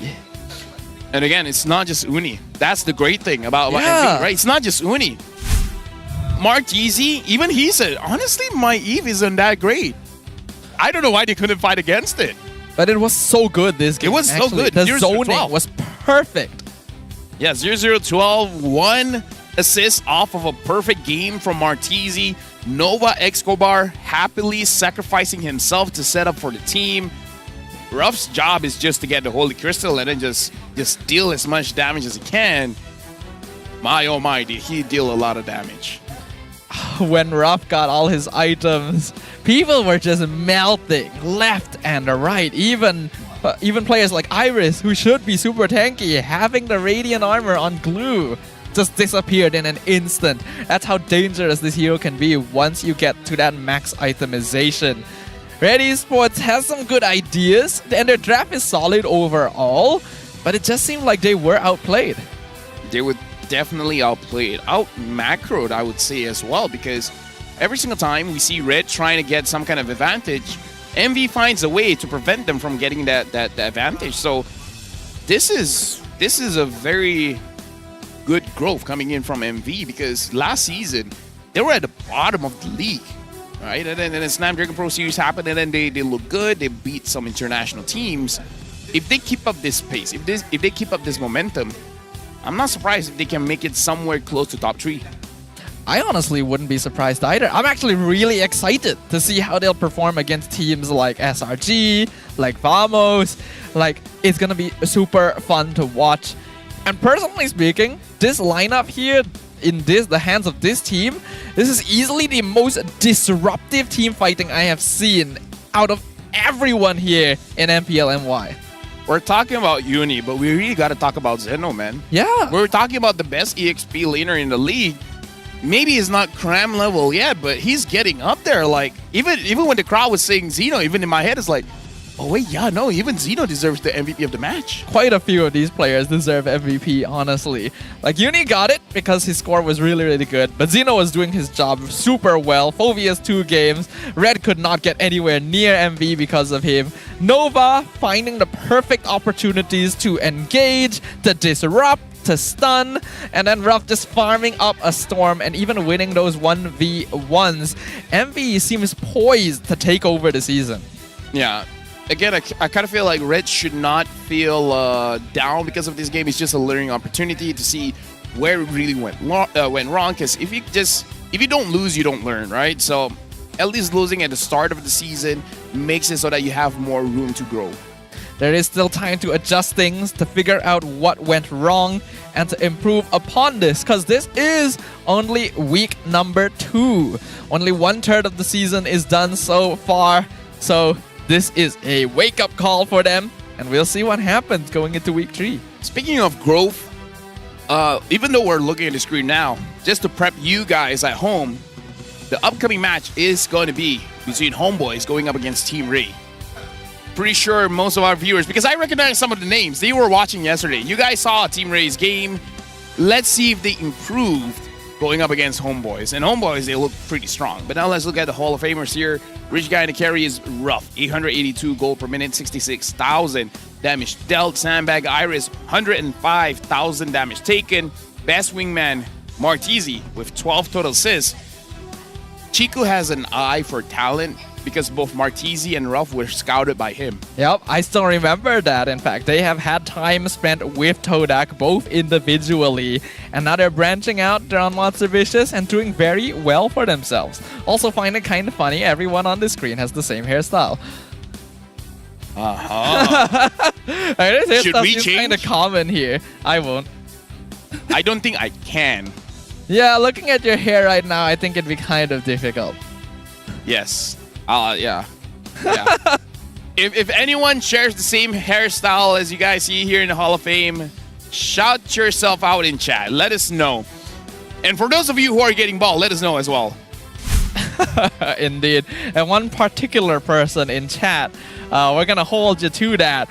Looking at the itemization here, it looks pretty standard overall. Sensui is going for the slightly more farming style, but did go Windtalker into Thunderbelt. So, actually trying to get more focus on itemization.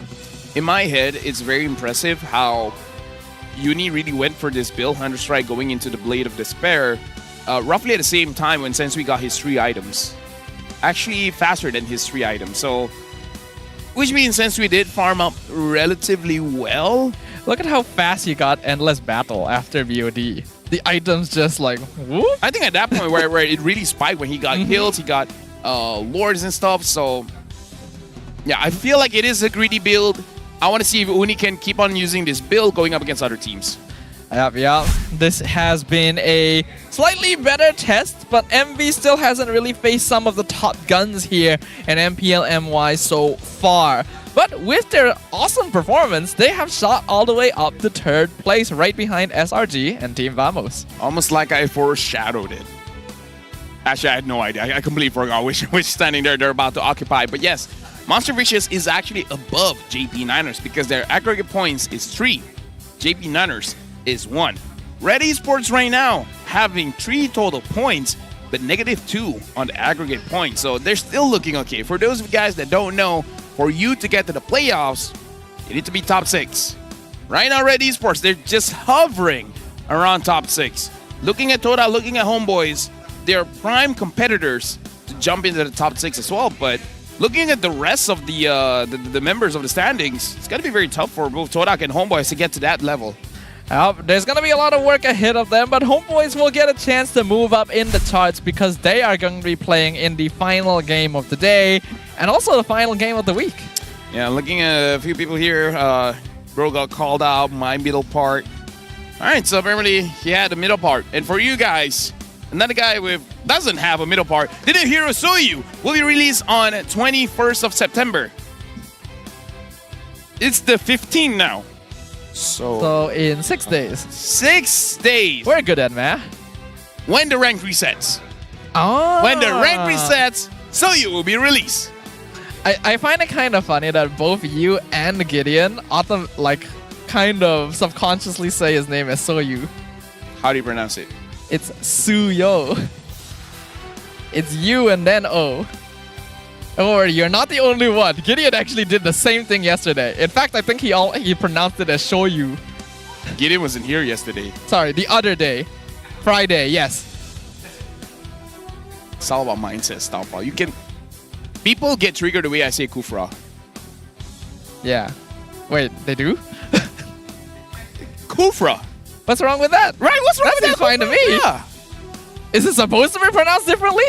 Is it supposed to be pronounced as Krufa? No, I don't think so. Oh. Huh. Right. We're going for a break. See you guys later.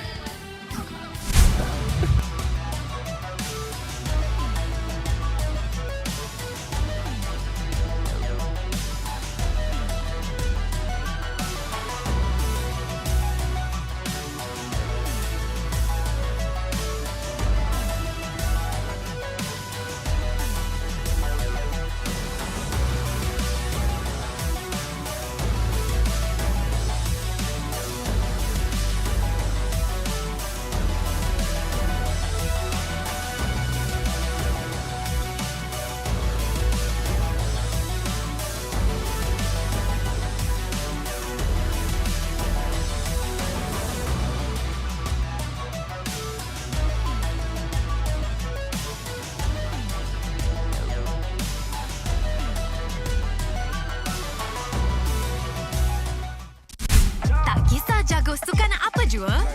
Jagokan lagi dengan rangkaian imaji termantap dan tak pelik. Gaming sepantas kilat. Menang di Land of Dawn. Tukar ke Holling Prepaid 5G sekarang.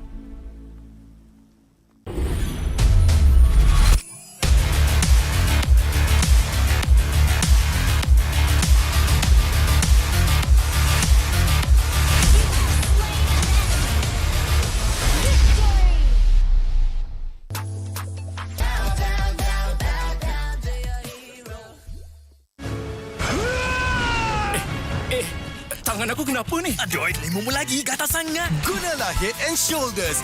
100% keyakinan, kelumamu dan kegatalan. White out. Unstoppable. All I hear, go get the money. So I go get it. Hate means I do something right. So I'ma let him. Yeah, I'ma let him. Yeah, I'ma let him. I hit the nail on the head. Yeah, I'ma let him. All I hear, go get the money. So I go get it. Hate means I do something right. So I'ma let him. Yeah, I'ma let him. Yeah, I'ma let him. I hit the nail on the head. Yeah, I'ma let him. Early bird, go get the worm. Worm in the dirt.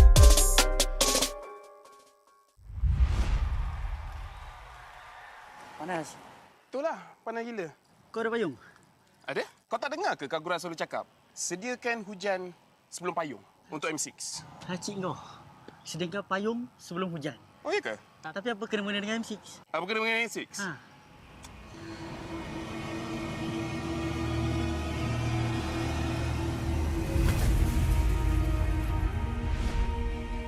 Apa itu hujan emas? Hujan emas adalah satu matlamat, satu impian terunggul untuk setiap pasukan. Setiap musim, apakah kenangan yang istimewa? Ia adalah ketika juara menjulang piala di bawah hujan emas. Ia juga menjulang dan membanggakan nama Malaysia di persada dunia. Seperti cuaca, musim baru datang dan pergi. Ia persis dengan MPL MY. Setiap pasukan dan pemain yang pernah menjejak kaki di MPL MY, mereka tidak pernah berputus asa. Setiap musim ada permulaannya. Juga permulaan baru untuk matlamat dan impian bagi pemain kita. Musim cuaca datang dan pergi, tapi ia tidak akan mengubah sejarah pemain kita. Dengan harapan musim hadapan yang cerah adalah satu pemangkin semangat bagi pasukan yang bertarung. Komposisi musim lalu tidak penting. Yang penting adalah kesetiaan kepada permainan. Tiada guna mengerti hujan emas dan berjuang demi Malaysia kalau kita tidak dapat merealisasikannya di M6.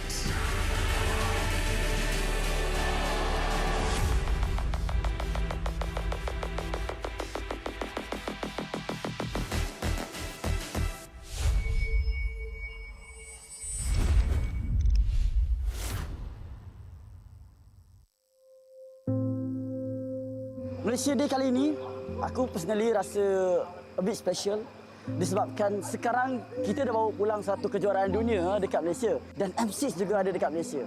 Sebagai orang yang terlibat secara mendalam dalam MLBB, ini adalah satu benda yang besar untuk aku. Kita orang start support MPL MY waktu season 7 yang RSG menang time tu. Kalau saya tengok MPL MY sejak ada tim Sayan lagi. Waktu tu zaman Sayan kuat lah. Ada Fredo, Solos, Repack. So, kenangan termanis saya especially masa dekat M1. Masa tu Todak buat pasukan Malaysia rasa sangat berbangga dengan performance mereka berjaya dapatkan tempat ketiga. Jadi itu kenangan termanis saya iaitu menjadi sejarah dalam M1. Salah satu momen pro player yang saya tak boleh lupa ialah momen zone di MPL MY dan peringkat internasional. Sebelum ni saya datang daripada orang yang biasa, orang yang seperti korang juga, yang tak expect pun yang korang boleh jadi macam ni, dan saya selalu doa untuk saya menjadi wakil Malaysia. Kalau MPL MY punya momen waktu zaman gemilang Todak lah. Sebab diorang dulu kuat kan, pada season 3 sampai beberapa season lepas tu diorang champion 3 kali. Harap diorang kembali kuat balik lah. So insya-Allah untuk season kali ni tim Todak akan buat yang terbaik lah dan tak macam season sebelum ni. Momen paling kita orang tak boleh lupa waktu SRG menang MSC, yang tentu first team Malaysia menang international trophy.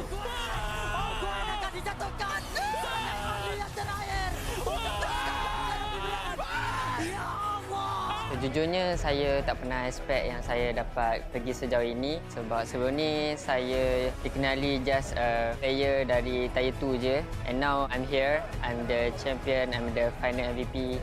Untuk F6 ni, kami akan melampaui era baru. Kami dah buktikan apa yang kami mampu buat dan kami akan make Malaysia proud again. So dengan harapan yang menggudung, rakyat Malaysia, saya seru kepada anda berikan sokongan penuh kepada pasukan siapa pun yang pergi masuk dalam M6. Kita orang perlukan sangat korang punya sokongan sebab tanpa korang kita orang tak boleh buat apa-apa.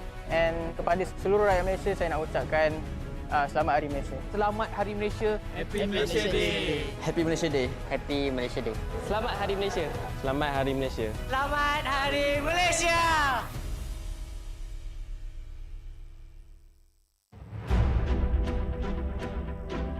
Semua orang boleh menyarung jersey kebangsaan. Jadi once you pakai menyarung jersey kebangsaan, you rasa sangat-sangat berbangga, you dipilih atau diberi tanggungjawab untuk mewakili negara.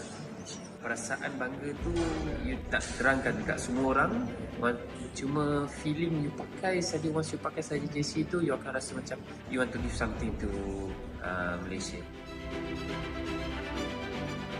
I think if you guys have any issues, so make sure lean onto each other, talk to each other as much as you can.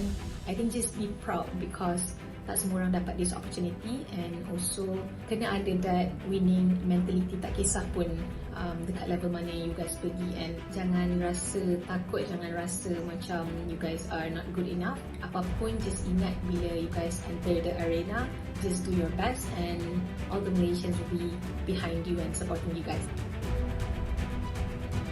Saya tak ada nasihat, saya kagum dengan apa yang anda semua lakukan. You are all to me personal heroes because I grew up in a time where gaming was seen as a waste of time, but you prove otherwise. You put gaming and you put Malaysia on the world's map.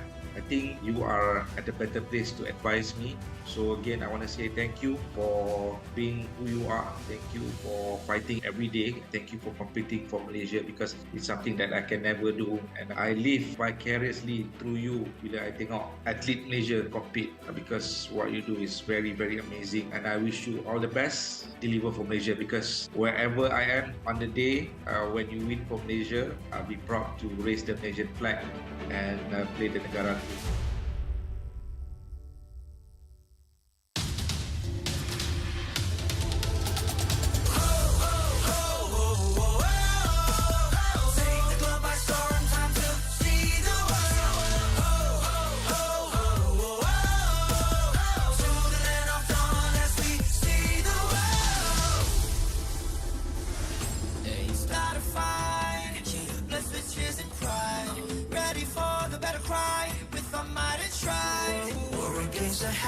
Set the fire to the sky. Keep burning bright, kill the allies, and enemies mesmerize.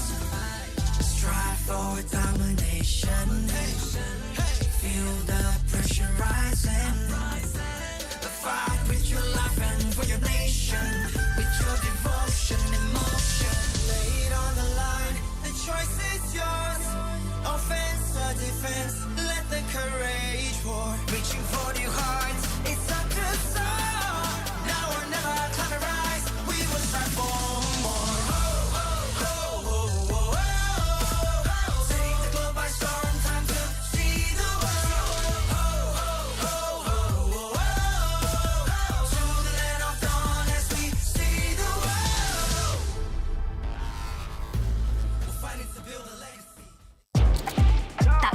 Jago sukan apa jua? Jagokan lagi dengan rangkaian 5G termantap dan tanpa lag. Gaming sepantas kilat. Menang di Land of Dawn. Tukar ke Holling Prepaid 5G sekarang.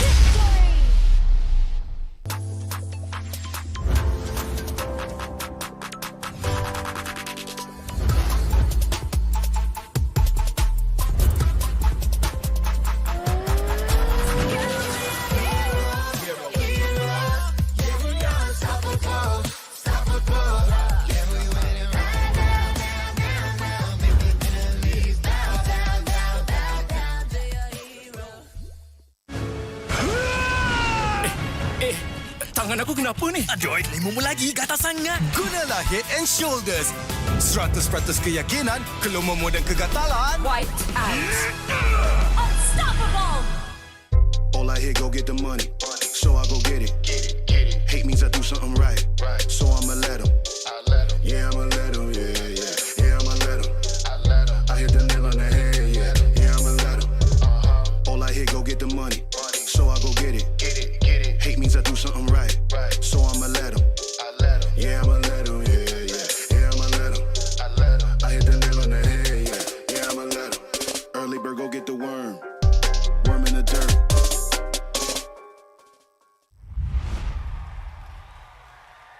Panas. Itulah, panas gila. Kau ada payung? Ada? Kau tak dengar ke Kagura selalu cakap? Sediakan hujan sebelum payung untuk M6. Hacik kau. Sediakan payung sebelum hujan. Oh, iya ke? Tapi apa kena mengena dengan M6? Apa kena dengan M6? Ha.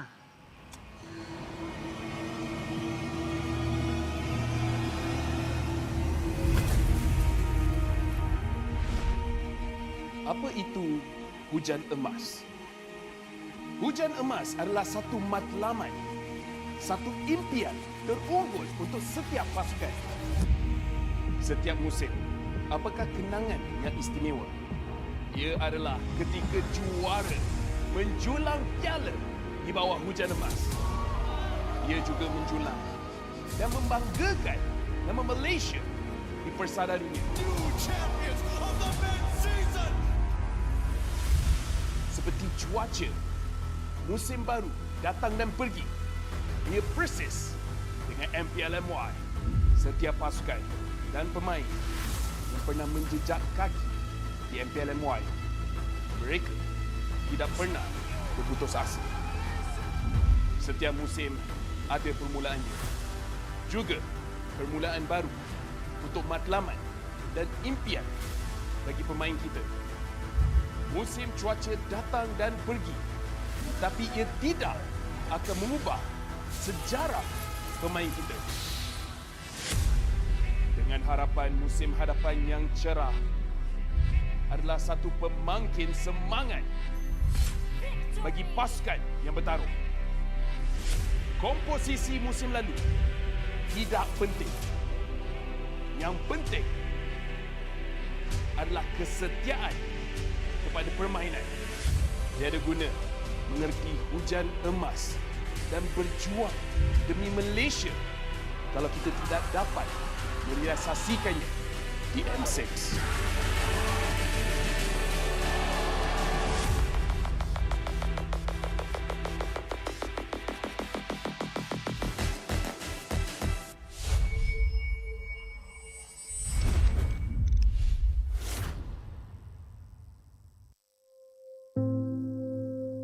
Malaysia Day kali ini, aku personally rasa a bit special disebabkan sekarang kita dah bawa pulang satu kejuaraan dunia dekat Malaysia dan M6 juga ada dekat Malaysia.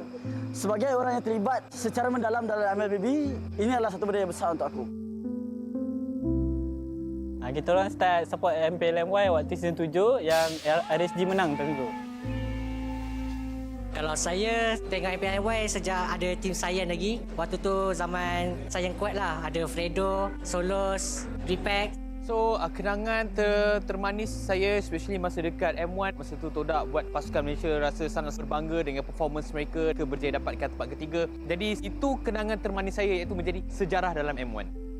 Salah satu momen pro player yang saya tak boleh lupa ialah momen zone di MPL MY dan peringkat internasional. Sebelum ni saya datang daripada orang yang biasa, orang yang seperti korang juga, yang tak expect pun yang korang boleh jadi macam ni, dan saya selalu doa untuk saya menjadi wakil Malaysia. Kalau MPL MY punya momen waktu zaman gemilang Todak lah. Sebab diorang pada dulu kuat kan. Pada season 3 sampai beberapa season lepas tu, diorang champion 3 kali. Harap diorang kembali kuat balik lah. So insya-Allah untuk season kali ni tim Todak akan buat yang terbaik lah dan tak macam season sebelum ni. Momen paling kita orang tak boleh lupa waktu SRG menang MSC, yang time tu first team Malaysia menang international trophy.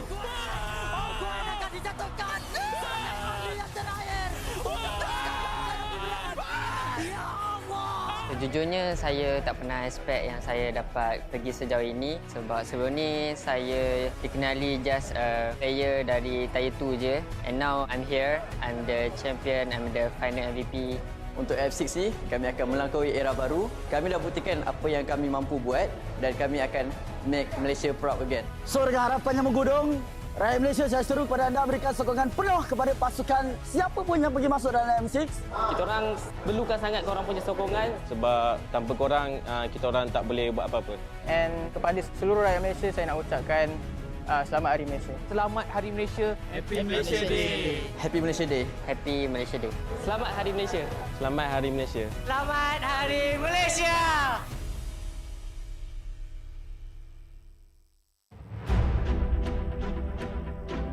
Semua orang boleh menyarung jersey kebangsaan. Jadi once you pakai menyarung jersey kebangsaan, you rasa sangat-sangat berbangga, you dipilih atau diberi tanggungjawab untuk mewakili negara.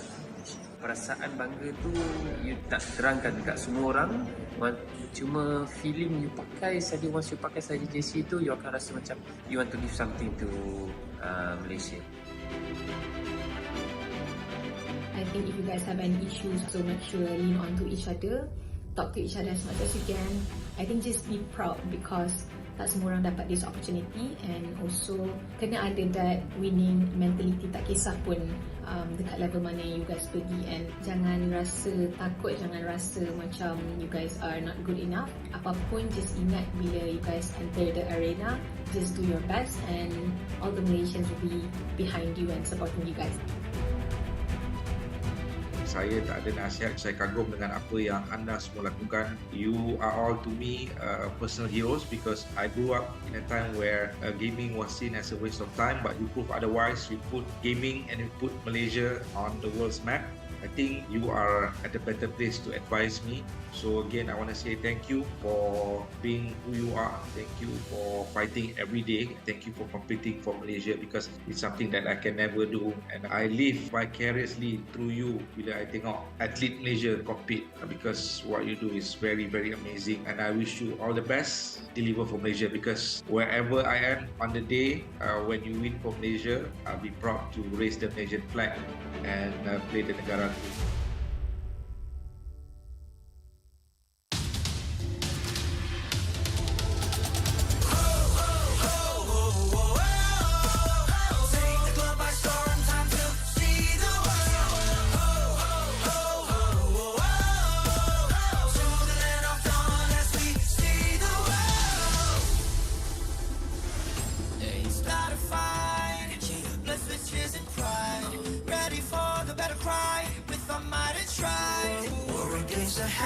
Set the fire to the sky. Keep burning bright, kill the allies, and enemies mesmerize.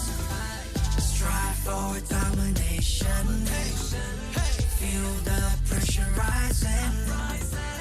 Fight with your life and for your nation. With your devotion, emotion. Lay it on the line. The choice is yours. Offense or defense. Let the courage pour. Reaching for your hearts. It's up to some.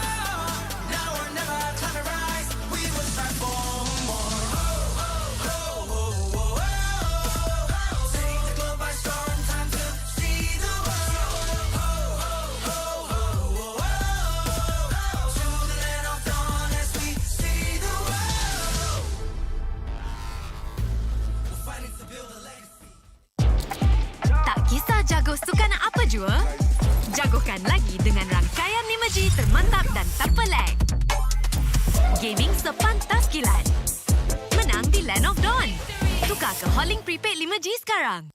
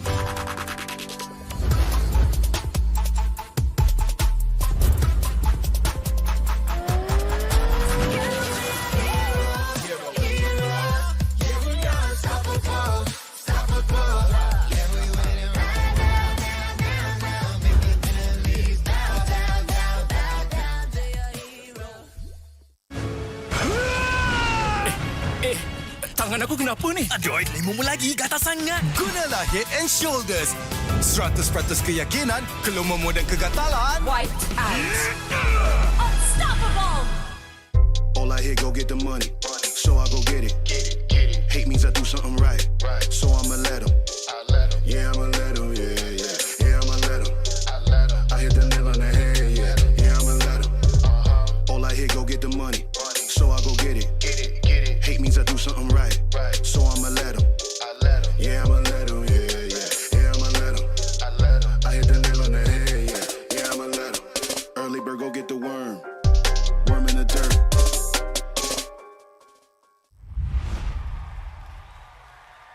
Panas.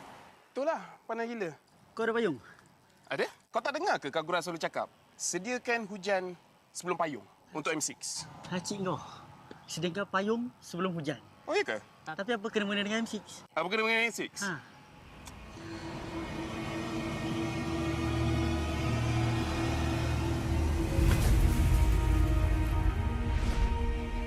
Apa itu hujan emas? Hujan emas adalah satu matlamat, satu impian terunggul untuk setiap pasukan. Setiap musim, apakah kenangan yang istimewa? Ia adalah ketika juara menjulang piala di bawah hujan emas. Ia juga menjulang dan membanggakan nama Malaysia di persada dunia. Seperti cuaca, musim baru datang dan pergi. Ia persis dengan MPL MY. Setiap pasukan dan pemain yang pernah menjejak kaki di MPL MY, mereka tidak pernah berputus asa. Setiap musim ada permulaannya. Juga permulaan baru untuk matlamat dan impian bagi pemain kita. Musim cuaca datang dan pergi, tapi ia tidak akan mengubah sejarah pemain kita. Dengan harapan musim hadapan yang cerah adalah satu pemangkin semangat bagi pasukan yang bertarung. Komposisi musim lalu tidak penting. Yang penting adalah kesetiaan kepada permainan. Tiada guna mengerti hujan emas dan berjuang demi Malaysia kalau kita tidak dapat merealisasikannya di M6.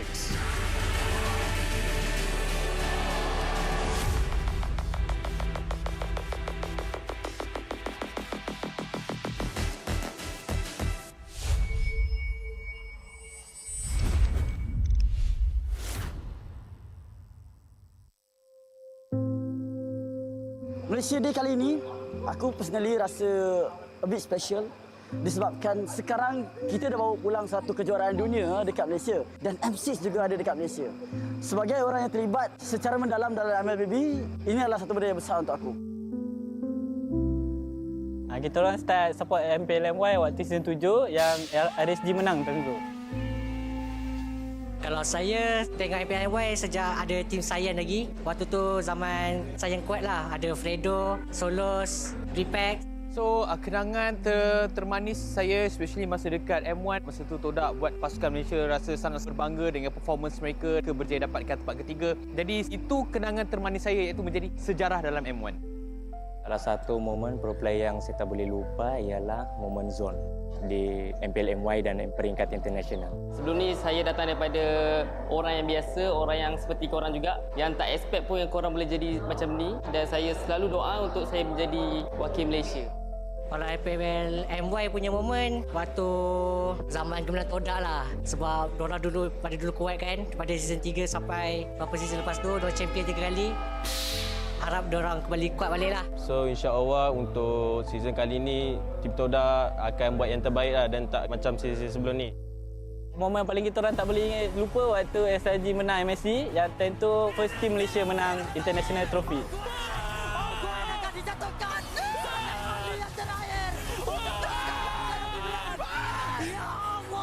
Sejujurnya saya tak pernah expect yang saya dapat pergi sejauh ini sebab sebelum ni saya dikenali just a player dari Tier 2 je, and now I'm here, I'm the champion, I'm the final MVP. Untuk F6 ni, kami akan melampaui era baru. Kami dah buktikan apa yang kami mampu buat dan kami akan make Malaysia proud again. So dengan harapan yang menggudung, rakyat Malaysia, saya seru kepada anda berikan sokongan penuh kepada pasukan siapa pun yang pergi masuk dalam M6. Kita orang perlukan sangat korang punya sokongan sebab tanpa korang kita orang tak boleh buat apa-apa.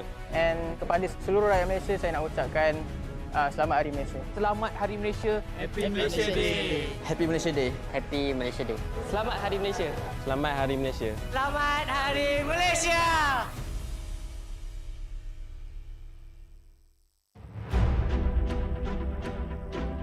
Semua orang boleh menyarung jersey kebangsaan. Jadi once you pakai menyarung jersey kebangsaan, you rasa sangat-sangat berbangga you dipilih atau diberi tanggungjawab untuk mewakili negara.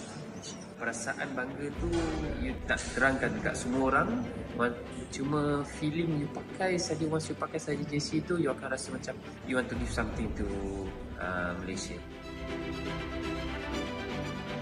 I think if you guys have any issues, so make sure lean on to each other, talk to each other as much as you can.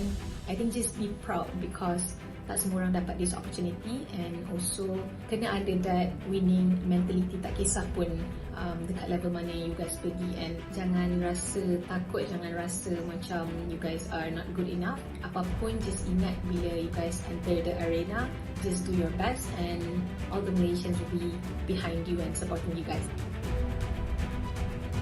Saya tak ada nasihat, saya kagum dengan apa yang anda semua lakukan. You are all to me personal heroes because I grew up in a time where gaming was seen as a waste of time, but you prove otherwise. You put gaming and you put Malaysia on the world's map.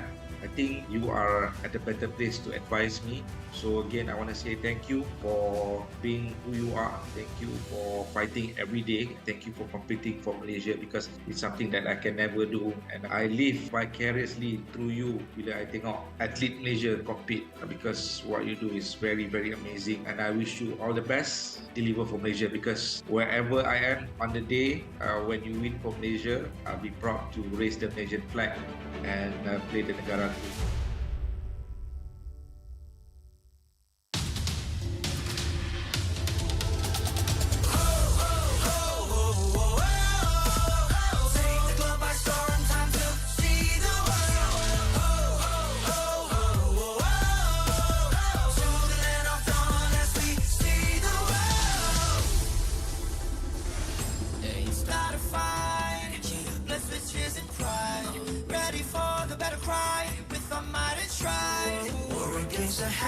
Set the fire to the sky. Keep burning bright, kill the allies, and enemies mesmerize. Strive for domination. Feel the pressure rising. Fight with your life and for your nation. With your devotion, emotion. Lay it on the line. The choice is yours. Offense or defense. Let the courage pour. Reaching for your hearts. It's up to start.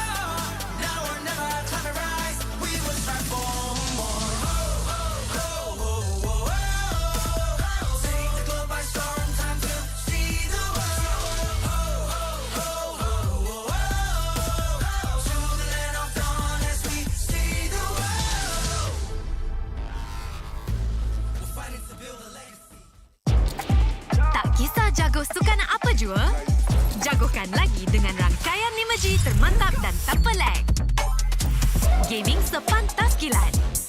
Menang di Land of Dawn. Tukar ke Holling Prepaid 5G sekarang.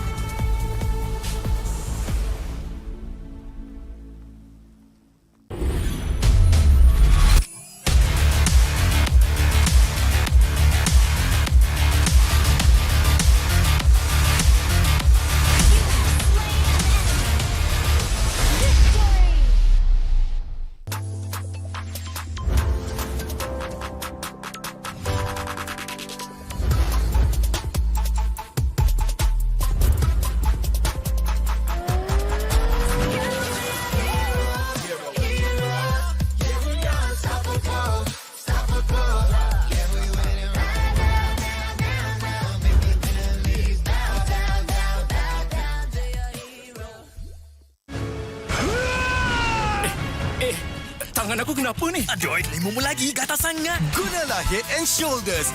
100% keyakinan, kelumamu dan kegatalan. Wiped out. Unstoppable. All I hear, go get the money.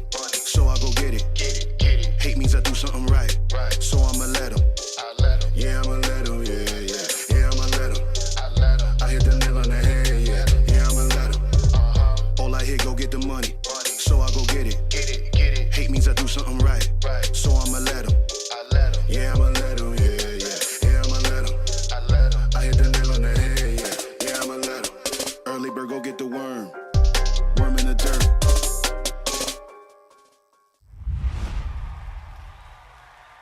Panas. Itulah, panas gila. Kau ada payung? Ada? Kau tak dengar ke Kak Gura selalu cakap? Sediakan hujan sebelum payung untuk M6. Cik kau. Sediakan payung sebelum hujan. Oh, iya ke? Tapi apa kena-mena dengan M6? Apa kena dengan M6? Ha.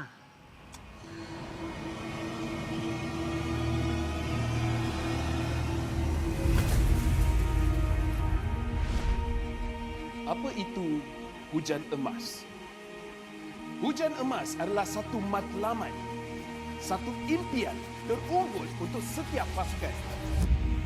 Setiap musim, apakah kenangan yang istimewa? Ia adalah ketika juara menjulang piala di bawah hujan emas. Ia juga menjulang dan membanggakan nama Malaysia di persada dunia. Seperti cuaca, musim baru datang dan pergi. Ia persis dengan MPL MY. Setiap pasukan dan pemain yang pernah menjejak kaki di MPL MY, mereka tidak pernah berputus asa. Setiap musim ada permulaannya. Juga permulaan baru untuk matlamat dan impian bagi pemain kita. Musim cuaca datang dan pergi, tapi ia tidak akan mengubah sejarah pemain kita. Dengan harapan musim hadapan yang cerah adalah satu pemangkin semangat bagi pasukan yang bertarung. Komposisi musim lalu tidak penting. Yang penting adalah kesetiaan kepada permainan. Tiada guna mengerti hujan emas dan berjuang demi Malaysia kalau kita tidak dapat merealisasikannya di M6.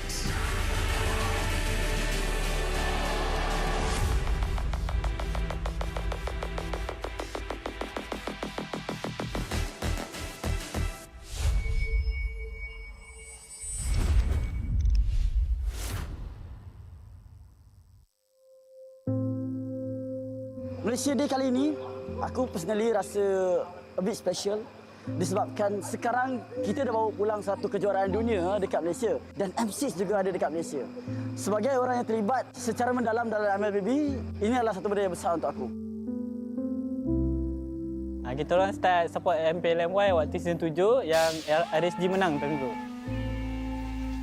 Kalau saya tengok MPL MY sejak ada tim Sayan lagi. Waktu tu zaman Sayan kuat lah. Ada Fredo, Solos, Repack. So, kenangan termanis saya especially masa dekat M1. Masa tu Todak buat pasukan Malaysia rasa sangat berbangga dengan performance mereka berjaya dapatkan tempat ketiga. Jadi itu kenangan termanis saya iaitu menjadi sejarah dalam M1.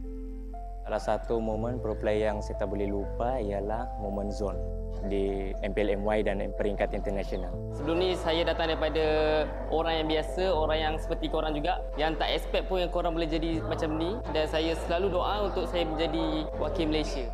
Kalau MPL MY punya momen waktu zaman gemilang Todak lah. Sebab diorang dulu kuat kan, pada season 3 sampai beberapa season lepas tu diorang champion 3 kali. Harap diorang kembali kuat balik lah. So insya-Allah untuk season kali ni tim Todak akan buat yang terbaik lah dan tak macam season sebelum ni. Momen paling kita orang tak boleh lupa waktu SRG menang MSC, yang time tu first team Malaysia menang International Trophy.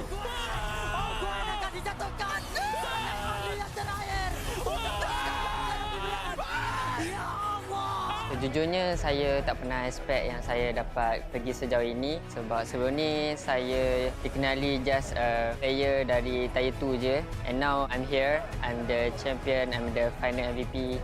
Untuk F6 ni, kami akan melampaui era baru. Kami dah buktikan apa yang kami mampu buat dan kami akan make Malaysia proud again. So dengan harapan yang menggudung, rakyat Malaysia saya seru kepada anda berikan sokongan penuh kepada pasukan siapa pun yang pergi masuk dalam M6. Kita orang perlukan sangat korang punya sokongan sebab tanpa korang kita orang tak boleh buat apa-apa. And kepada seluruh rakyat Malaysia saya nak ucapkan selamat Hari Malaysia. Selamat Hari Malaysia. Happy Malaysia Day. Happy Malaysia Day. Happy Malaysia Day. Selamat Hari Malaysia. Selamat Hari Malaysia. Selamat Hari Malaysia.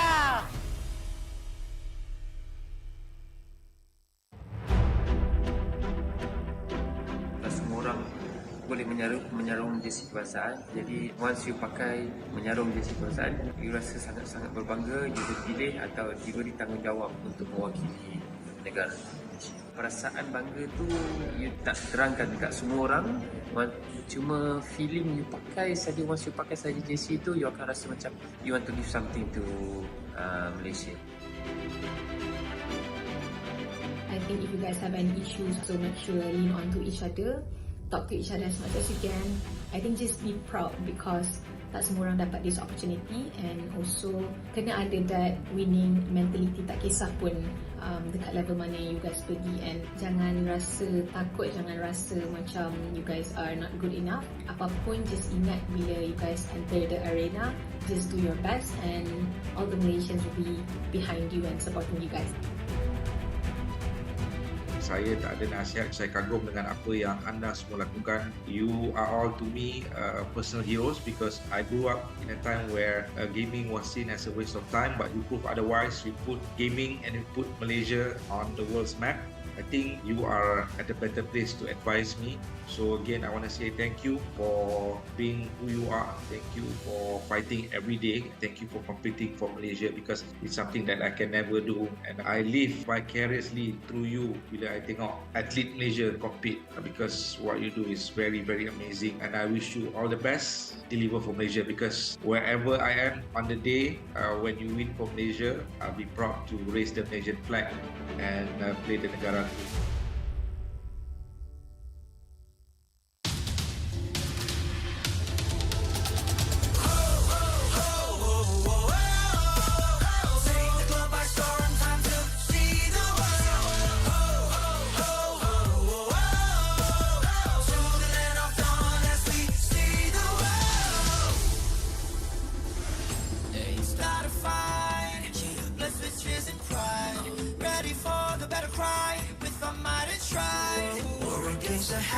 Set the fire to the sky. Keep burning bright, kill the allies and enemies mesmerized.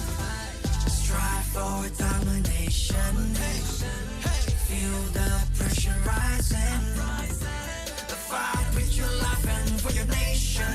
With your devotion, emotion. Lay it on the line. The choice is yours. Offense or defense. Let the courage pour. Reaching for your heart. It's up to start.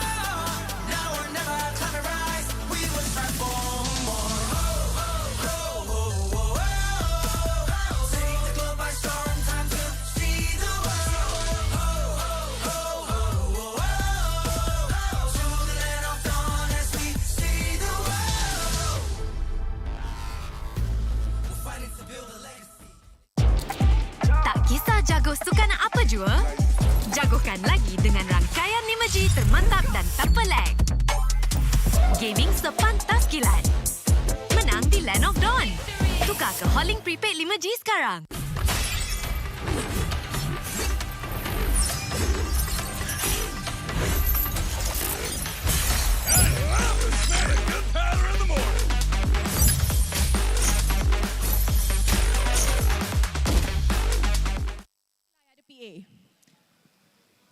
Masuk guys. Ayam madu. Okay. Producer akan tutup bila dia dah ready nak tutup. Okay, so cepat-cepat untuk semua orang yang belum join lagi, masukkan cepat.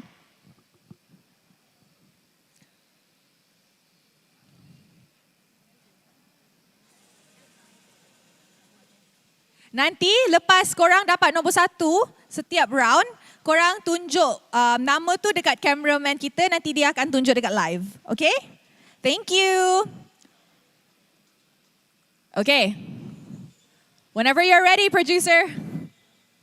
Alright, 100 orang kot. Tak silap I. Okay. Soalan pertama ialah,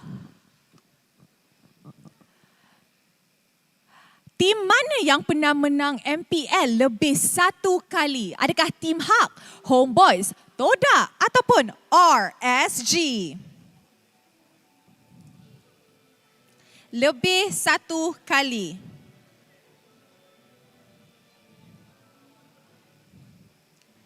Okay guys, cepat.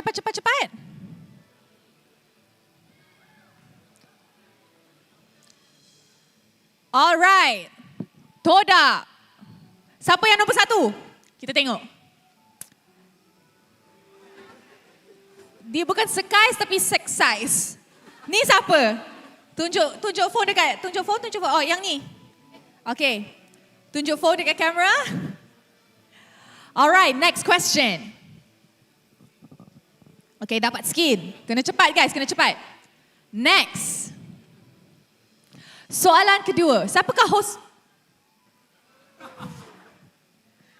Okay, ni kalau salah, I memang tak nak kerja dah. Tak tahu. I pun tak tahu. Marshall. Kalau ni salah, tak nak kerja minggu depan. Ni I nak tunggu. Ada berapa yang salah? Okay, tak apa. Siapa nombor 1? Pie? Alright, Pie. Okay, nasiblah dapat. Bayangkan kalau 100 orang tu pilihlah Fel daripada Rose. Sedih aku. Okay, next. Soalan ketiga, ada berapa jenis spell retribution? 1, 2, 3, 4. Ada berapa jenis? Bila korang masuk game, korang boleh pilih retri warna apa yang korang nak bawa game tu. Ada berapa jenis? Tanda-tanda dak sistem dah keluar dah ni. Dah agak dah. Okay. Agak ramai yang jawab salah. Tapi mari kita tengok siapa yang winner. Okay, so biasanya kalau dah dapat 1, kita move on to the next one ya. Zaf. Nama-nama pro player tapi dia spelling dia agak pelik sikit. Zaf, mana? Dekat sana ke? Angkat tangan. Zaf. Tak nampak lah. Oh, dekat sana. Okay, dah jumpa. Next question. Cool down time untuk spell retribution. Berapa saat cool down untuk guna retribution? 15, 20, 30 ataupun 35 saat?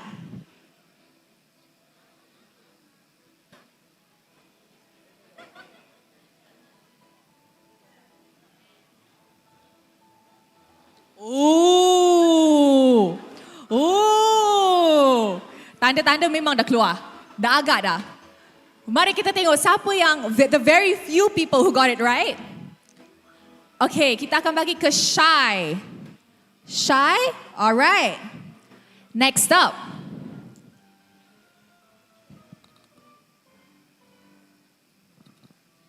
Minggu ini adalah minggu keberapa untuk musim ini? Ini adalah minggu keberapa untuk musim ini? Is it musim pertama, minggu pertama, kedua, ketiga ataupun keempat? Ni nak tengok. Korang dengar ke bila Kasa cakap, bila Rose cakap? Okay lah. 80. Okay. That's pretty good. Okay, siapa yang menang?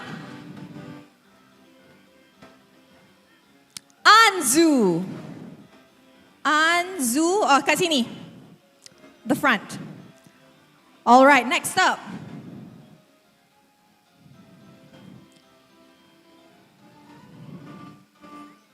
Ada berapa barisan putih dan merah di bendera Malaysia?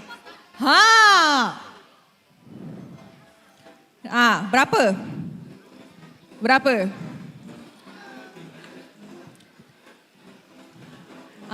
Ni kalau salah, this one no comment kalau salah. Please lah 100.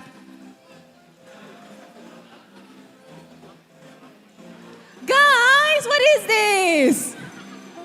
Apa ni? Okay. Who got it right? This exercise very good. Okay, Akatsu.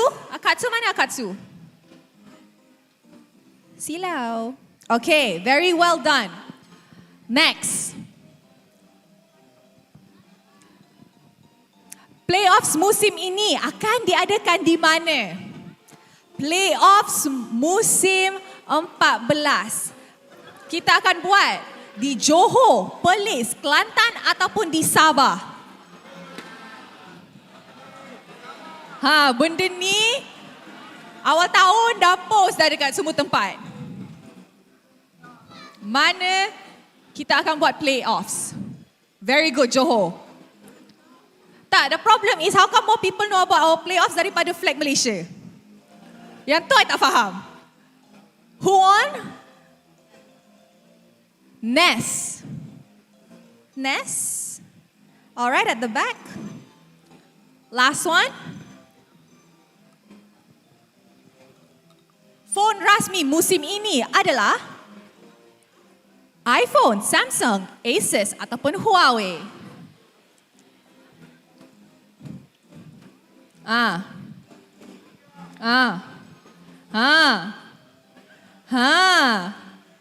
Tak ada logo kan? Okay, tak ada logo. Okay. Not bad. Siapa? Kita boleh dah tahu dah siapa top 3 kita untuk Kahoot battle ni, trivia battle. Tempat ketiga jatuh ke Anzu. Anzu, angkat tangan balik Anzu. Anzu dekat depan. Akatsu Bro and our Sekais. Sekais untuk match ni. Akatsu Bro and Sekais untuk match ni. Alright guys, thank you so much for participating. Tapi sebelum tu we have another treat for you guys. Kita ada actually each side ada satu kerusi each yang ada jersey di bawah under. So cuba semua orang check.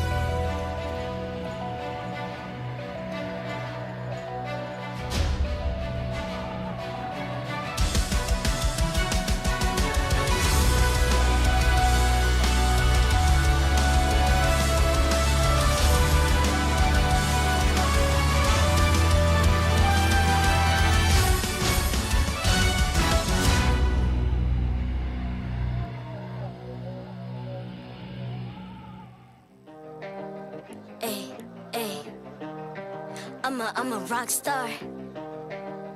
Yeah, rock star. Ay. I'm a rock star, baby. I'm a rock star. I'm a rock star. I'm a rock star. I'm a rock star. Panggil aku rock star. Ini kejohanan kita semua orang rock star. Kita rock star, kita buat buat saja gaya kita. Makin panas apinya sudah membara. Macam mana pun ku menempuh segala. Demi negara ku buat semua bangga. Step into my world, you know I'm always in my zone. You know I got my team, no I'm never alone. Bring out my best, buat yang terbaik. Jadi juara perlahan kita naik. Aku nak push, naik-naik jadi lebih bagus. Jadi hero, ku ada skill. Berapa banyak musuh aku dah kill. Ramai cuba mencapai, cause they envy me. Tiap game aku pasti jadi MVP. Easy. I'm a rock star, baby, I'm a rock star. I'm a rock star, I'm a rock star. I'm a rock star, panggil aku rock star. Ini kejohanan kita semua orang rock star. I'm a rock star, baby, I'm a rock star. I'm a rock star, I'm a rock star. I'm a rock star, panggil aku rock star. Ini kejohanan kita semua orang rock star. Tengok nanti siapa yang juara. Ni peluang kita bawa pulang piala. This is my game, this is my time. Menang semua, everything will be mine. Kalau jatuh kau pasti kembali. Bangun balik ku tegak berdiri. Kuatkanlah tenaga, ganjaran diperoleh. Ni kejohanan kita, Malaysia memang boleh. Rise up to the top, kita buat bersama. Semangat kita kuat di bawah satu bendera. Hey. I'ma go hard for the win. Win. On the battlefield till the end. I'm trying to beat the greatest anyone has ever seen. Stand by, I'm coming in for the win. I'm a rock star, baby, I'm a rock star. I'm a rock star, I'm a rock star. I'm a rock star, panggil aku rock star. Ini kejohanan kita semua orang rock star. I'm a rock star, baby, I'm a rock star. I'm a rock star, I'm a rock star. I'm a rock star, panggil aku rock star. Ini kejohanan kita semua orang rock star.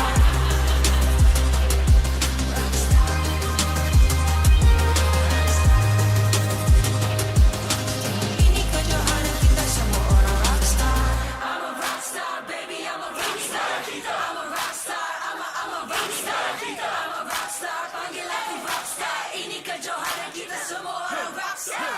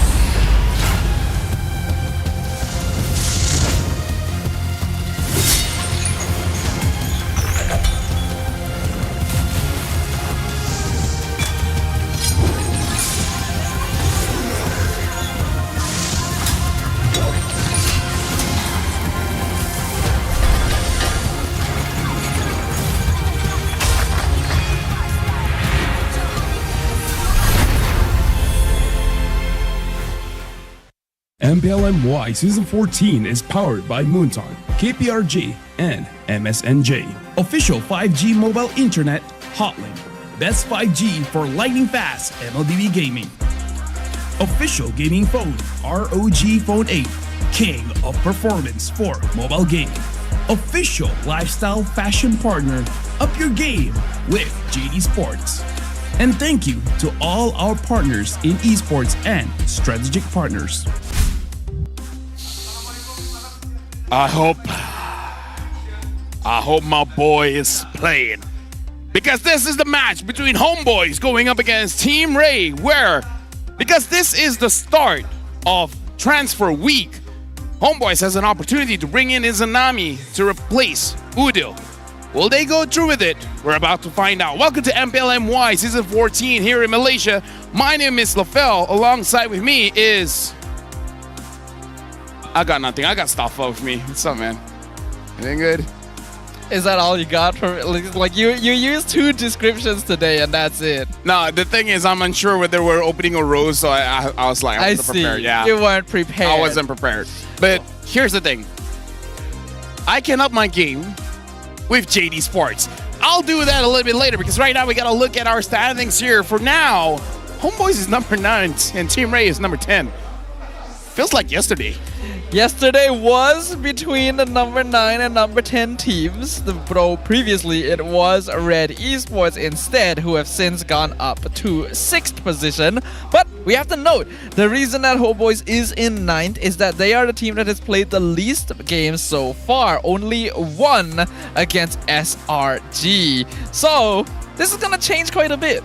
Let's make the calculations here, right? If Homeboys wins 2-0, they get 3 points, so we get 4, so they'll be number 5. But now we're gonna look at the Oh, line up for Homeboys. We got Sol Mali and Mawabit Izanami, my boy. You can hear the crowd. The crowd is loving this change. I find it funny that his lighting is different from everyone else. But that's just what happens, you know. You gotta take photo shoot at some point. But yes, Izanami coming in to join the Homeboys, replacing Udil for the match today is gonna be really interesting. In a world where Innocent exists, Sakai exists, Stormy exists, Izanami had the most amount of damage in the previous season of MPL. But now we got to introduce Team Ray. We got AJ, Evie, Kids, Virgie, as well as Trap.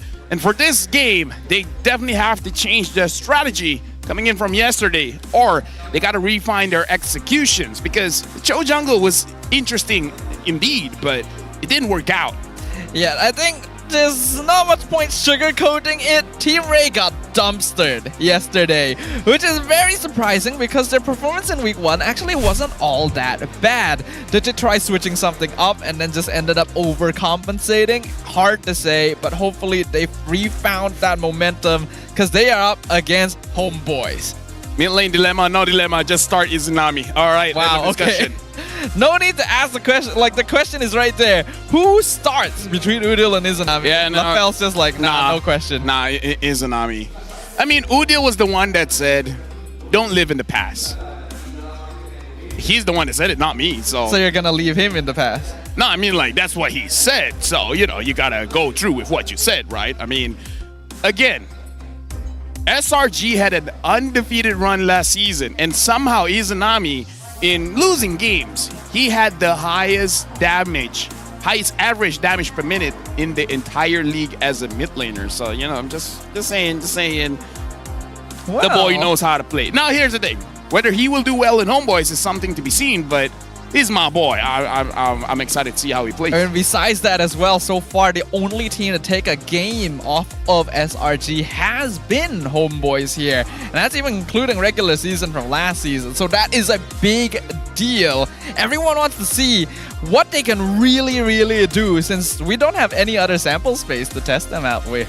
This is going to be very interesting because we want to see whether Homeboys can do it or not, whether Team Ray can do it or not. Both have something to prove. But before we start game, let's throw it over to Rose. Terima kasih kepada caster-caster kita. Hello semua. This is me, Rose, your host untuk musim ini. Dan sebelum kita mulakan match terakhir untuk minggu kedua, I just nak cakap dekat penonton dekat rumah to don't forget to join the fight. If you guys scan the QR code down below ataupun isikan kod ni dalam MLBB anda, korang akan dapat peluang dapatkan lucky chest and of course skin legend. So tunggu apa lagi? Jangan lupa guna kod join the fight. Alright, nampaknya match terakhir minggu ini, walaupun long weekend, ramai orang yang bercuti, tapi ramai lagi orang yang hadir ke MBSJ. So, I nak tanya crowd dekat sini. Stadium MBSJ, are you guys ready? I am loving the energy and I'm pretty sure the players are loving the energy too. So, apa kata kita jemput kedua-dua pasukan ke atas pentas MPL Malaysia?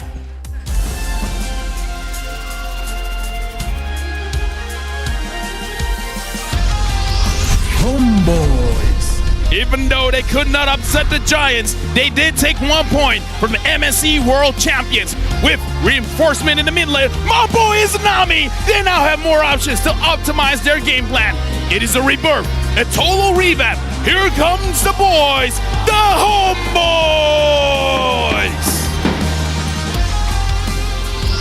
Team Ray. After hard-fought loss yesterday against Red, it seems like Team Ray has a challenging road ahead. But do they have what it takes to pull off a win today? Let's go, Team Ray!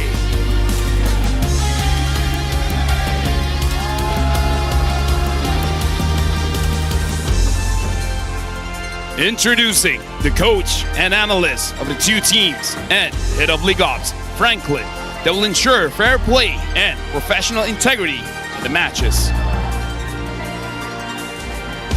Let's keep it going with fist bumps between the teams, a true sign of professionalism. The debut of Izanami going up against Team Ray that has something to prove.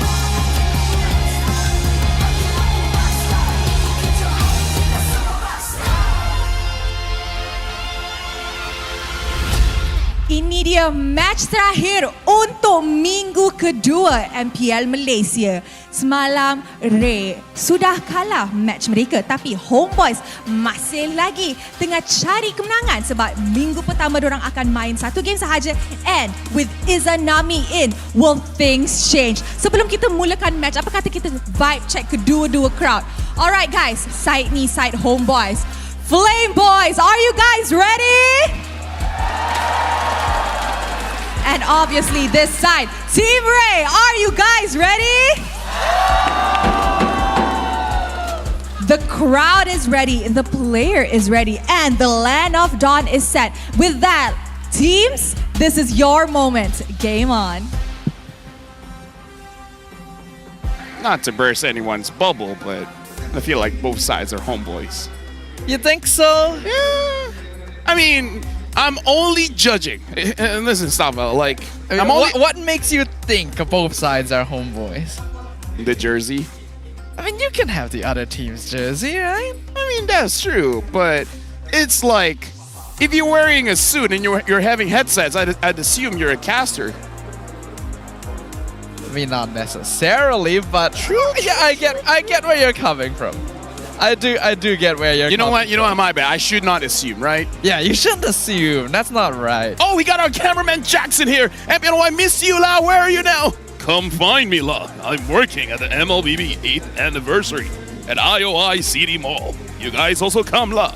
Solos, Penjahadola, and Insomniacs will be there too.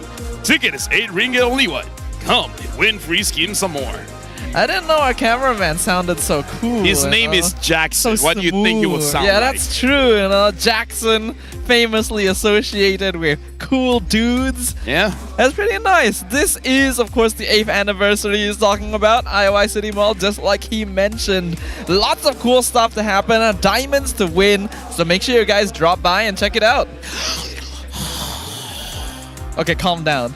Calm down, Lafel. Hotoaru. That means I refuse, right? Yeah, it is. I just wasn't prepared for it, actually, but... Look, I learned Relax. Japanese, alright? I learned Japanese, alright? Sumimasen. Wakarimashita. Domo arigato. That's good. Yeah. Onegaishimasu. I can't really judge. Those are all words that, like, those are the only words I know as well. Oh, so, you know. True. But yeah, I know you're excited. Izanami getting to show up once I'll be so again. disappointed if they get stomped. Yes, that would be unfortunate, especially considering how Ray performed yesterday. A lot of the fans also seem to be predicting 2-0 for the side of the Homeboys. But we got something to talk about here. So far, is Season 14 more competitive than Season 13? For me, yes and no. I actually have the same idea. Yes, because SRG is not dominating, so it is competitive in that way. But no, there's, in my mind, there's a clear difference between top 4 and bottom 6. Yes. But at least it's a top 4, right? Rather than a top 1. True. Season 13. And I do think that the top 4 are more competitive this season than they were last season. But unfortunately, there's also a no part for me because I think the teams that are at the bottom somehow are performing worse than the teams in the bottom last season. Someone's asking, where's Udil? Udil's there. See, he's wearing the headset. He looks like a coach already. Our manager. Who knows? Maybe that's the path forward for Udil, right? Just go to Udil and say, Udil, daijobu? Yes. Yeah, daijobu desu. I hope he's daijobu. Yeah. As we know that Udil, he's been through a lot at the start of this season. I think everyone has already discussed it quite a few times. Oh, hold on. JD Spotlight. Someone's rolling on the Star Wars banner here. They're not going to get it. They're not going to get it. Thank you for your sacrifice, Lafel. Unfortunately, it didn't work. The curse was not effective enough. But we've got a second try. You want to try again? You do it one time, you ain't gonna get it, bro. You need to go 10. Nah, that's not the meta. You gotta pull more. You need to be able. You need to have the willingness to sacrifice in order to earn. You gotta use the force. If you're not willing to sacrifice, the force will not answer. Exactly. Find your dad. What he said. No, that's not the message of Star Wars. No, I think the message of Star Wars is that one family's problems can destroy a universe. My family's problems aren't that bad, so not universal ending. It's not quite as bad. No, not universal ending. No. At worst, people are arguing about dishes. That's it. I think I'd rather they argue about dishes than destroy planets, you know? One of them seems a little bit better than the other. Is that why there was a conversation about, is Pluto a planet? Some family got into an argument and then they destroyed Pluto and now it's in discussion. Is Pluto a planet? I don't think that's why we don't consider Pluto a planet. Also, if that were the case, it wouldn't exist anymore. But you know what does exist? M6, which is going to be happening in Malaysia, which is not in Pluto. Yes, nor is it destroyed. Is Pluto not destroyed? No. But I mean, it just lost classification. No, I mean, like, I've watched plenty of Dragon Ball Z, and I don't know. It looks like they've been flying on Pluto quite a bit. And Namek. I don't even know. Namek doesn't even exist in our universe. Namek should be considered as a planet. Yes, right. But it's not right. How does what happens on Namek affect They have their Pluto? own. They have their own solar system and everything. Stafa. Namek is a planet. Yes, I'm not arguing with that part. All right. I'm arguing with the Pluto. It's in a different solar system. You said it already. You know what feels bad? Pluto can't even defend himself or herself or itself or themselves or theyselves. Very inclusive. I try my best. That's good. And yes, unfortunately, Pluto cannot defend their planet self. So it's up to us, you know? We gotta make sure that Pluto is represented accurately. I never thought 3 minutes would feel so long. But now we're into the drafting phase. We're gonna see who gets the first pick as well as who gets the second pick. As we see Franco there hooking us into the match. And it is quite a great hook. I gotta admit, this is a great Franco skin. I gotta get my hands on it myself. He has never looked better. It's a bit sad that Franco's not really in the meta, but hey, who knows? I'm happy that Franco is not in the meta. No? Dude. I don't have a good time fighting against Francos. But every match needs a good hook, right? I see what you did there. Homeboys, first pick. Team Ray, second pick. Homeboys betting out the Roger, the Jawhead. Ray betting out Chip, as well as the Fanny, which, looking at how Amal plays, understandable. Amal has been quite the breakout this season. The fact that he is able to directly duel Skies, who's gained the moniker of Sky Prince after winning the MSC Finals MVP. So, a lot of eyes on the Homeboys right now, and I'm sure a lot of people are also expecting that Ray should be easy opponents for them, but things have been kind of unpredictable here. I wonder if Ray will let go of Zaz, and then Islami gets to pick that up. Because I know he's probably good at it, but I've never seen him use it before. It would be fun to see, but you already met me fought with the Vexana, apparently. So they're going to pick up the Hylos, considering Izanami still has a few heroes in his pond of heroes. His pond? Is that which one is smaller than which one is bigger? Is pond bigger than the pool? I mean, it depends on the pool. It does depend on the pool. Right? I mean, like, if you just buy a kiddie pool, the one where you just have the floaty thing and you just put in water, that's pretty small. We know that Izanami plays a lot of heroes. What would be bigger than a pool then? A lake? A hero lake. But it doesn't have the sound. It doesn't roll off the tongue. It doesn't tongue roll, you know? We're gonna have to sit on that a little bit.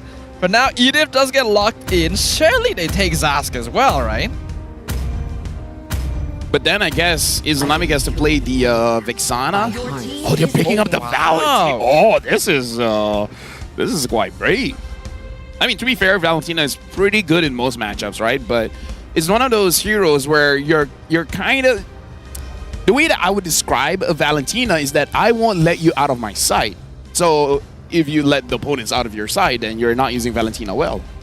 And Valentina is a pretty universal mid laner, but nowadays, because there's more powerful options, okay, I haven't seen a lot of her. Okay, here's how I would describe it in this meta. Okay. She's a jack of all trades. But you want that master of one, you know? Except I wouldn't really consider Zask a master of one either. He just seems good in general. And now Homeboys gets both Zask and Hylos, and even the Nolan on top. And Nolan is pretty good against the Hayabusa as well as Ling. The thing is, it really is a mechanical matchup. Out of all those three assassins, Nolan is a great farmer. So you're able to get a lead just by out-farming your opponents, which maybe that's what Homeboys wants to do. They just want to brute force their way in. Team Ray having to pick up the Hayabusa. Thank God it's not a Cho. That is... Now we have the ball rolling. That was a traumatic experience, to say the least. The Cho jungle. We had a talk after the game, and we found out that apparently kids had been spamming jungle Cho in his ranked games and stuff. But no one would expect him to bring it on the MPL stage. And, well, we all saw what happened. He had the right mindset, man. The more people doubt I'm going to use it, I'm going to use it. Win or lose, I will make an impact. See, we're still talking about it. This is true. They banned the Cho. Wow, okay. Wow. I mean, understandable. There is a Hayabusa. You don't want an easy pick-off on this usually slippery hero. Though, doesn't really feel like something Homeboys would really want to go for most of the time anyway. I wonder if Mal will go for something with a little bit more crowd control. Say a Ruby, say a Kufra. Ruby and Kufra are within his pool. Kufra is pretty good against Valentina. If you want to grab a roamer... Actually, if you want to make Nolan even crazier, pick up something like a Grok. You have a Grok, you have a Hylos. You can go inside the jungle. You are right, actually. Right? That would be so much invade potential. And then you just do this. And then you have, like, Zask as well. You can easily delay Hayabusa long enough for Nolan to clear his buff, and then even go into the enemy jungle to maybe contest the first. Yeah, especially... Yeah, I feel like Grok is a pretty solid pickup. Gato Kacha getting banned out by Ray. Looking at Homeboys, they have a lot of solid roamers, so really not all too worried there. Now we gotta look at in this current Homeboys roster, only Soul and Udil has participated in MSC 2024, and Hayabusa has the lowest win rate among assassin heroes, 36%. Yikaroonies. Yikaroonies is the correct response, honestly. Hayabusa has been having a tough time overall. CC ban makes sense since Hylos will be an EXP, one of the heroes that can actually match up against him somewhat, now that Phoveus is also banned out. So Homeboy still keeping a good vigil over the draft. But that kind of shows that Hylos is going to the EXP. I mean, like, again, a higher chance EXP anyways, but they could have used it as a bit of a flex. So now Team Ray, seeing this Hylos, will they be pressured to pick up something like a carry before Homeboys picks it up? The thing is, there's very little risk that Homeboys go for carry right now. Most of the gold lane heroes are still available. And Ray isn't particularly tanky, so it looks like they go for Harif instead. Homeboys can pick up the Lunox if they want something else, like a Melissa could be good against the Hayabusa. Maybe go for a Claude, just don't be around the team fights all that much, and then you probably have a good thing going, because Homeboys, they have a very solid tree pickup, Zas, Nolan, and Hylos. Now it's just inserting any heroes that really fits their playstyle. I don't think Claude would be the best here. Loses in lane to Harif and is also kind of weak to Hayabusa. So yeah, Moskov makes a lot more sense. Now they're going to be looking for their roamer. I do still think, yeah, I agree with you. Grok not too bad. Ruby not too bad. Kufra. Confirmed. Looks like it is the Grok. Yeah. One of Maul's signatures in the roam position, so going for comfort makes a lot of sense. And yeah, combined with the Hylos, could be very annoying if they decide to go for early invades. Now the question is, where is this Edith going, right? Is it going to the EXP? Is it going to the Rome? And it looks like it's going to the Rome. Barras is going to get picked up with a 25% win rate. So far, Team Raid, their pickups, I feel like except for the Edith, has relatively low win rates altogether. But they are comfort picks. Eevee, one of the more successful Bharat EXP laners in the MPL, and then Trap is quite comfortable on the Harif. But this is going to be an uphill battle. Homeboys, the only squad to take a game off of the MSC champs, while Team Ray is still looking kind of shaky. Looking at the draft here, I would say not a lot of surprises coming up from both teams. It's really just about execution. And again, this is going to be the debut of Izanami. Will he be a good fit for Homeboys? Will he be able to replace Udil? And Team Ray, this is an uphill battle. They need to win this match in order to have a very good chance not to get in the bottom two of standings. We're jumping in to the land of Dawn. Homeboys going up against Team Ray. We have to remember, Izanami used to be known as the Prince of Mages. It's been a while since he's really been called that moniker, but this could be a chance for him to make a grand return in Season 14. And it does appear that the junglers are going to be starting on opposite sides. I guess this is what happens when I'm not on the English desk. Because I spam that boy's name as the Prince of Mage all the time like an emote. Aha! Oh yeah. Yeah, we don't use it very much over here. Oh, actually. I'll use it any chance I get. It's like, yo, Prince of Mage is Izanami, right? And then they're like, yo, he's not even playing this game. Yeah, I know, but Prince of Mage is Izanami, right? That's good to know. For now, looks like, yep, Litho secured by Amal, so good rotations there. Though, Kids already not really planning on contesting it. Instead, roaming immediately to the bottom side of the map. Right now, already looking at the rotations here, and AJ is getting real low. Careful here, has a regen, just has the flicker. Very early use of the battle spell. Now we can already see. Well, so that is the point in time that Team Ray has to be very careful of. Yeah, right now, looking at all the lanes, looks like except for EXP, every lane is winning a lot, and Izanami flickers out, but still gonna get. He's gonna. Yeah, he gets taken out by Kids. Unfortunately, Amal and Mal a little bit too late to the party, so without Dominator's Descent, there was no way for Izanami to escape. Yeah, right now, Team Raid, this is what we've been seeing, picking off the mid laners. We haven't seen that in yesterday's match, but today, at least for the beginning, it seems like they're back on form. Bit unfortunate that this is Izanami's first game though. Maul in trouble. He's run out of his power. Oh, has the flicker out as well. So many flickers being forced out in just the first 2 minutes. Yeah, he just stood there because again, the closer he is to the wall, when he's close to the wall and then using the first skill, that's a lot of added defense as well as crowd control immunity. So he didn't panic. He just like stayed there, tank a little bit of damage, and then got out of there. So that's a very risky play from Mal, but it does show his experience on the hero. Trap with the Zaman Force, trying to force a fight against Soul. Soul just decides, I'm not gonna play this game, backs it off. There's multiple flickers unavailable for Homeboys here as the first turtle is being started, already at 40%. Kids is in place, Waf gonna chase him down. Kids jumps back in, Dominator's Descent. Kids gets the turtle. The Tona's welcome onto Amal. He gets eaten up, he has to dash away. Mal and Waf here to zone out the rest of Team Ray to keep their jungler alive. That was a good play from Eevee. He was able to actually eat up Amal, making it so that he can't contest the turtle at all. So very clean from Team Ray, making sure that Homeboys doesn't have the room to actually move forward into the turtle pit. So far, so good, actually. We have to remember, in Week 1, Team Ray was particularly good at the early game themselves. So this is actually an interesting sort of duel between the two sides right now, as it does seem like so far, hold on though, mid lane is Izanami getting caught out again.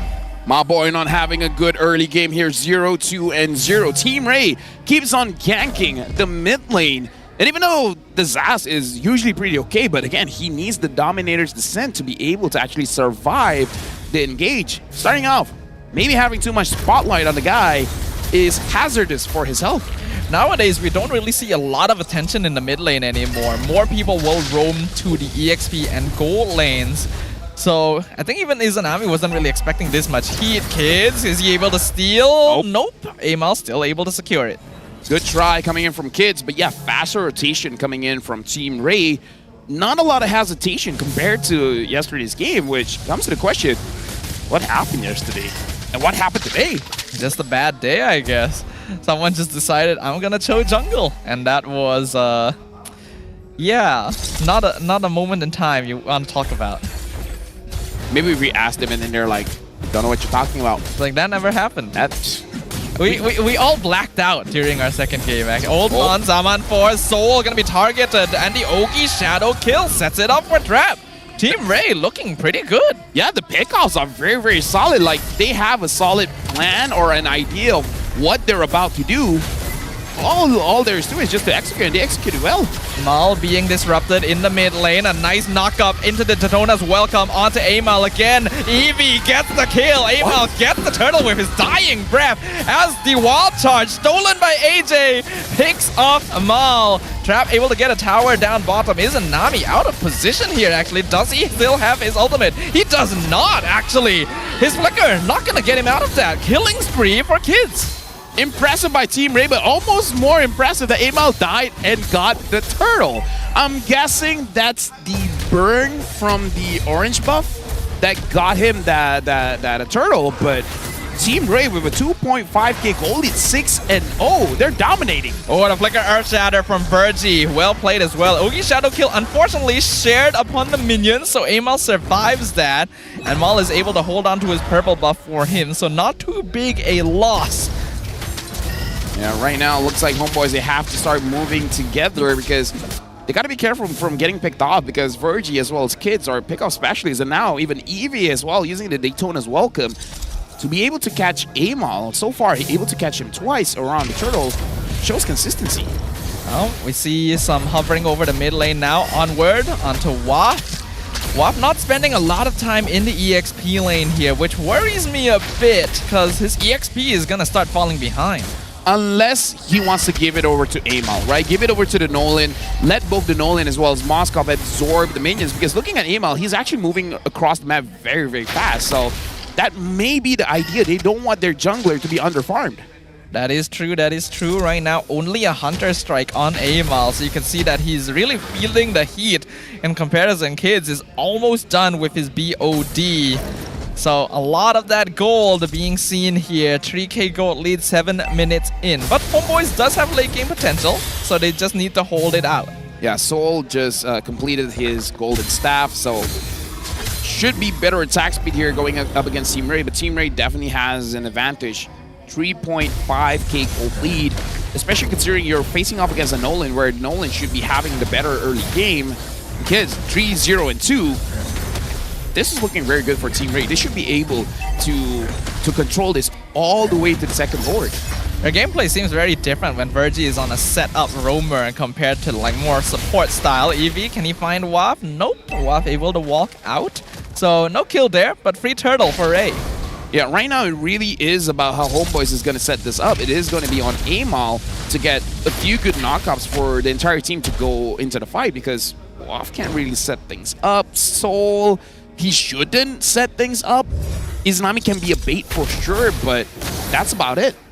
The fact that Izanami is 0-3 right now, it's definitely not the best debut we were hoping for. Like, how do you feel about this right now, LaFell?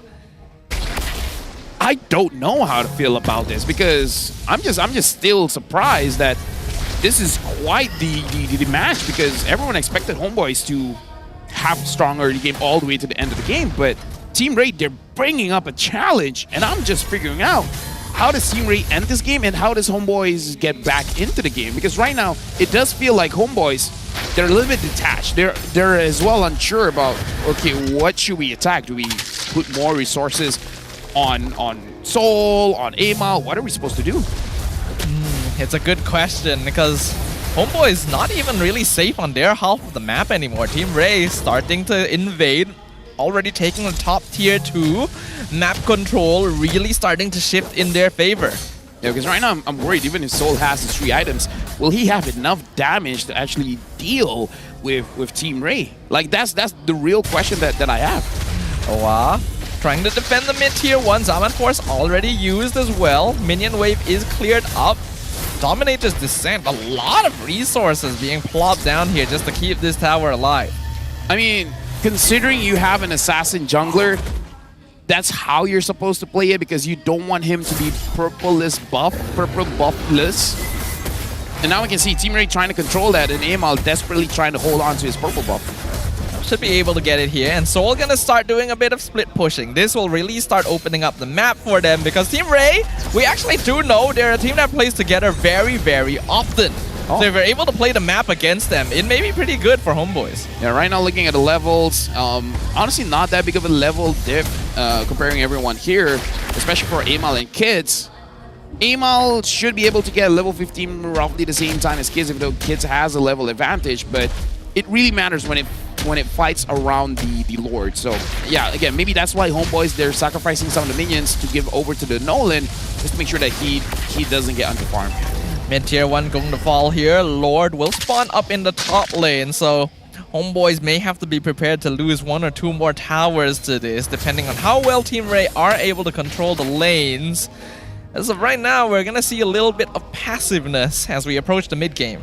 Yeah, Trap now having the Holy Crystal. This is not good for Homeboys. The next fight when he's involved, it's going to hurt. And Kids, he probably understands that he's not safe down there. Looks like the duel coming in from Homeboys is going to recall back. A 5k gold lead at 11 minutes is pretty hefty here, especially when you have heroes like the Hylos and Nolan, who should be winning out early on. Concealed play, Soul gonna back it out. Lord will be able to connect with the crystal. Here comes the glorious pathway to provide Homeboys a little bit more space to deal with. Team Ray, unfortunately, doesn't really have good methods of trying to dive the backline, so the Lord gets taken out without too much structural damage. Another minion wave comes in. Kids is here to join the fight. Waff gets pulled back, but it is a high-low, so Team Ray will just decide that's enough. Right now, Homeboys is not taking chances, which I think is still fine. Although right now we see the Moscow. Oh, never mind. There we go. Amal finds the wall charge. Kids caught by his lonesome. And the kill given to Amal is actually huge. That's someone you really want kills on. Waff gonna try and continue chasing down Team Ray. Look for another opportunity while securing orange buff for Amal. Yeah, Amal now having the BOD as well. He should be able to chunk out Team Ray. AJ now having the wall charge. Homeboys has to be careful because at any point Amal as well as Soul miss positions themselves, they're gonna get knocked up, and especially if they're close to a wall, it's gonna be a pretty long knockup. And Soul has been farming crazily this entire time. He's just taking opportunities wherever Team Ray is not on the map.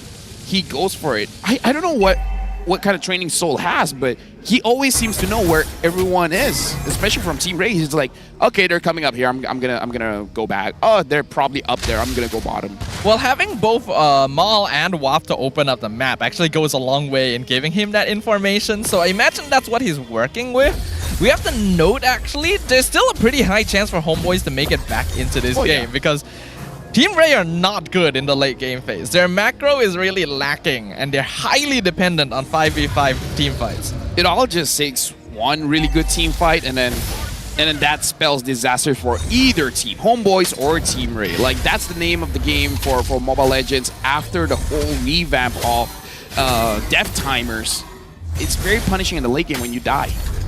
Lord being started. We see Waff already scouting out the brush. Wild charge hits 2. Spear of Destruction, so Soul can join him if he wants to. Zaman Force, though, doing a lot of damage to Waff. Glorious Pathway not able to save him, and now Izanami left out in the lurch. Doesn't have that Dominator's Descent to really do anything with, but look at Soul! Look at him, he's pushing, he's hitting an inhibitor, but Amal gonna be caught out here. Unfortunately, no backup. Mal is too far away, he gets picked off. Soul in a 1v1 versus AJ, but looks like AJ is able to chase him out, and Mal is gone. That's 4 members of Homeboys dead, and they know Moskov is on the opposite side of the map. AJ, will he stop him from recalling? Doesn't look like it. No, he does! Game's over right here. Soul not able to go back to defend his base. Waff the only one alive, but the crystal is wide open. And in a twist of fate, it is Team Ray that emerges victorious. You know what, Staffa? I think I just did the thing, the no-no thingy. Yeah, I think so. It's called the Caster Curse? Yep. Oh, yeah. When will I ever learn? But, like, who would have anticipated this? That's why it gets stronger. So strange. GG's for Team Ray. Yeah, like that was way better. We already knew from week 1 their early game is really not that bad. What happened yesterday Seriously, then? what happened yesterday? What? Was Red Esports just the weak point? I'm speechless, man. Like, how do you explain that? I do not know. There's many things in my head that I know I shouldn't say, so I'm not going to say it. But again, Cassacres, man. This is much more like the Team Ray we saw at the beginning of the season, the one that put up a solid fight against their opponents. And Homeboys, we spoke very highly of them, right? A team that was able to take a game off of SRG of all people. And now, dropping game 1 in, honestly, quite a convincing fashion from Ray too. Yeah, now we got to look at the highlights here because, again, it was honestly quite one-sided where Team Ray, they just focused on mid. They understand that Izanami is the new guy in this team, and they're just like, okay, we're just going to keep ganking him again and again. You know what he's going to see? If we gank him again. And then, when they're ready for mid, they gank gold lane. Like, Team Ray is a pick-off team, and they executed it well in this game. And Homeboys, they try to play the macro game, let Soul be the one pushing the side lanes, and he was able to do that, but the team was unable to defend themselves. And now we got to look at the MVP, and it's going to be Kids. Hayabusa has been kind of a hit or miss hero so far here in Season 14, but Kids showing that he is still an assassin player with plenty of potential. Honestly, very good macro actually coming in from Team Ray and the last team fight as well. The moment they see that the Moskov isn't really going to participate in the fight, because I feel like what Homeboys was trying to do was trying to bait out skills, but then Team Ray was like, yeah, you try to bait out skills, but our skills will take you down. We're going to take you down right now. And they did. Yeah, it was very quick, very decisive. Yes, that's the word. Very decisive coming in from Team Ray. They do seem to have strong chemistry. This is a team that likes playing around each other, and when they are together, are very difficult to handle. It seems like they were able to focus down certain key players of the Homeboys as well, specifically slowing down Amal in the beginning and heavily targeting Izanami. Therefore, even if Mal and Waf were opening up the map, they really didn't have enough damage to follow up on any finds. 0-4-0. It's right. It's alright. It's okay. You know what? You know, he will get back. He will get back. All right. He hasn't played for a very long time. He's gonna get on form. You know, I still trust my boy. I'm gonna take him out for dinner or something. We'll see how things play out. But again, honestly, great play coming in from Team Ray. And if this becomes consistent, right, Safa, and not just from Team Ray, but other teams, we can go back to our earlier question by saying, is Season 14 more competitive? If things like this happen, then yes, it will be competitive. Because if Team Ray just lied down and took it, then yeah, it won't be competitive. The fact that they're pushing Homeboys 10 kills over to 2, this is a good sign for the league. It's just so weird because Team Ray is in 10th place, and they just took a game from a team who was able to take a game from SRG. So it's all getting quite topsy-turvy right here, but we do welcome more competition. It just creates the question now, if Izanami still needed time to warm up, was it wise to drop him in straight away? Remember, no matter the game, he always has the highest damage, and he still keeps that reputation. He has the highest damage overall, not just in his team. Overall, even higher than Ray. Actually, a huge... I didn't even realize he was doing that much. He's doing that much alone. Like, the total damage is only 88,000 damage from Homeboys, and 74,000 of that is just from Izanami. Huh, that number doesn't add up, actually. Huh. Doesn't add up. Higher damage than any other player in the game, including Team Ray, on a 0-4-0 score. That is interesting. He didn't even take that much damage, 30k only, huh? Again, I mean, like, he's still 0-4-0, not taking away from that, but... Yeah, maybe there's a piece of the puzzle we're missing here. Yeah. Like, was the coordination from Homeboys lacking? Maybe he's just not that gelled with Mal just yet, because honestly, I feel bad for him because it's rare. Like, the best roam he's ever played with was with Zorn, and other than that, not really. Yeah. He's had, he is indeed the highest damage total. 49k makes a little bit more sense here. Kids having the highest GPM, WAP having the most damage taken on the high-lows makes sense, and then Virgie having the highest total assists. I do think Team Ray looks a lot better than Virgie is on more of a frontline setup tank rather than something like Matilda. Yeah, overall, homeboys, this should be a wake-up call, all right? Going up against Team Ray where people downed them after yesterday's performance, but looks like they're still here to play, so we gotta see how they progress for game number 2. Will they change things up? Will they let Udil play? Will they change the draft? Like, what's plan B? I'm looking at the items, and you can really see it evident in the timings, right? If you just compare Kids and Amal, they got their Hunter Strike roughly the same time, Amal a little slower, but then by the time Amal got his second item, the Hep Disease, Kids finished his BOD. So that is a pretty notable difference in terms of jungle farm speed. I would just say in this game, there's not much interaction. I guess that's the biggest problem. We don't see Amal doing anything. We don't see Mal doing anything. Soul is pushing in the side lanes. WAP on the high lows is not doing anything as well. So it's a lot of not doing anything from Homeboys. Yeah, it's strange because Homeboys are supposed to be a slightly more aggressive team. And I can understand that maybe they want to play it safer because Ray is pretty good in these first few minutes. Their rotations are very, very clean. But you also can't just wait for opportunity to present itself, right? It didn't seem like they were trying to create windows for themselves.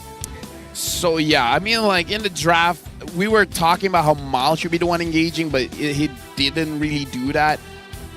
Maybe something a little bit more comfortable. Again, like even the Ruby was an option for more crowd control because in that game, not a lot of crowd control. But either way, Stafa, we need some time for ourselves.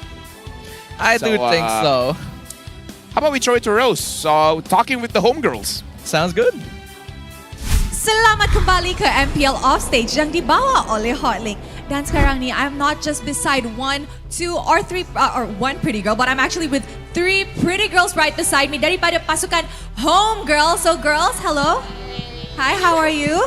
Hi, I'm good. Okay, so how about you guys introduce yourself to our audience watching right now? Let's start with you. I'm Chi. Hi guys. Hi, I'm Queen. Hi, saya Fafau. Okay, perfect. Now, apa Homegirls tengah buat sekarang ni? Any upcoming tournaments or what are you guys busy with?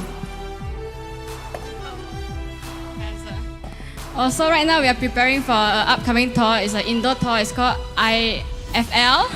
Yeah, it's I think 2 weeks from now. So we have like 2 weeks of preparation. So we have training at night. So we train hard and then prepare for the coming, and then hopefully can get first place. Yay! Yay! Okay, so hari itu Homegirls menjadi wakil dekat Esports World Cup 2024 representing Malaysia, which honestly bukan biasa-biasa. Jarang wanita dapat peluang untuk represent Malaysia di international scene. So, apa perasaan masa korang main dekat Riyadh tu? Perasaan kita orang happy and bangga sebab kita orang dapat kalahkan and curi 1 point daripada Team Vitality dan juga Team Omega. Okay, pasukan mana paling susah nak lawan masa dekat Riyadh tu? Bagi saya, pasukan dari Philippines, which is Omega Esports. Okay, now untuk Malaysia pula, let's talk about the Malaysian scene. Fafau, pasukan mana yang you rasa is like a big threat to you guys in Malaysia? Pencabar paling kuat untuk Homegirls dekat Malaysia bagi saya Todak Ladies. I see. Okay, kalau korang boleh bagi kata-kata semangat dekat Homeboys untuk mana tahu dapatkan reverse sweep daripada team dengan Team Ray. Apa tu? What words of encouragement do you want to tell Homeboys?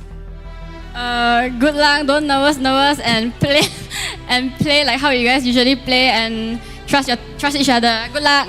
Okay, maybe you bagi sikit. Good luck Homeboys. Jangan nervous. Just yakin lah. Fafau? Untuk Homeboys, good luck and do your best. Stay true. Alright, nampaknya the Homegirls are showing full support for Homeboys untuk perlawanan ini. Adakah Team Ray dapat 2 berbalas kosong ataupun Homeboys reverse sweep perlawanan ini? Mari kita tengok game seterusnya. You know what, Stafa? Tsunami's trash. Oh, okay. I'm not falling for the same trap anymore. It took me a moment. No, Okay. trust me. This is the bipolar part. I can go very heavy on one side and heavier on the other side. Actually, no, that's more ADHD. But still, it's the same. Potato, tomato. Well, depending on the results of this game, Izanami will thank you for your sacrifice. But it is a huge question mark right now. Team Ray, what is up with them?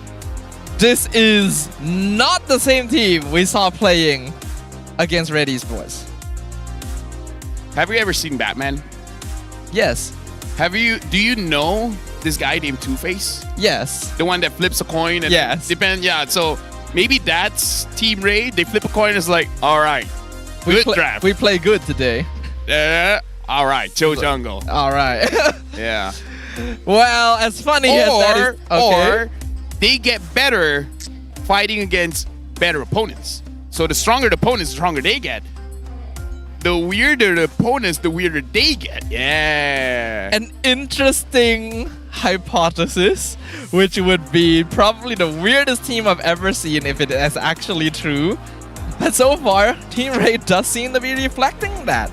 They were pretty strong in week 1, completely fumbled in their game against Red Esports, and all of a sudden, they're looking strong against Homeboys. You know how to test that? Okay. Just send it to the Philippines. Let them fight against Onyx. Wow. If they do well... I mean, they can just try against SRG. It's a lot closer. They did. And they look kind of good, right? Yeah. Let's see what Udil said. There's a rumor saying that you will become a coach, and is that true? Crack. What about rumors of you changing teams? Crack. You guys already crack la. Nice. Nah. He's agreeing with the message. He's like, yeah, I said that. And then he's looking to the side. It's like, hell no, I said that. It doesn't really answer a lot of questions, but it's very Udil. And I think a lot of people watching immediately would think, are we going to get a player swap after game 1? Doesn't seem to be the case. Izanami still going to be joining the Homeboys for game number 2. What needs to change for them? Hey, you know what? You know what they say? The bank closes on Sundays, man. So we need it to not close on Sunday? No, I'm just doing a Udil, not answering questions.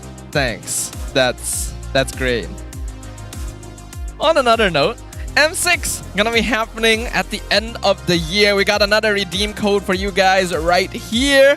So make sure you guys grab onto that. And make sure to consider booking your schedule once M6 comes about, because it's very rare we get the M series here on home soil, and I'm super excited to see who comes out on top for this one. I believe it's at Axiata Arena, so if you guys are like planning on booking hotels and such, so find a venue close to Axiata Arena. Find a hotel close to Axiata Arena. It's the first time I've ever casted in a stadium that big. At least I hope I get to cast that, right? We're here. You would think we would. I hope I haven't cursed myself already. Dude, let me just say, even I don't know if I will be part of it. Fun fact, I was not supposed to be a part of M5. Oh. Yeah, not my choice.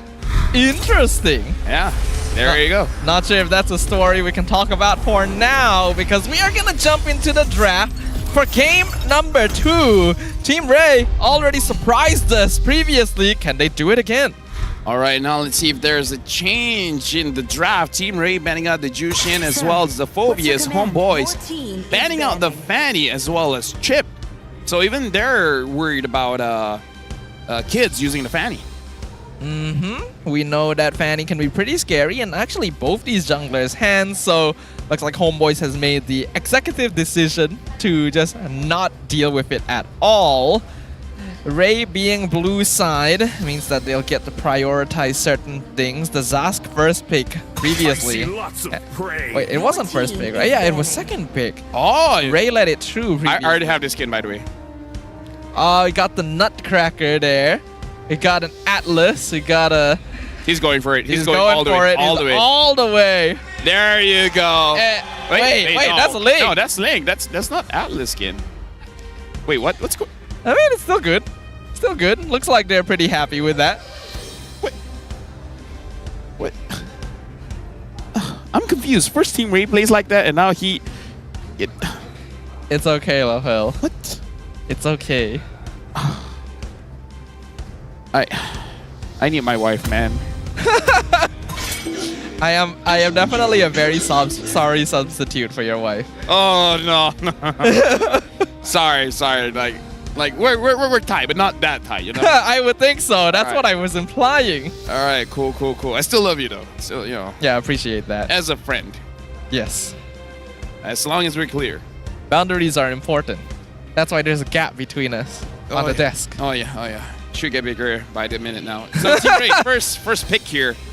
Do they want to pick up the high loss, or do they're like, you know what, homeboys can't use high loss, let them pick it up? It does seem that way. Like, they actually allowed the Hylos and the Zaz too. You would think that any team that grabs both of these heroes has a very, very high chance.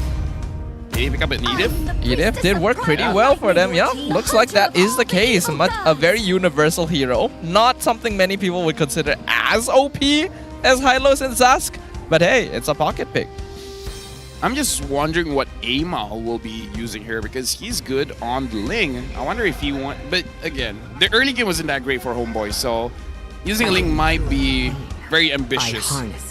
And this time, not jinsing it, Izanami just going to the hero that he's used to using, which is the Valentina. Let's see if it works better this time.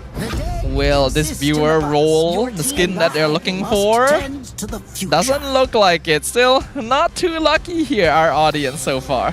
Looks like homeboys is going for full comfort here, like Valentina for Izanami, Amal using the Ling. So maybe they're not overthinking it for this driver. It's just like, guys, we know what we're good at. Why do we want to complicate things? Which is an approach that I appreciate. Going straight up for comfort is usually a good failsafe. We already know Amal was able to contest Skies directly with Ling, and Valentina has always been quite synonymous with Izanami. Ray going to actually take the Hylos for themselves, but also take away that hurry. Break all the rules. I was about to say Carry. Carry is solid here going up against Harv as well as Hylos. So this time homeboys, they're drafting quite well as well. In game number 1, it's like a meta draft. This time it's like just a homeboys draft. All right. I think that is fine. So if you ask me personally, I actually think Eevee may perform a bit better on the Baratas compared to Hylos. Hylos is a very good enabler for team fights, but that Daytona's welcome, the extra bit of really hard CC, has been helping them out quite a lot. Yeah. Now homeboys, they have options to ban. Probably looking at the mid lane, not allowing AJ to have a good time, or going straight for the jungle, banning out the Hayabusa. Yeah, they're banning out the Zask. That is fine. So they're going to be challenging AJ's hero pool a little bit. Previously, they gave him the Valentina, even when the Zask was open. So with both of those off the table, AJ is going to need to look in a different direction. Zusin's already banned out, so things like Vex and Aurora will most likely be the contested picks. Yeah, I'm just wondering what will Team Ray allow homeboys to use in terms of the hero for Mal, the roam position, because I feel like the roam position is going to be very crucial in order for homeboys not to lose a lot in the early game, because we saw that Mal was unsure where he should be, because whenever he leaves mid gets taken down. Whenever he leaves gold lane gets taken down. So needs something that can protect his teammate, or a roamer that's more proactive. Even though Grok is proactive, but it didn't look like he used it that well. And that's weird, considering it's one of the roam heroes that Mal is usually more comfortable with. Ray could even just let it through, push homeboys into picking the Grok again, because it wasn't the most effective previously, and yeah, that seems to be the case. The Cho will be the last hero banned for this draft. Again, I kind of feel like they need some kind of crowd control here, right?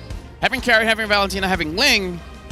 If you want to EXP, maybe go for something like a Terizla. Not in Terizla. This Wolf wants to go for an Arlet. I don't know. I just want some crowd control for homeboys.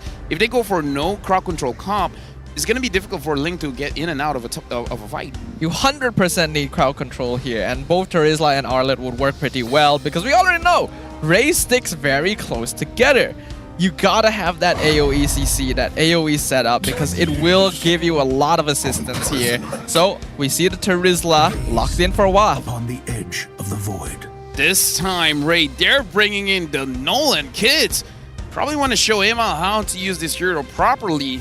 Now close things off. What is going to be the mid lane for AJ here? Again, like you said, a lot of good options there. The Vexana, the Aurora. Maybe he can go for something cheeky. I think I like the Aurora here. No, there is the risk of the Valentina stealing away the ult, so they go for Vex instead. So now for Homeboys, they just need a roamer.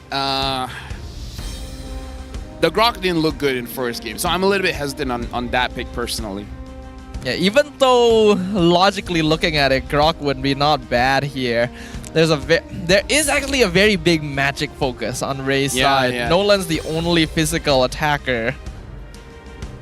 Kufra is still not sure, and Ruby, I feel like, is quite solid to make them stay in the fight, which is what Carry wants to do. Carry wants someone just to stay in the fight. Homeboys is definitely discussing it. Right now, they have Terizla, is still pretty tanky. I would prefer someone that's at least semi-tanky, at least a fighter in the role. My own path. Arlet Rome. Or Terizla Rome?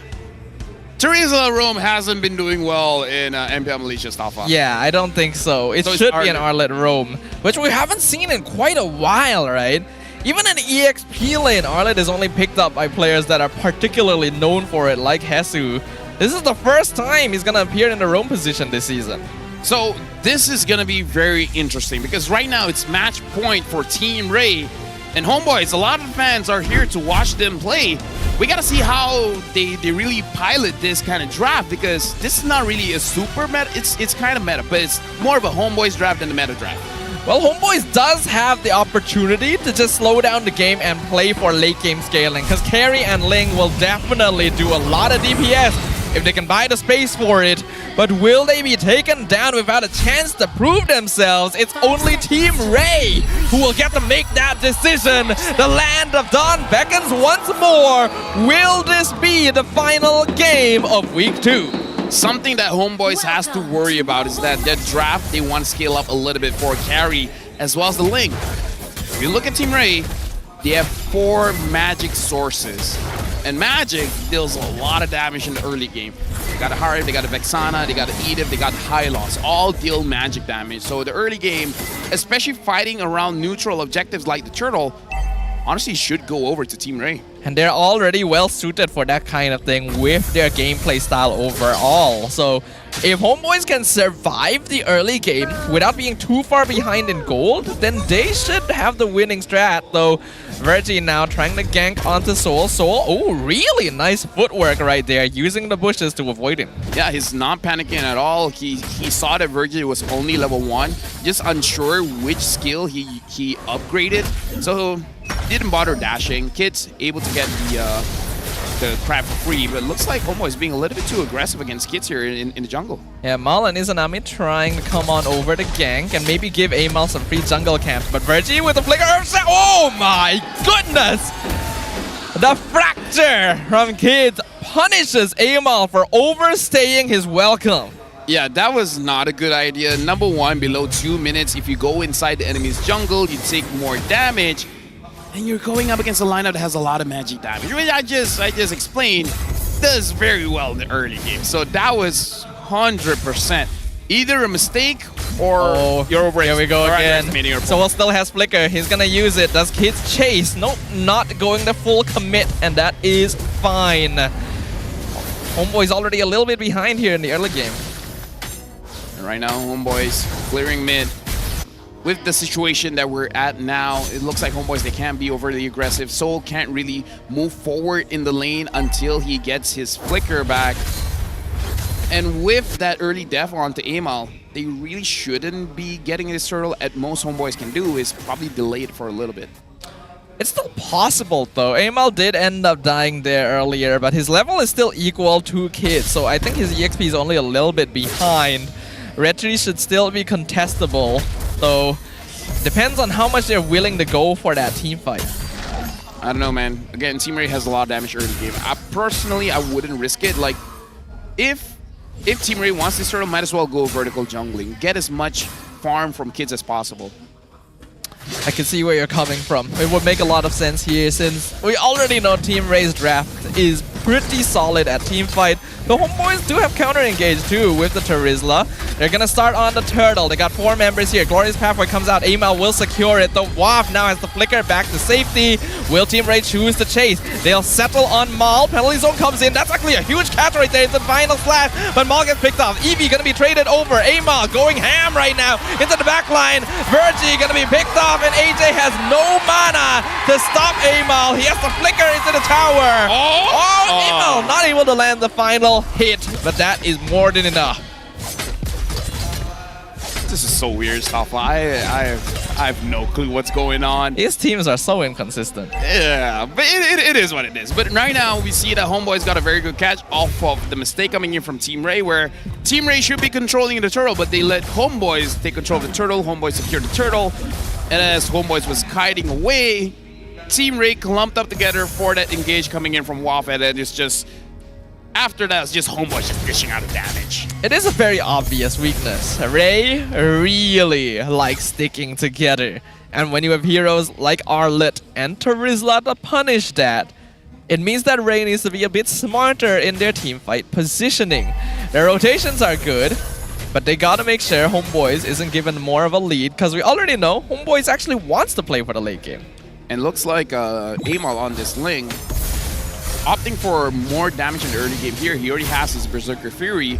And looks like you don't want to engage with someone. Breaker Earth Shatter. They're going on the Arlet. Final slash. Will it come out? No, he's terrified. So Maul already drops. And Team Ray will settle for that 1 kill. I mean, that is their playstyle, right? That is consistent. Find a pick off. Doesn't matter who.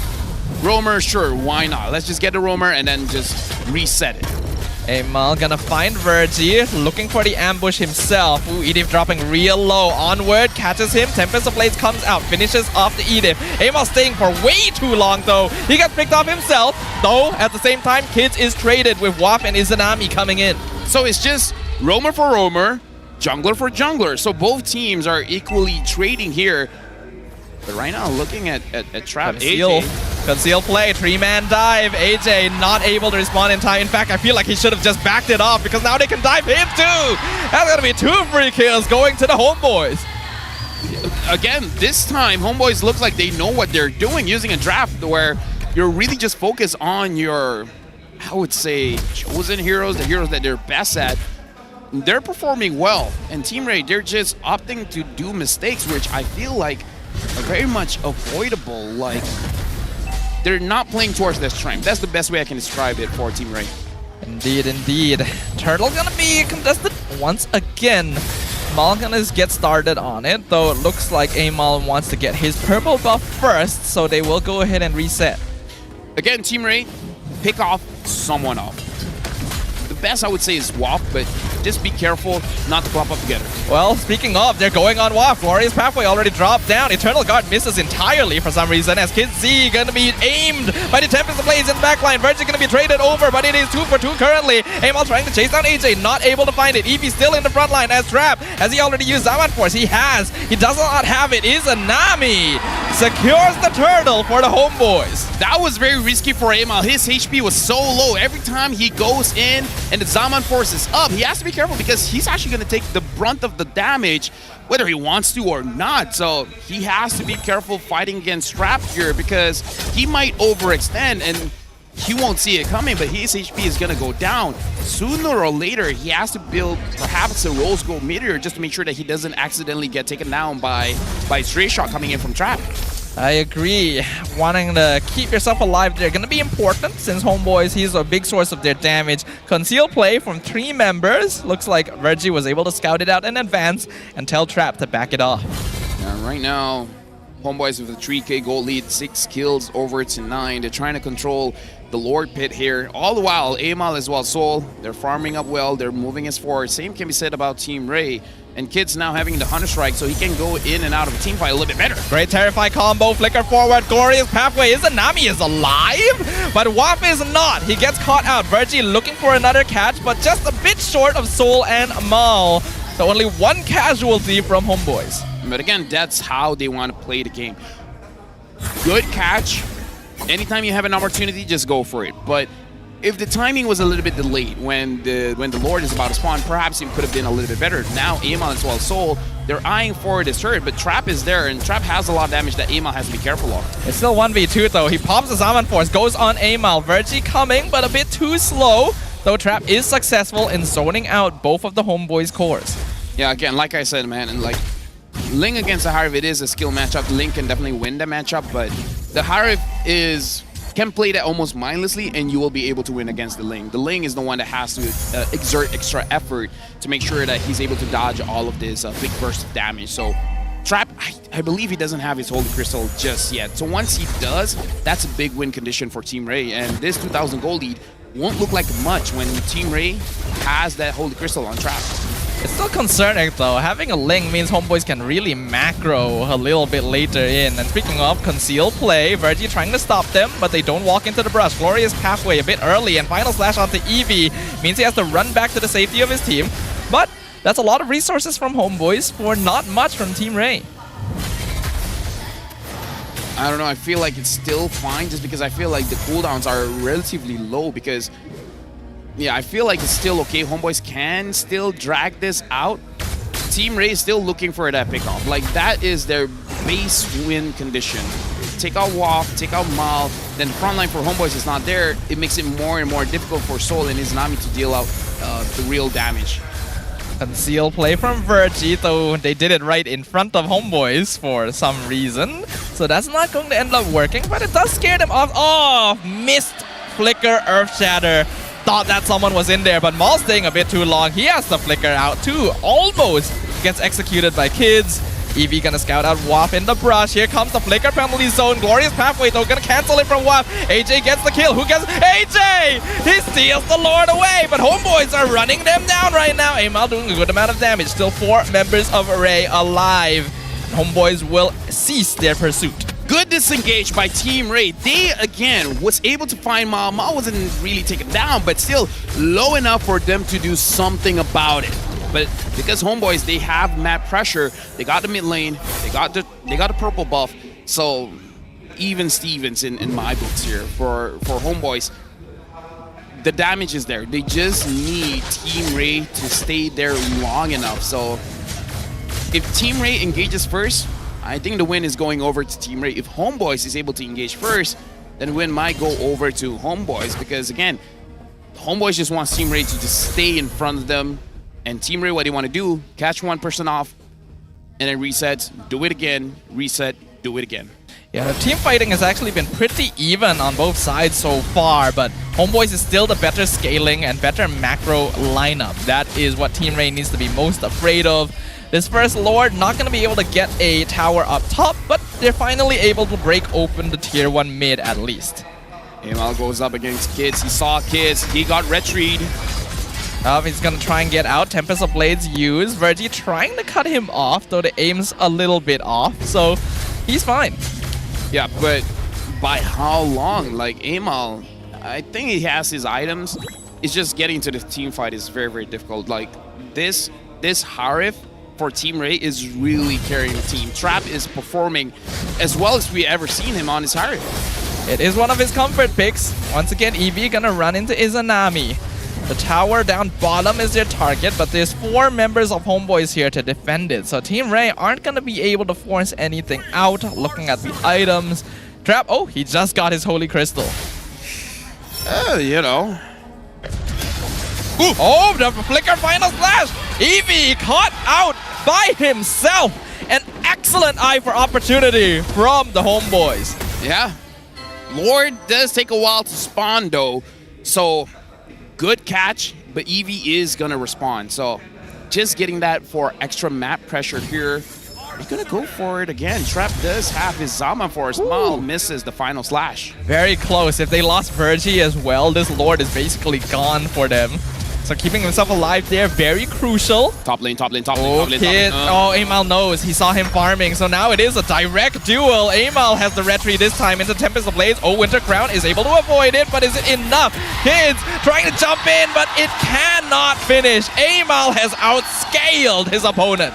Let me just say, this league is, to be fair, we've been in the tank meta league for a while, but this league is the one with the most assassin 1v1s, man. Like, a lot of enemy fights in this season of MPL. Yeah, it's great. And no jungle. Team Ray still gonna try and zone them off the Lord without him. Their goal to maybe get them to reset it, but Homeboy is not gonna bite the bait. Lord dropping here. Amal gets it easily. Team Ray needs to make a hasty retreat. Overall, good for Homeboys here. Amal able to outscale kids. It was a good 1v1 fight, but the moment the fracture only hit the tip of Amal, Amal didn't receive the full damage, was the reason why Amal could win that fight altogether. Purple buff, contested. Final slash pushes Eevee out again, and he melts so quickly. Now that Amal and Soul have their items, Homeboys have hit their power spike. And Team Ray seems like their days may be numbered. This is critical mass for Homeboys. Now they just, for Team Ray, don't pick off. Try to get as many people as you can. Let Trap use his Zaman Force and wreak havoc. But the moment Trap gets taken down, that's GG. Homeboys is going to end the game. So how is Homeboys going to initiate a fight? We see Waff here trying to scout, trying to find an angle, but Team Ray, they're not clumping together. So Homeboys is getting free objective up top in mid, and now they're looking for down bottom. The final inhibitor standing. Glorious Pathway committed to keep it alive, and Team Ray will remain in the game for now, but I don't think for much longer. 6k lead, 14 minutes in against 2 late game cores is not a situation you want to be in. Yeah, Homeboys doesn't want to take a chance here because they could possibly give the game over to Team Ray by getting wiped out inside their own base. So I respect that they're trying to go for a perfect engage before really deciding anything. A flicker forward, Virgie misses the Earth Shatter, which means Eevee is dead yet again. Penalty zone from Waff re-engages. Nice Eternal Guard though, knocks up all of Homeboys. Waff burns his immortality, he will get taken out, but the rest of Team Ray are so far forward as the Tempest Ablaze picks them all off. One by one, Trap though! Trap with the double kill! But is it enough? Mal comes in, he wants to finish off the final low health members. But we see AJ and Virgie still alive. Oh. Soul, what are you doing? Oh my god, Mal explodes, loses immortality for some reason. Virgie though, he melts to Izanami. Mega kill for the Valentina. Soul flickers forwards, tried to go on AJ, wants to stop him from clearing the minion wave. Can AJ do so? He gets the explode, he gets the terrify. Glorious Pathway comes out, monster kill on Soul. But can they get on top of the crystal? Eevee has respawned. Izanami steals the Glorious Pathway, and they finally muscle it down. That is a much closer game than what Homeboys want, but eventually they got it right. The score, 1-1, Homeboys going up against Team Ray, where it looks like for Homeboys getting a comfortable draft. Just pick their signature heroes, and all is well. It seems like your strategy may have worked, Lapel. Oh no, I still think Izanami's trash. He only got 3-0-6. Dude, like, that was a bad game for Izanami. Yeah, keep that going. Homeboy is gonna thank you for it because that is quite an impressive performance and a huge turnaround compared to what we saw in game number 1. This city is looking more unpredictable than ever. You know what? I don't usually do this for other people's downfall. Okay. But with the experience that we had yesterday and today, I'm gonna say it. All right. You're trash. Thank you. And well, there you go. I appreciate it. I usually, it's an honor. I usually don't say that to people, you know, but I will remember this for the rest of my life. Thank you. But yeah, this game is anybody's guesses who's gonna be the MVP. Amal had a pretty good game. Ooh, Soul had a pretty good game. Yeah, Soul did good. Amal did pretty solid. I think trash. Yeah. I think Mal also actually got a lot of catches. We were wondering about the Arlet roam. I think this was a very good demonstration of it. Yeah, now we're gonna look at the highlights here to see what really happened in the game. And in this game, it's a little bit more even. And Mal got the MVP for this one. And that was a very good engage / mistake from Team Ray. The final slash is constantly pushing members out of position, especially poor Eevee on the high-lows. This is supposed to be an OP pick, but both games so far has just been easy pickings for the opponent. I don't know, to say that Team Raid doesn't really have that big of a crowd control core, they actually do. They have the Vexana, they have the Edith, so they have the crowd control there, because that's the only real weakness that the Hylos has, that he doesn't have crowd control, right? But can you blame Hylos when it's a late game carry? Yeah. I mean, like, can you really blame the guy? Like, what is he gonna do?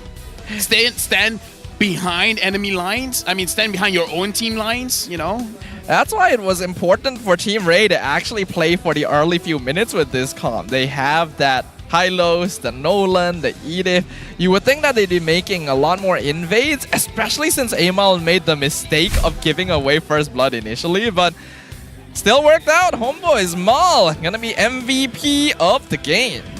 And again, Mal did have an amazing game as an Arlet Roam, but let's talk about Hylos. He's not doing well, and I kind of feel like one of the best things about a Hylos is that you can force your way through a bad situation, right?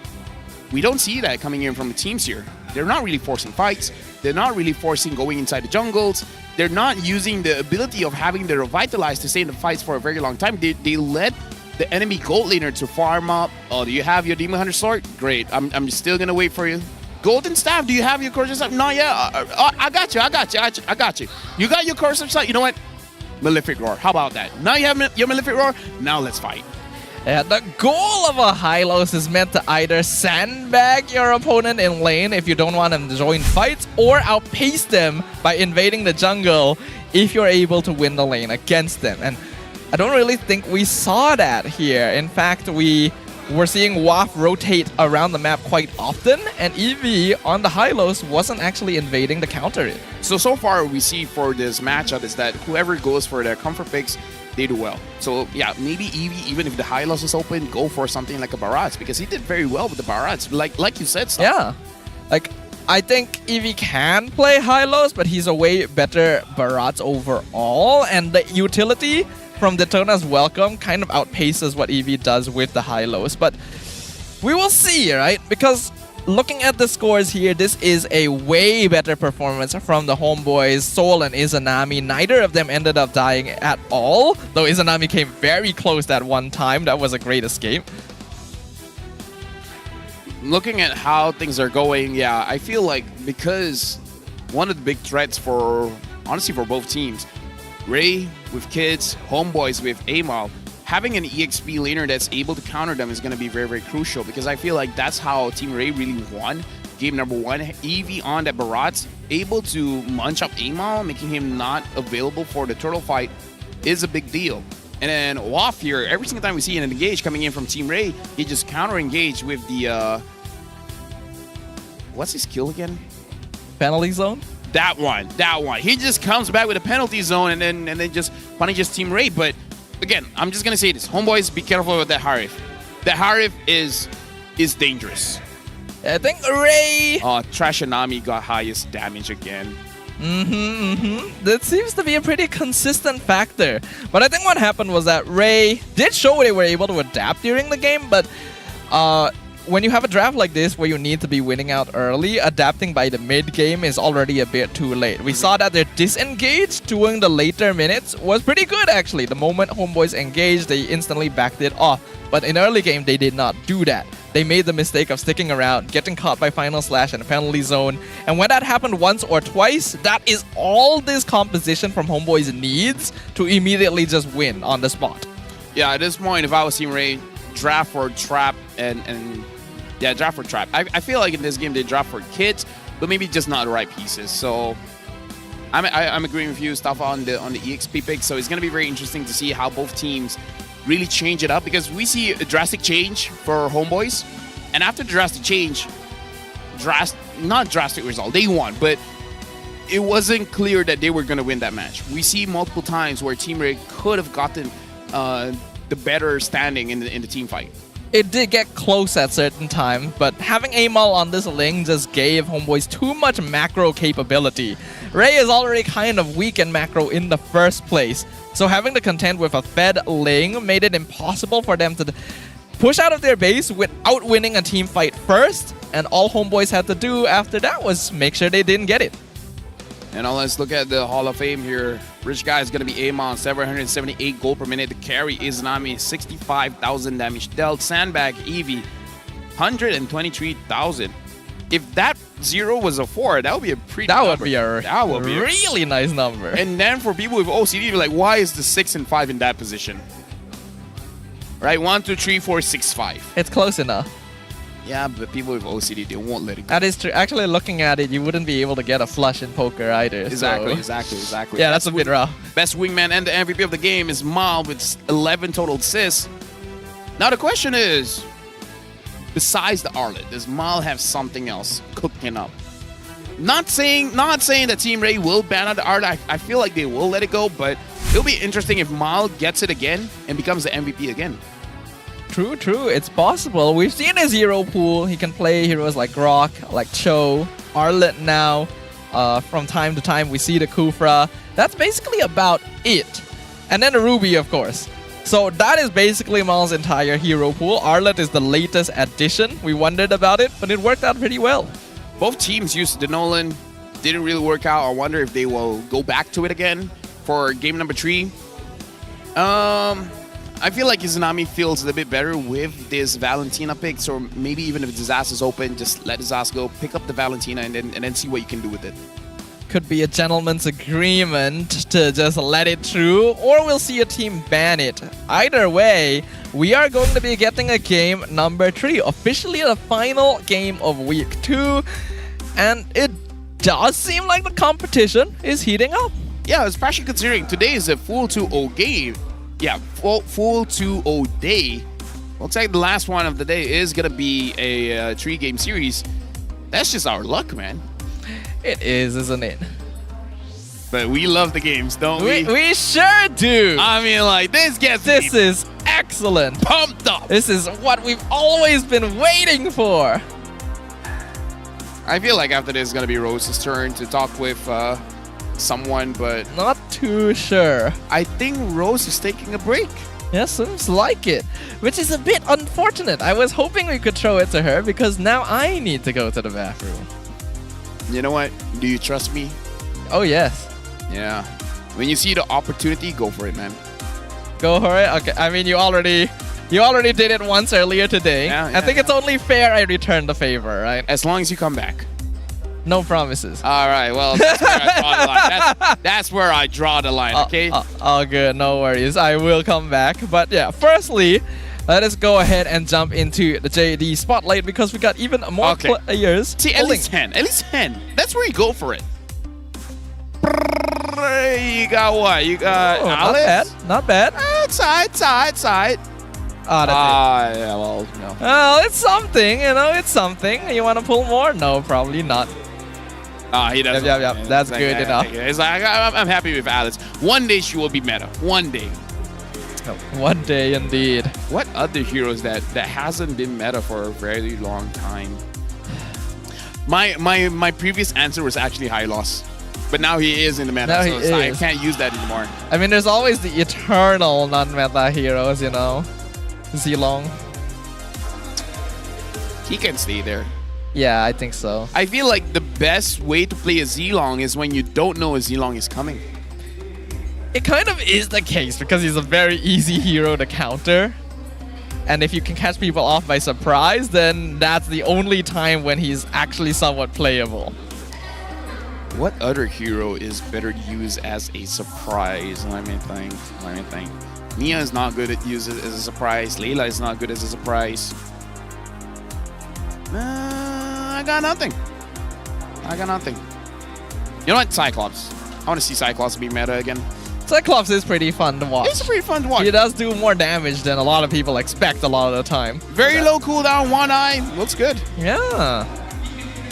Diggy is one of those heroes where I preferred not being in a meta. Yeah, it's like... Diggy can go, Nana can go. You had your time.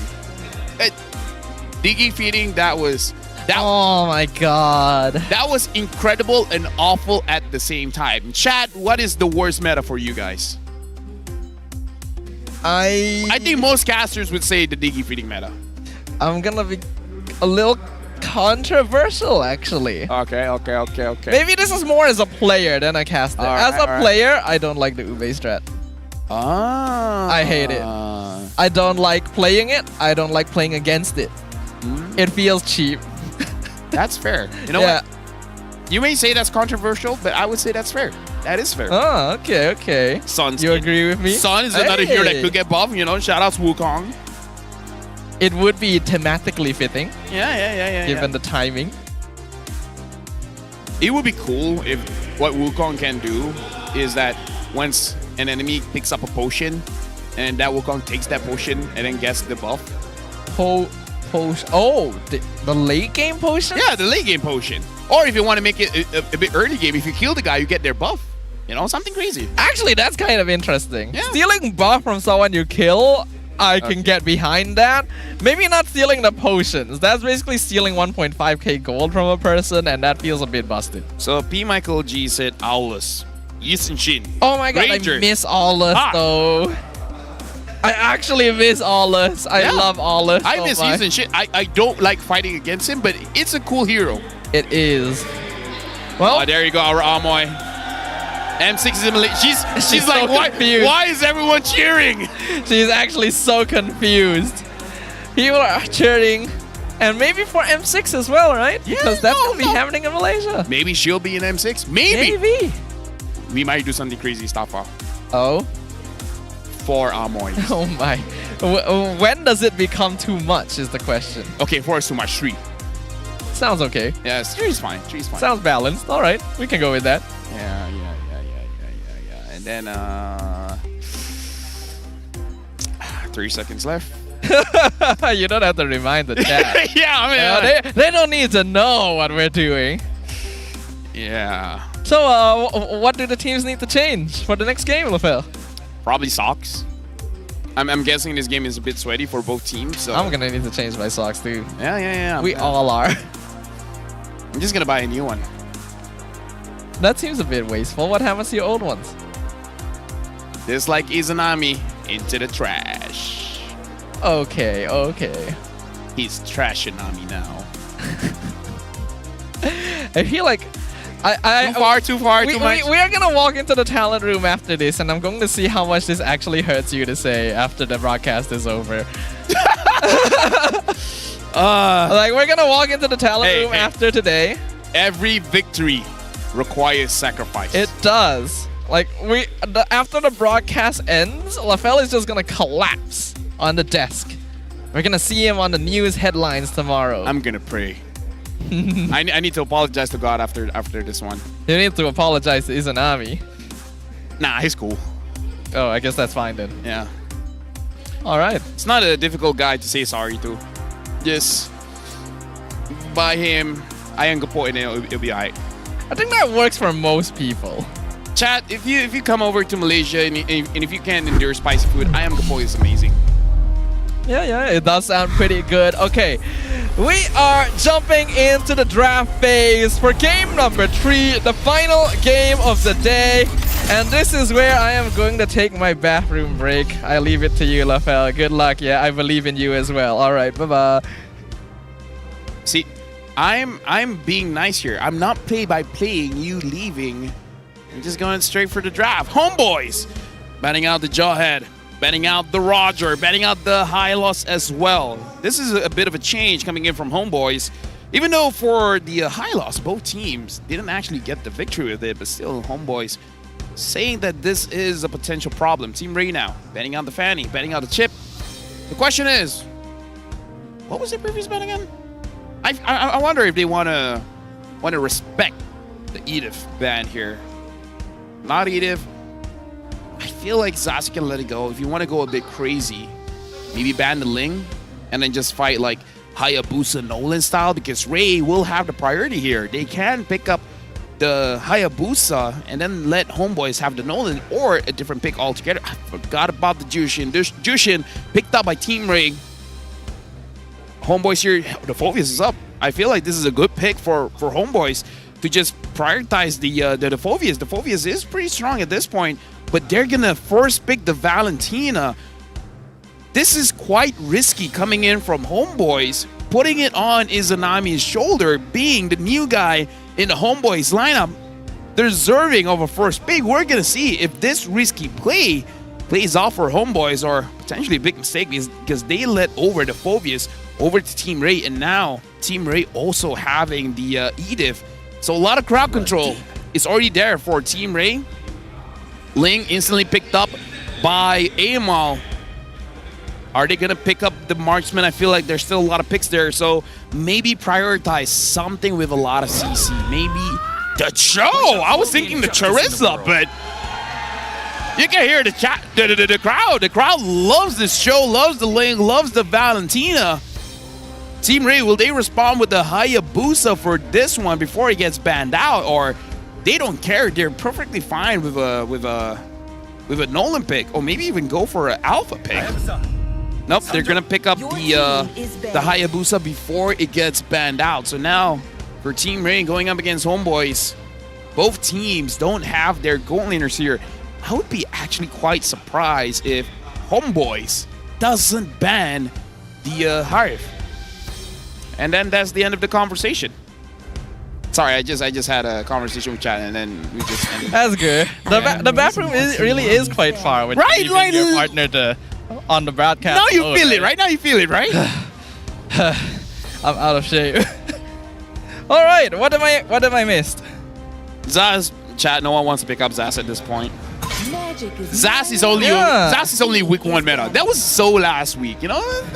No one cares about it. Completely let through, huh? And Homeboys were able to get Ling again. And the Cho, okay. Harif, good ban, by the way. Harif, amazing ban. That is a good ban. I wonder if Team Ray will ban the Charizla, because the Charizla was also a key factor of how they won the team fights. Yeah, considering Ray likes to play grouped up. The thing is, they usually want to ban Tigreal, though. Oh, yeah, but the Cho is there. Oh, yeah, that's true. Right? Yeah, then you ban the Charizla, definitely. Right, Charizla. Unless Homeboys does Cho EXP. What if they go for Gato EXP? I would still prefer it to Cho EXP. And then let Mal use the Arlet again? I mean, not too bad, honestly. What do you think about Valentina first pick? The Phobias was open. Wait. Yeah. Okay. They're like, yeah, a lot of OP heroes, but Izanami, you're the new guy on the block. We trust you. We're going to first pick the Valentina. Valentina's 100% win rate. No. Has she been picked before this? She has once. Valentina has 33%. 100% in this match. Your team is picking. So why not, I suppose, right? It does seem to be comfort for Izanami. Yeah, but if this becomes a pattern, wouldn't it make sense just to ban out the Valentina next time? But is it worth banning Valentina over other things? That's always the question. If you're going up against Envy, they would.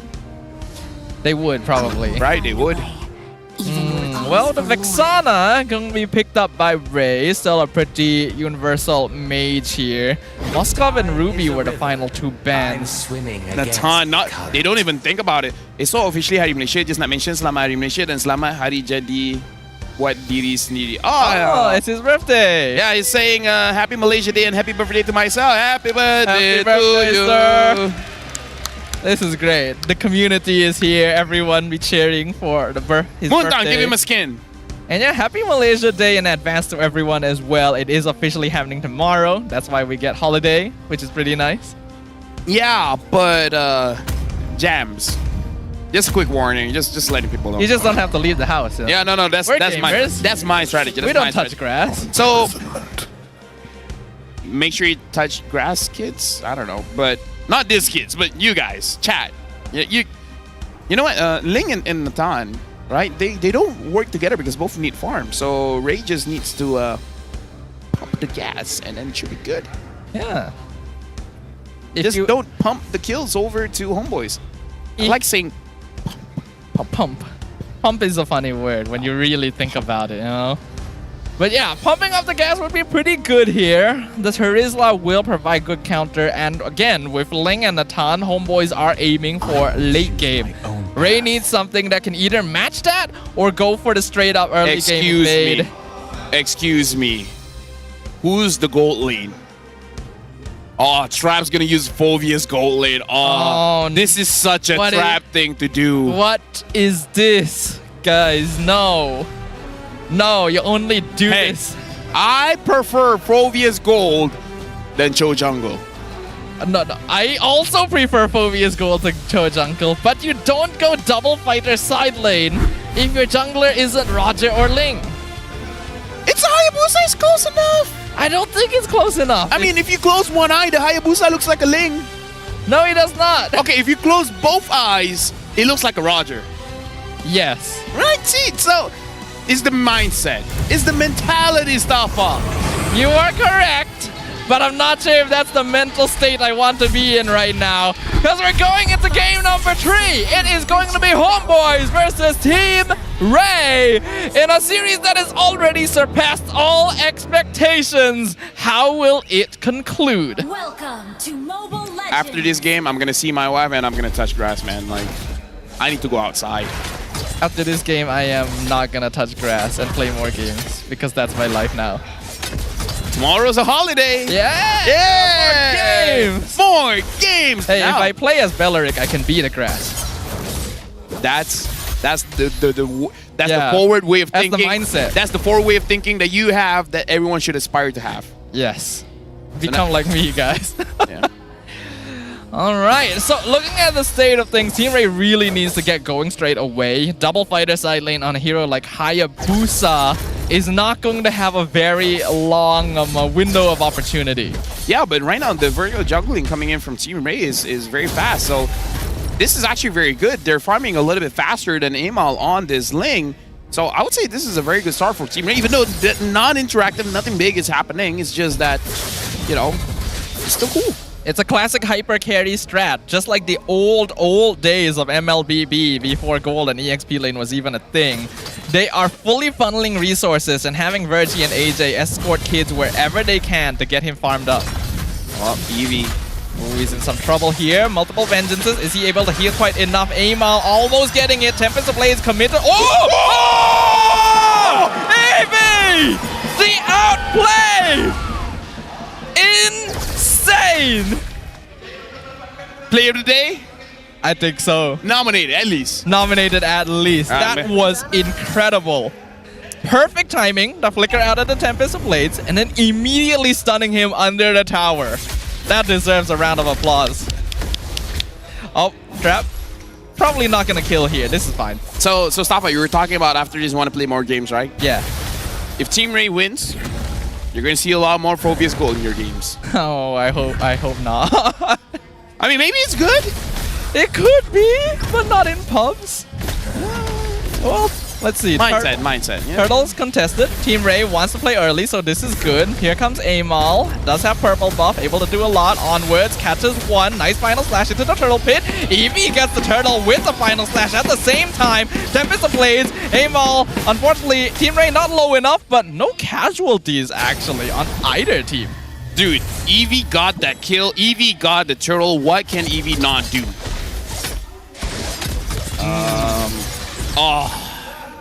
I think. Wait, did he steal that? Yeah, kids got it. Oh man, okay, a good start for Team Ray here. Horrible start for Homeboy. So more or less what Homeboys experienced in game number 1. In game number 2, I think Amal was the first one to die as well. So they got to make sure they keep their head in the game. Don't let this tilt you. You know, like this is normal. This is normal. I imagine they will, actually, because this is a late game draft from Homeboy. Straight up, Ling, Natan, Valentina. They are already expecting their early game to not go the best. The right mindset needs to be had. To be fair, Homeboys, they should not be having a good early game anyways. They have the Natan, they have the Ling. They're down by 1,000 gold, which is not in a dangerous territory just yet. Soul already popping ult. Kid's gonna camp the clone. Soul gonna try and buy as much time as possible, but Quad Shadow is already there, so the Ogi Shadow kill will just follow him through. Kid's able to get out as well. Maul and Izanami too late to follow up. I mean, Soul stood his ground. He's like, can I survive this? No. Can I clear the wave? Maybe. So he stick with the maybe and he cleared the wave, so respectable. And now Amal is trying to get extra gold here. This is a good adaptation coming in from teams, not just Homeboys, but once your jungler is starting to not have a good day, just give your farm over to the jungle and hope he can carry. And Amal definitely can carry. Yeah, the gap is usually around 2-3k. As long as you are playing a late game comp and you never fall behind that window, you're usually fine. This is very aggressive from Eevee, actually. I don't think you realize how many people were there. Beautiful Way of the Dragon onto the Vexana. Eevee gonna be finished off by Waff in the back line. AJ will be caught out with the kick as well. Kids, seeing if we can get a free pick off, but unlikely. They're all still quite healthy. Yeah, good counter engage coming in from Homeboys. And now Trap, the gold lane Phobius goes on to Izanami, and who's gonna get a turtle? Kids! Kids gets it, and the fight continues with Amal now being picked off, and the Ogi Shadow Kill getting Maul as well. Virgie, sacrifice in exchange. Trap doesn't seem to mind too much. He will go ahead and spam recall. He could be punished for this. Infernal Pursuit doing good damage. Vengeance being popped. Oh, beautiful final slash. Eevee gets Izanami. And Trap still survives, which honestly he could have got taken down. If the backup wasn't there, he could have got it taken down. And now Team Ray is over 2,000 hits. So now they're in prime position to keep control on the map. Things could be a little tricky if Homeboys aren't able to at least maintain this net worth difference. Because if this gets any higher, then coming back in the late game will be kind of difficult. Right now, Homeboys, who are they prioritizing on giving the farm? Is it going to be Amal? Is it going to be Soul? Because at this point, I feel like Soul is going to complete his 3 items maybe around 30 minutes. If it's longer than that, then that might be a little bit too long. The ideal is to get them on both. I think Izanami will probably end up being the one sacrificed somewhat to give farm to the other two. Quad Shadow gonna be stopped. They see Maul here, probably won't go for Soul, but they will get a free tier 1. So Homeboys, they gotta trade somehow. Waff gets found out by Eevee. Final slash right into Trap. Flickers out of the Earth Shatter. Yeah, good engage coming in from Team Ray. Like, even if they... Like, the fact that they got a flicker there is already good, because now Waff can surprise engage onto Team Ray. So that in itself is very, very valuable. Homeboys, they just need to find trades here. And Team Ray, they don't have really holes here to be traded with. Yeah, that is... Yeah, what I said. I understood. Yeah, I get it, I think. Waff gonna take a good amount of poke damage here. Trap continuing to zone. Uses the Vengeance kind of early, actually. He won't have that for the turtle fight, though it doesn't look like Homeboys wants to actually contest it at all. Maul needs to get out. He should be able to. Soul, he's very far out. Has to use Purify, but he can't get away. That's a bit of a mistake in positioning. Yeah, but this is the trade, right? They were banking on either they're gonna get bot or top. Soul went for top, and Amal went for bottom. He got the bottom lane, and top almost got taken down as well. So this is basically how you play MLBB chess. Some guy has to get taken down. It's just the luck of the draw. One of us is gonna win, one of us is gonna lose. That is true. Ooh, nice Shinpo from the final slash. Maul showing that he is fairly comfortable on the show, though Team Ray's composition has been making catches quite difficult for him. Yeah, and now the purple buff is gonna get contested. Kids is gonna be there, so the chance of the Ling securing it is gonna be 0 at this point. Not a good start. Oh, conceal. Full conceal, even though they're right there. Nice knockup. Final slash misses, knocks them away, but they still find Soul and Maul. Double kill for Trap. Penalty zone right under the tower, but there's so many of them. Killing spree for the Hayabusa. Triple kill for Trap, as Team Ray have taken down 4 members of the Homeboys and are gonna crack down every tower in the mid lane. I can already see it, man. Phobius goal lane. No. The dream is happening. He has the highest damage. He has the highest, how rich he is. highest damage. He's almost 2,000 gold ahead, and now he finds Amal. I don't think he'll get the kill here, but I think his point is made. Oh no, we are actually going to see gold lane Phobius in pubs after this. I am not ready. Phobius gold lane doesn't care if you're ready. He surely doesn't. That's the scary part. No matter where you go, he will find you. That is the name Infernal Pursuit right there. Terrifying, truly. Oh, hold on. Flicker, Wave the Dragon. They catch out one. Eevee gonna be knocked back again. Survives a sub. Okay, I was really shocked if he survived there. And looks like Homeboys will be able to get out scot-free. taking one off of Team Ray's book, find a catch, and then execute on it. Kids right now is 3-0-3. So this strategy is really working out. Team Ray, we just have to see, because at one point, Homeboy's draft will start to work. Soul has his second item. Once he gets his third, it's going to be all Gucci for them. But Team Ray, they should be forcing out this lore because they don't have the leisure to wait on Homeboys. Yeah, they're doing that, trying to blitz it, conceal play for movement speed to knock away Maul, and yeah, they get the Lord, walk away. That's good. Yeah, but again, Homeboys, they didn't really want to contest, which is good, because if they contested, that's a straight up B.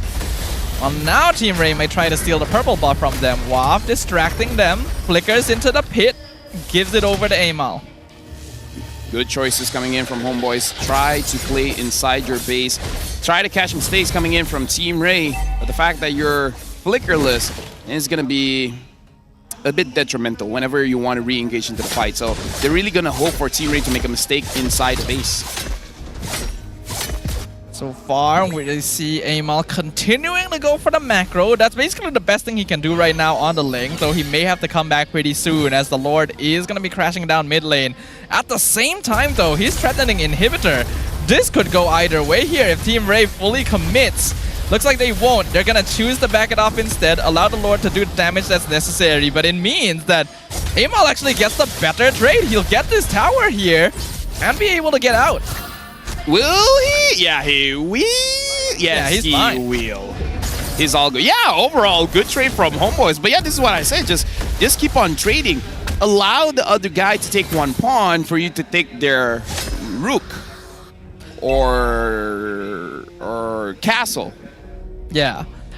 We do call it castle around here, even though it's supposed to be rook. It's an interesting thing, but Inhibitor Tower is definitely a rook in this case. Very important structure that Team Ray should not have lost at this stage of the game, but Amal made it happen. This is the real test for Team Ray. You're already at a lead. How are you going to close this game? They have Virgie. If Virgie gets a good engage, then that's it. That's GG for Homeboys. Oh, flicker forward here. They're trying to catch Amal, but Tempest of Blades gets him out. He was still able to secure his purple buff, though Ogi Shadow Kill finishes off Waff and the mid inhibitor.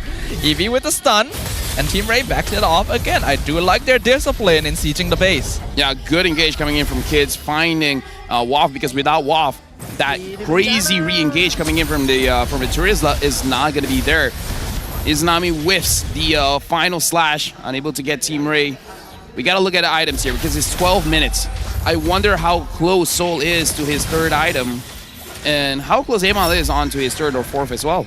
Concealed from Maul. Amal is back there giving information. He's going to target AJ first, and final slash being used on one person. AJ actually the first one picked off as Amal surrounds the backline. The pincer has happened. Soul has finished off Eevee. The Vengeance just completely avoided on trap, and Ogi Shadow Kill is being eaten by the jungle creep instead. Penalty zone from Waff to try and delay the escape as Amal continues. Tempest of Blades on the Kids in the backline. But the double full streak for the Hayabusa, and Trap, he's 1v3. This Phobius is crazy right now. Mal just barely escapes, and Homeboys has to back it off. Gold lane Phobius don't care. Gold lane Phobius says, I'm gonna dunk him. But 1v1 assassin matches, man. This time, Kids wins it out. But yeah, I mean, like, come on. It's 5-3. During that time, it was 4-0-3. It really is. Honestly, these two teams are making play-by-play hard for me. These fights are so chaotic, but the Lord is being focused once again. Trap in the back line, jumps back into the front line. Ogi Shadow Kill disrupting the back, actually finishes off Izanami. So lucky for Kids. Monster Kill. Waff ought to be picked up. Soul too. Homeboys are so scattered. Maul gonna follow right afterwards. Amal is the only one left alive. He is 1v5. Team Ray doesn't need the Lord anymore. They're gonna push straight in with the conceal. Amal, can he clear the wave? No! He gets knocked off the wall! And Homeboys are gonna be taken down by the most unlikely of competitors, Team Ray! I don't know what happened from yesterday till today, but Team Ray found a way to turn things around. Let me just say, Stafa, this was unexpected. Gold lane Phobius with jungle Hayabusa, and it worked. Goal lane phobias is real. Goal lane phobias don't care how you feel. Oh no, what are my pub games gonna look like? Homeboys, so much promise, so much potential expected from them. The team that took a game from SRG. It seems like it is back to the drawing block.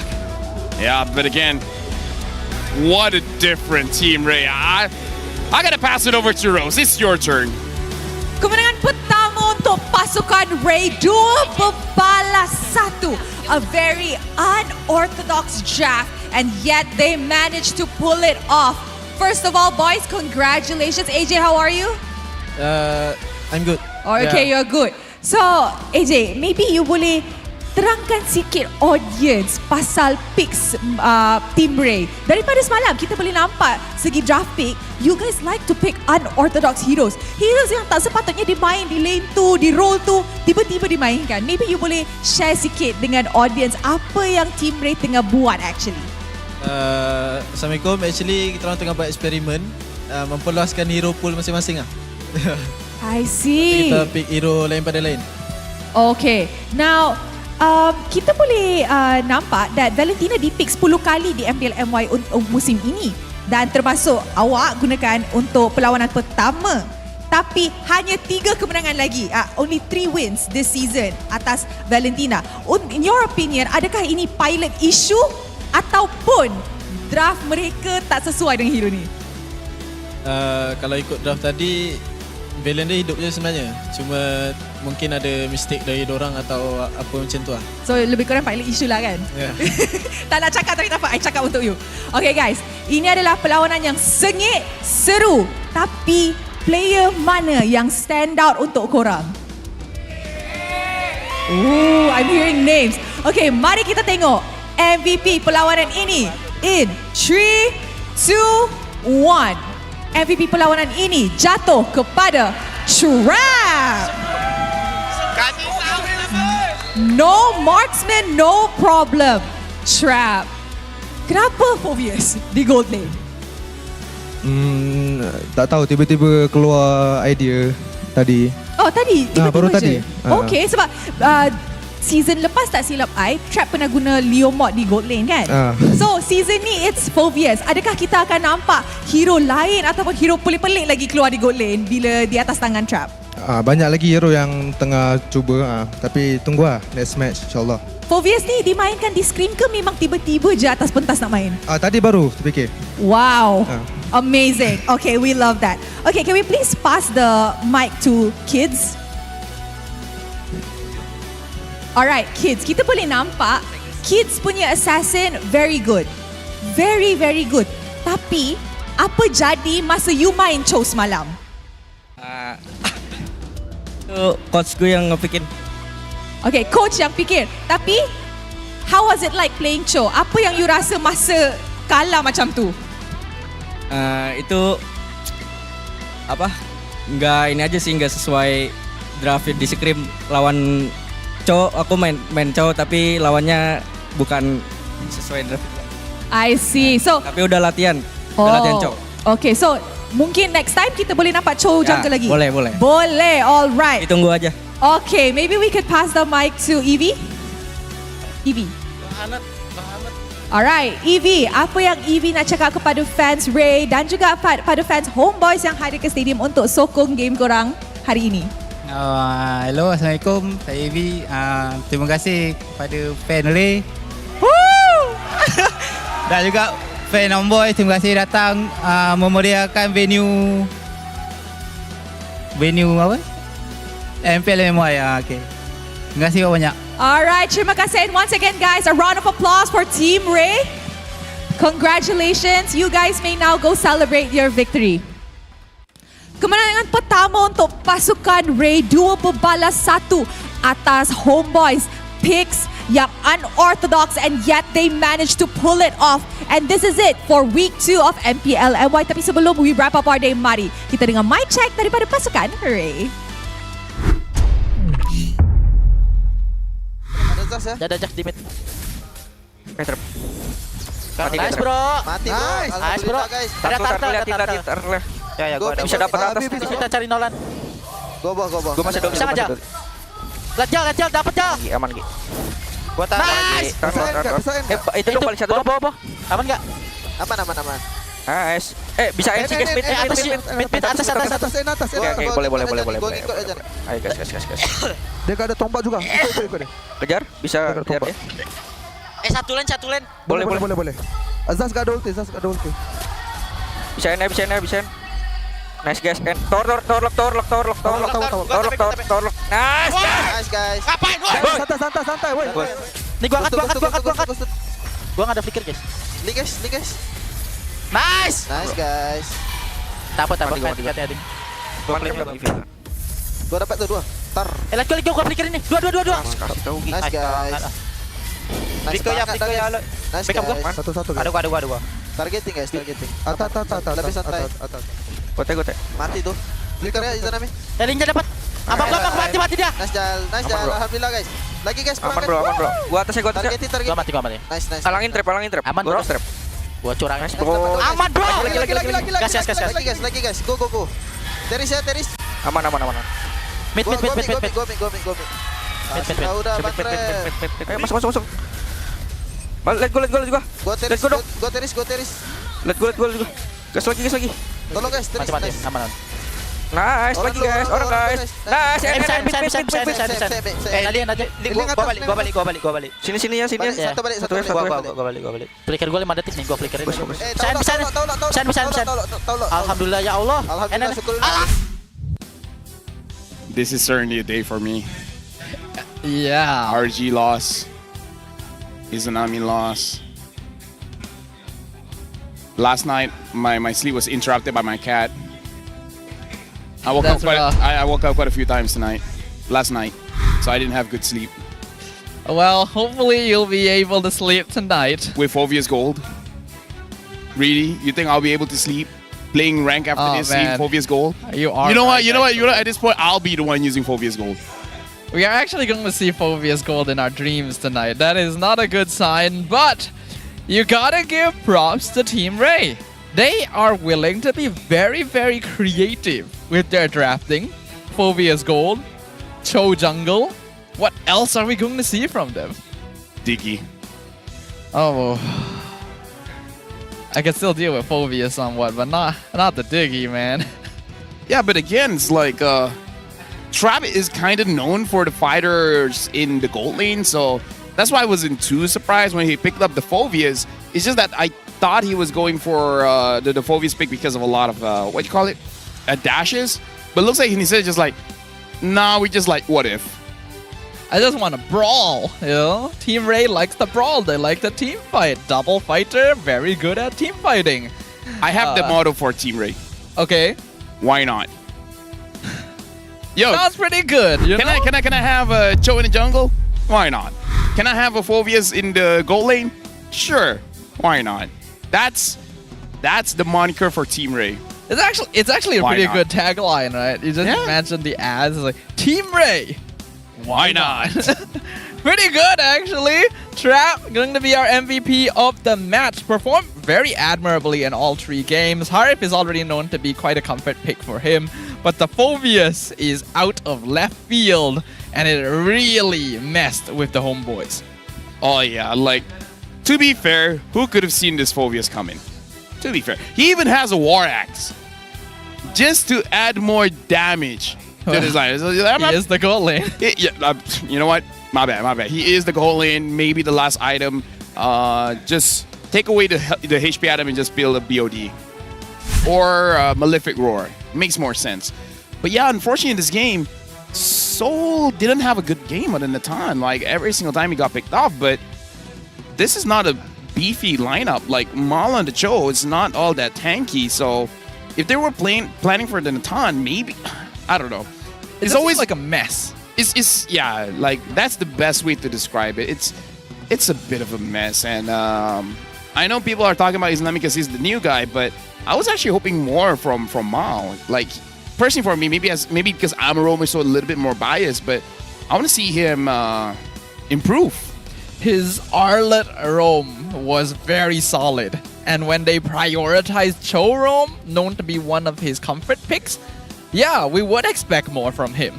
But it didn't seem to work out as well here. Evie getting the Arlet, setting things up alongside Virgie, provided Ray with many more avenues of entry. And so Homeboys were just scattered in every single fight. They couldn't fight together. Now I think about it, even listening to the mic check, when AJ got 2, he's like, oh, I got 2.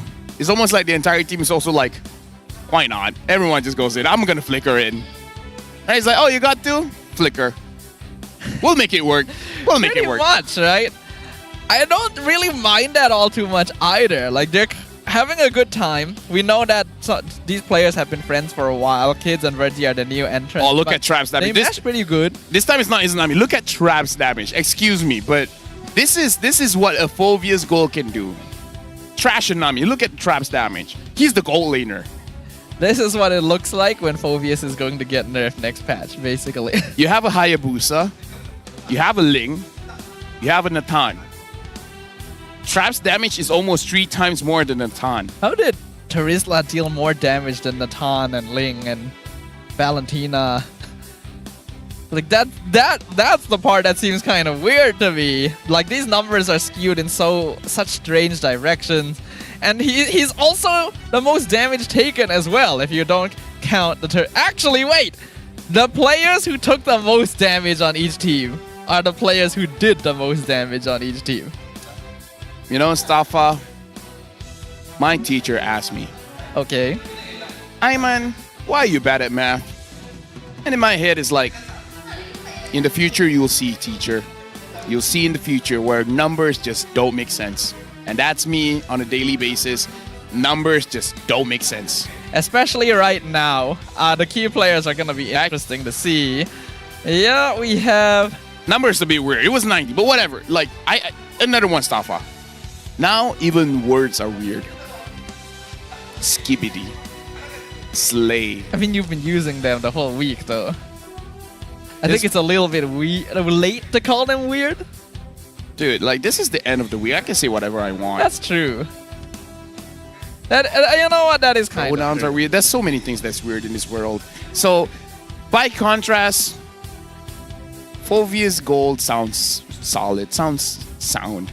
It sounds skibbity. I mean, before Phobius was revamped, he was played in gold, or like once or twice. Yeah, he was. Just, it didn't feel like he was suited to do that again after the revamp. Oh, look, Trap proves us wrong. So this is Trap's item progression. So he built the Thunderbelt first and then the War Axe. So that's how he scaled the damage. Like early War Axe, getting the stacks on stacks on stacks and then dealing quite a lot of damage. And I kind of feel like this is what took Homeboys by surprise, where they're like, okay, we can ignore the Phobius. It's just annoying. And then they're like, wait, we can't ignore the Phobius. He's annoying, but he also does a lot of damage. You have no way of removing him.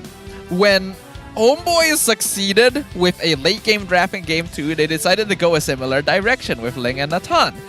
So, Team Ray also adjusted. What's very good against a late game draft? A full out early game draft. And that's what this is with the double fighter side lane.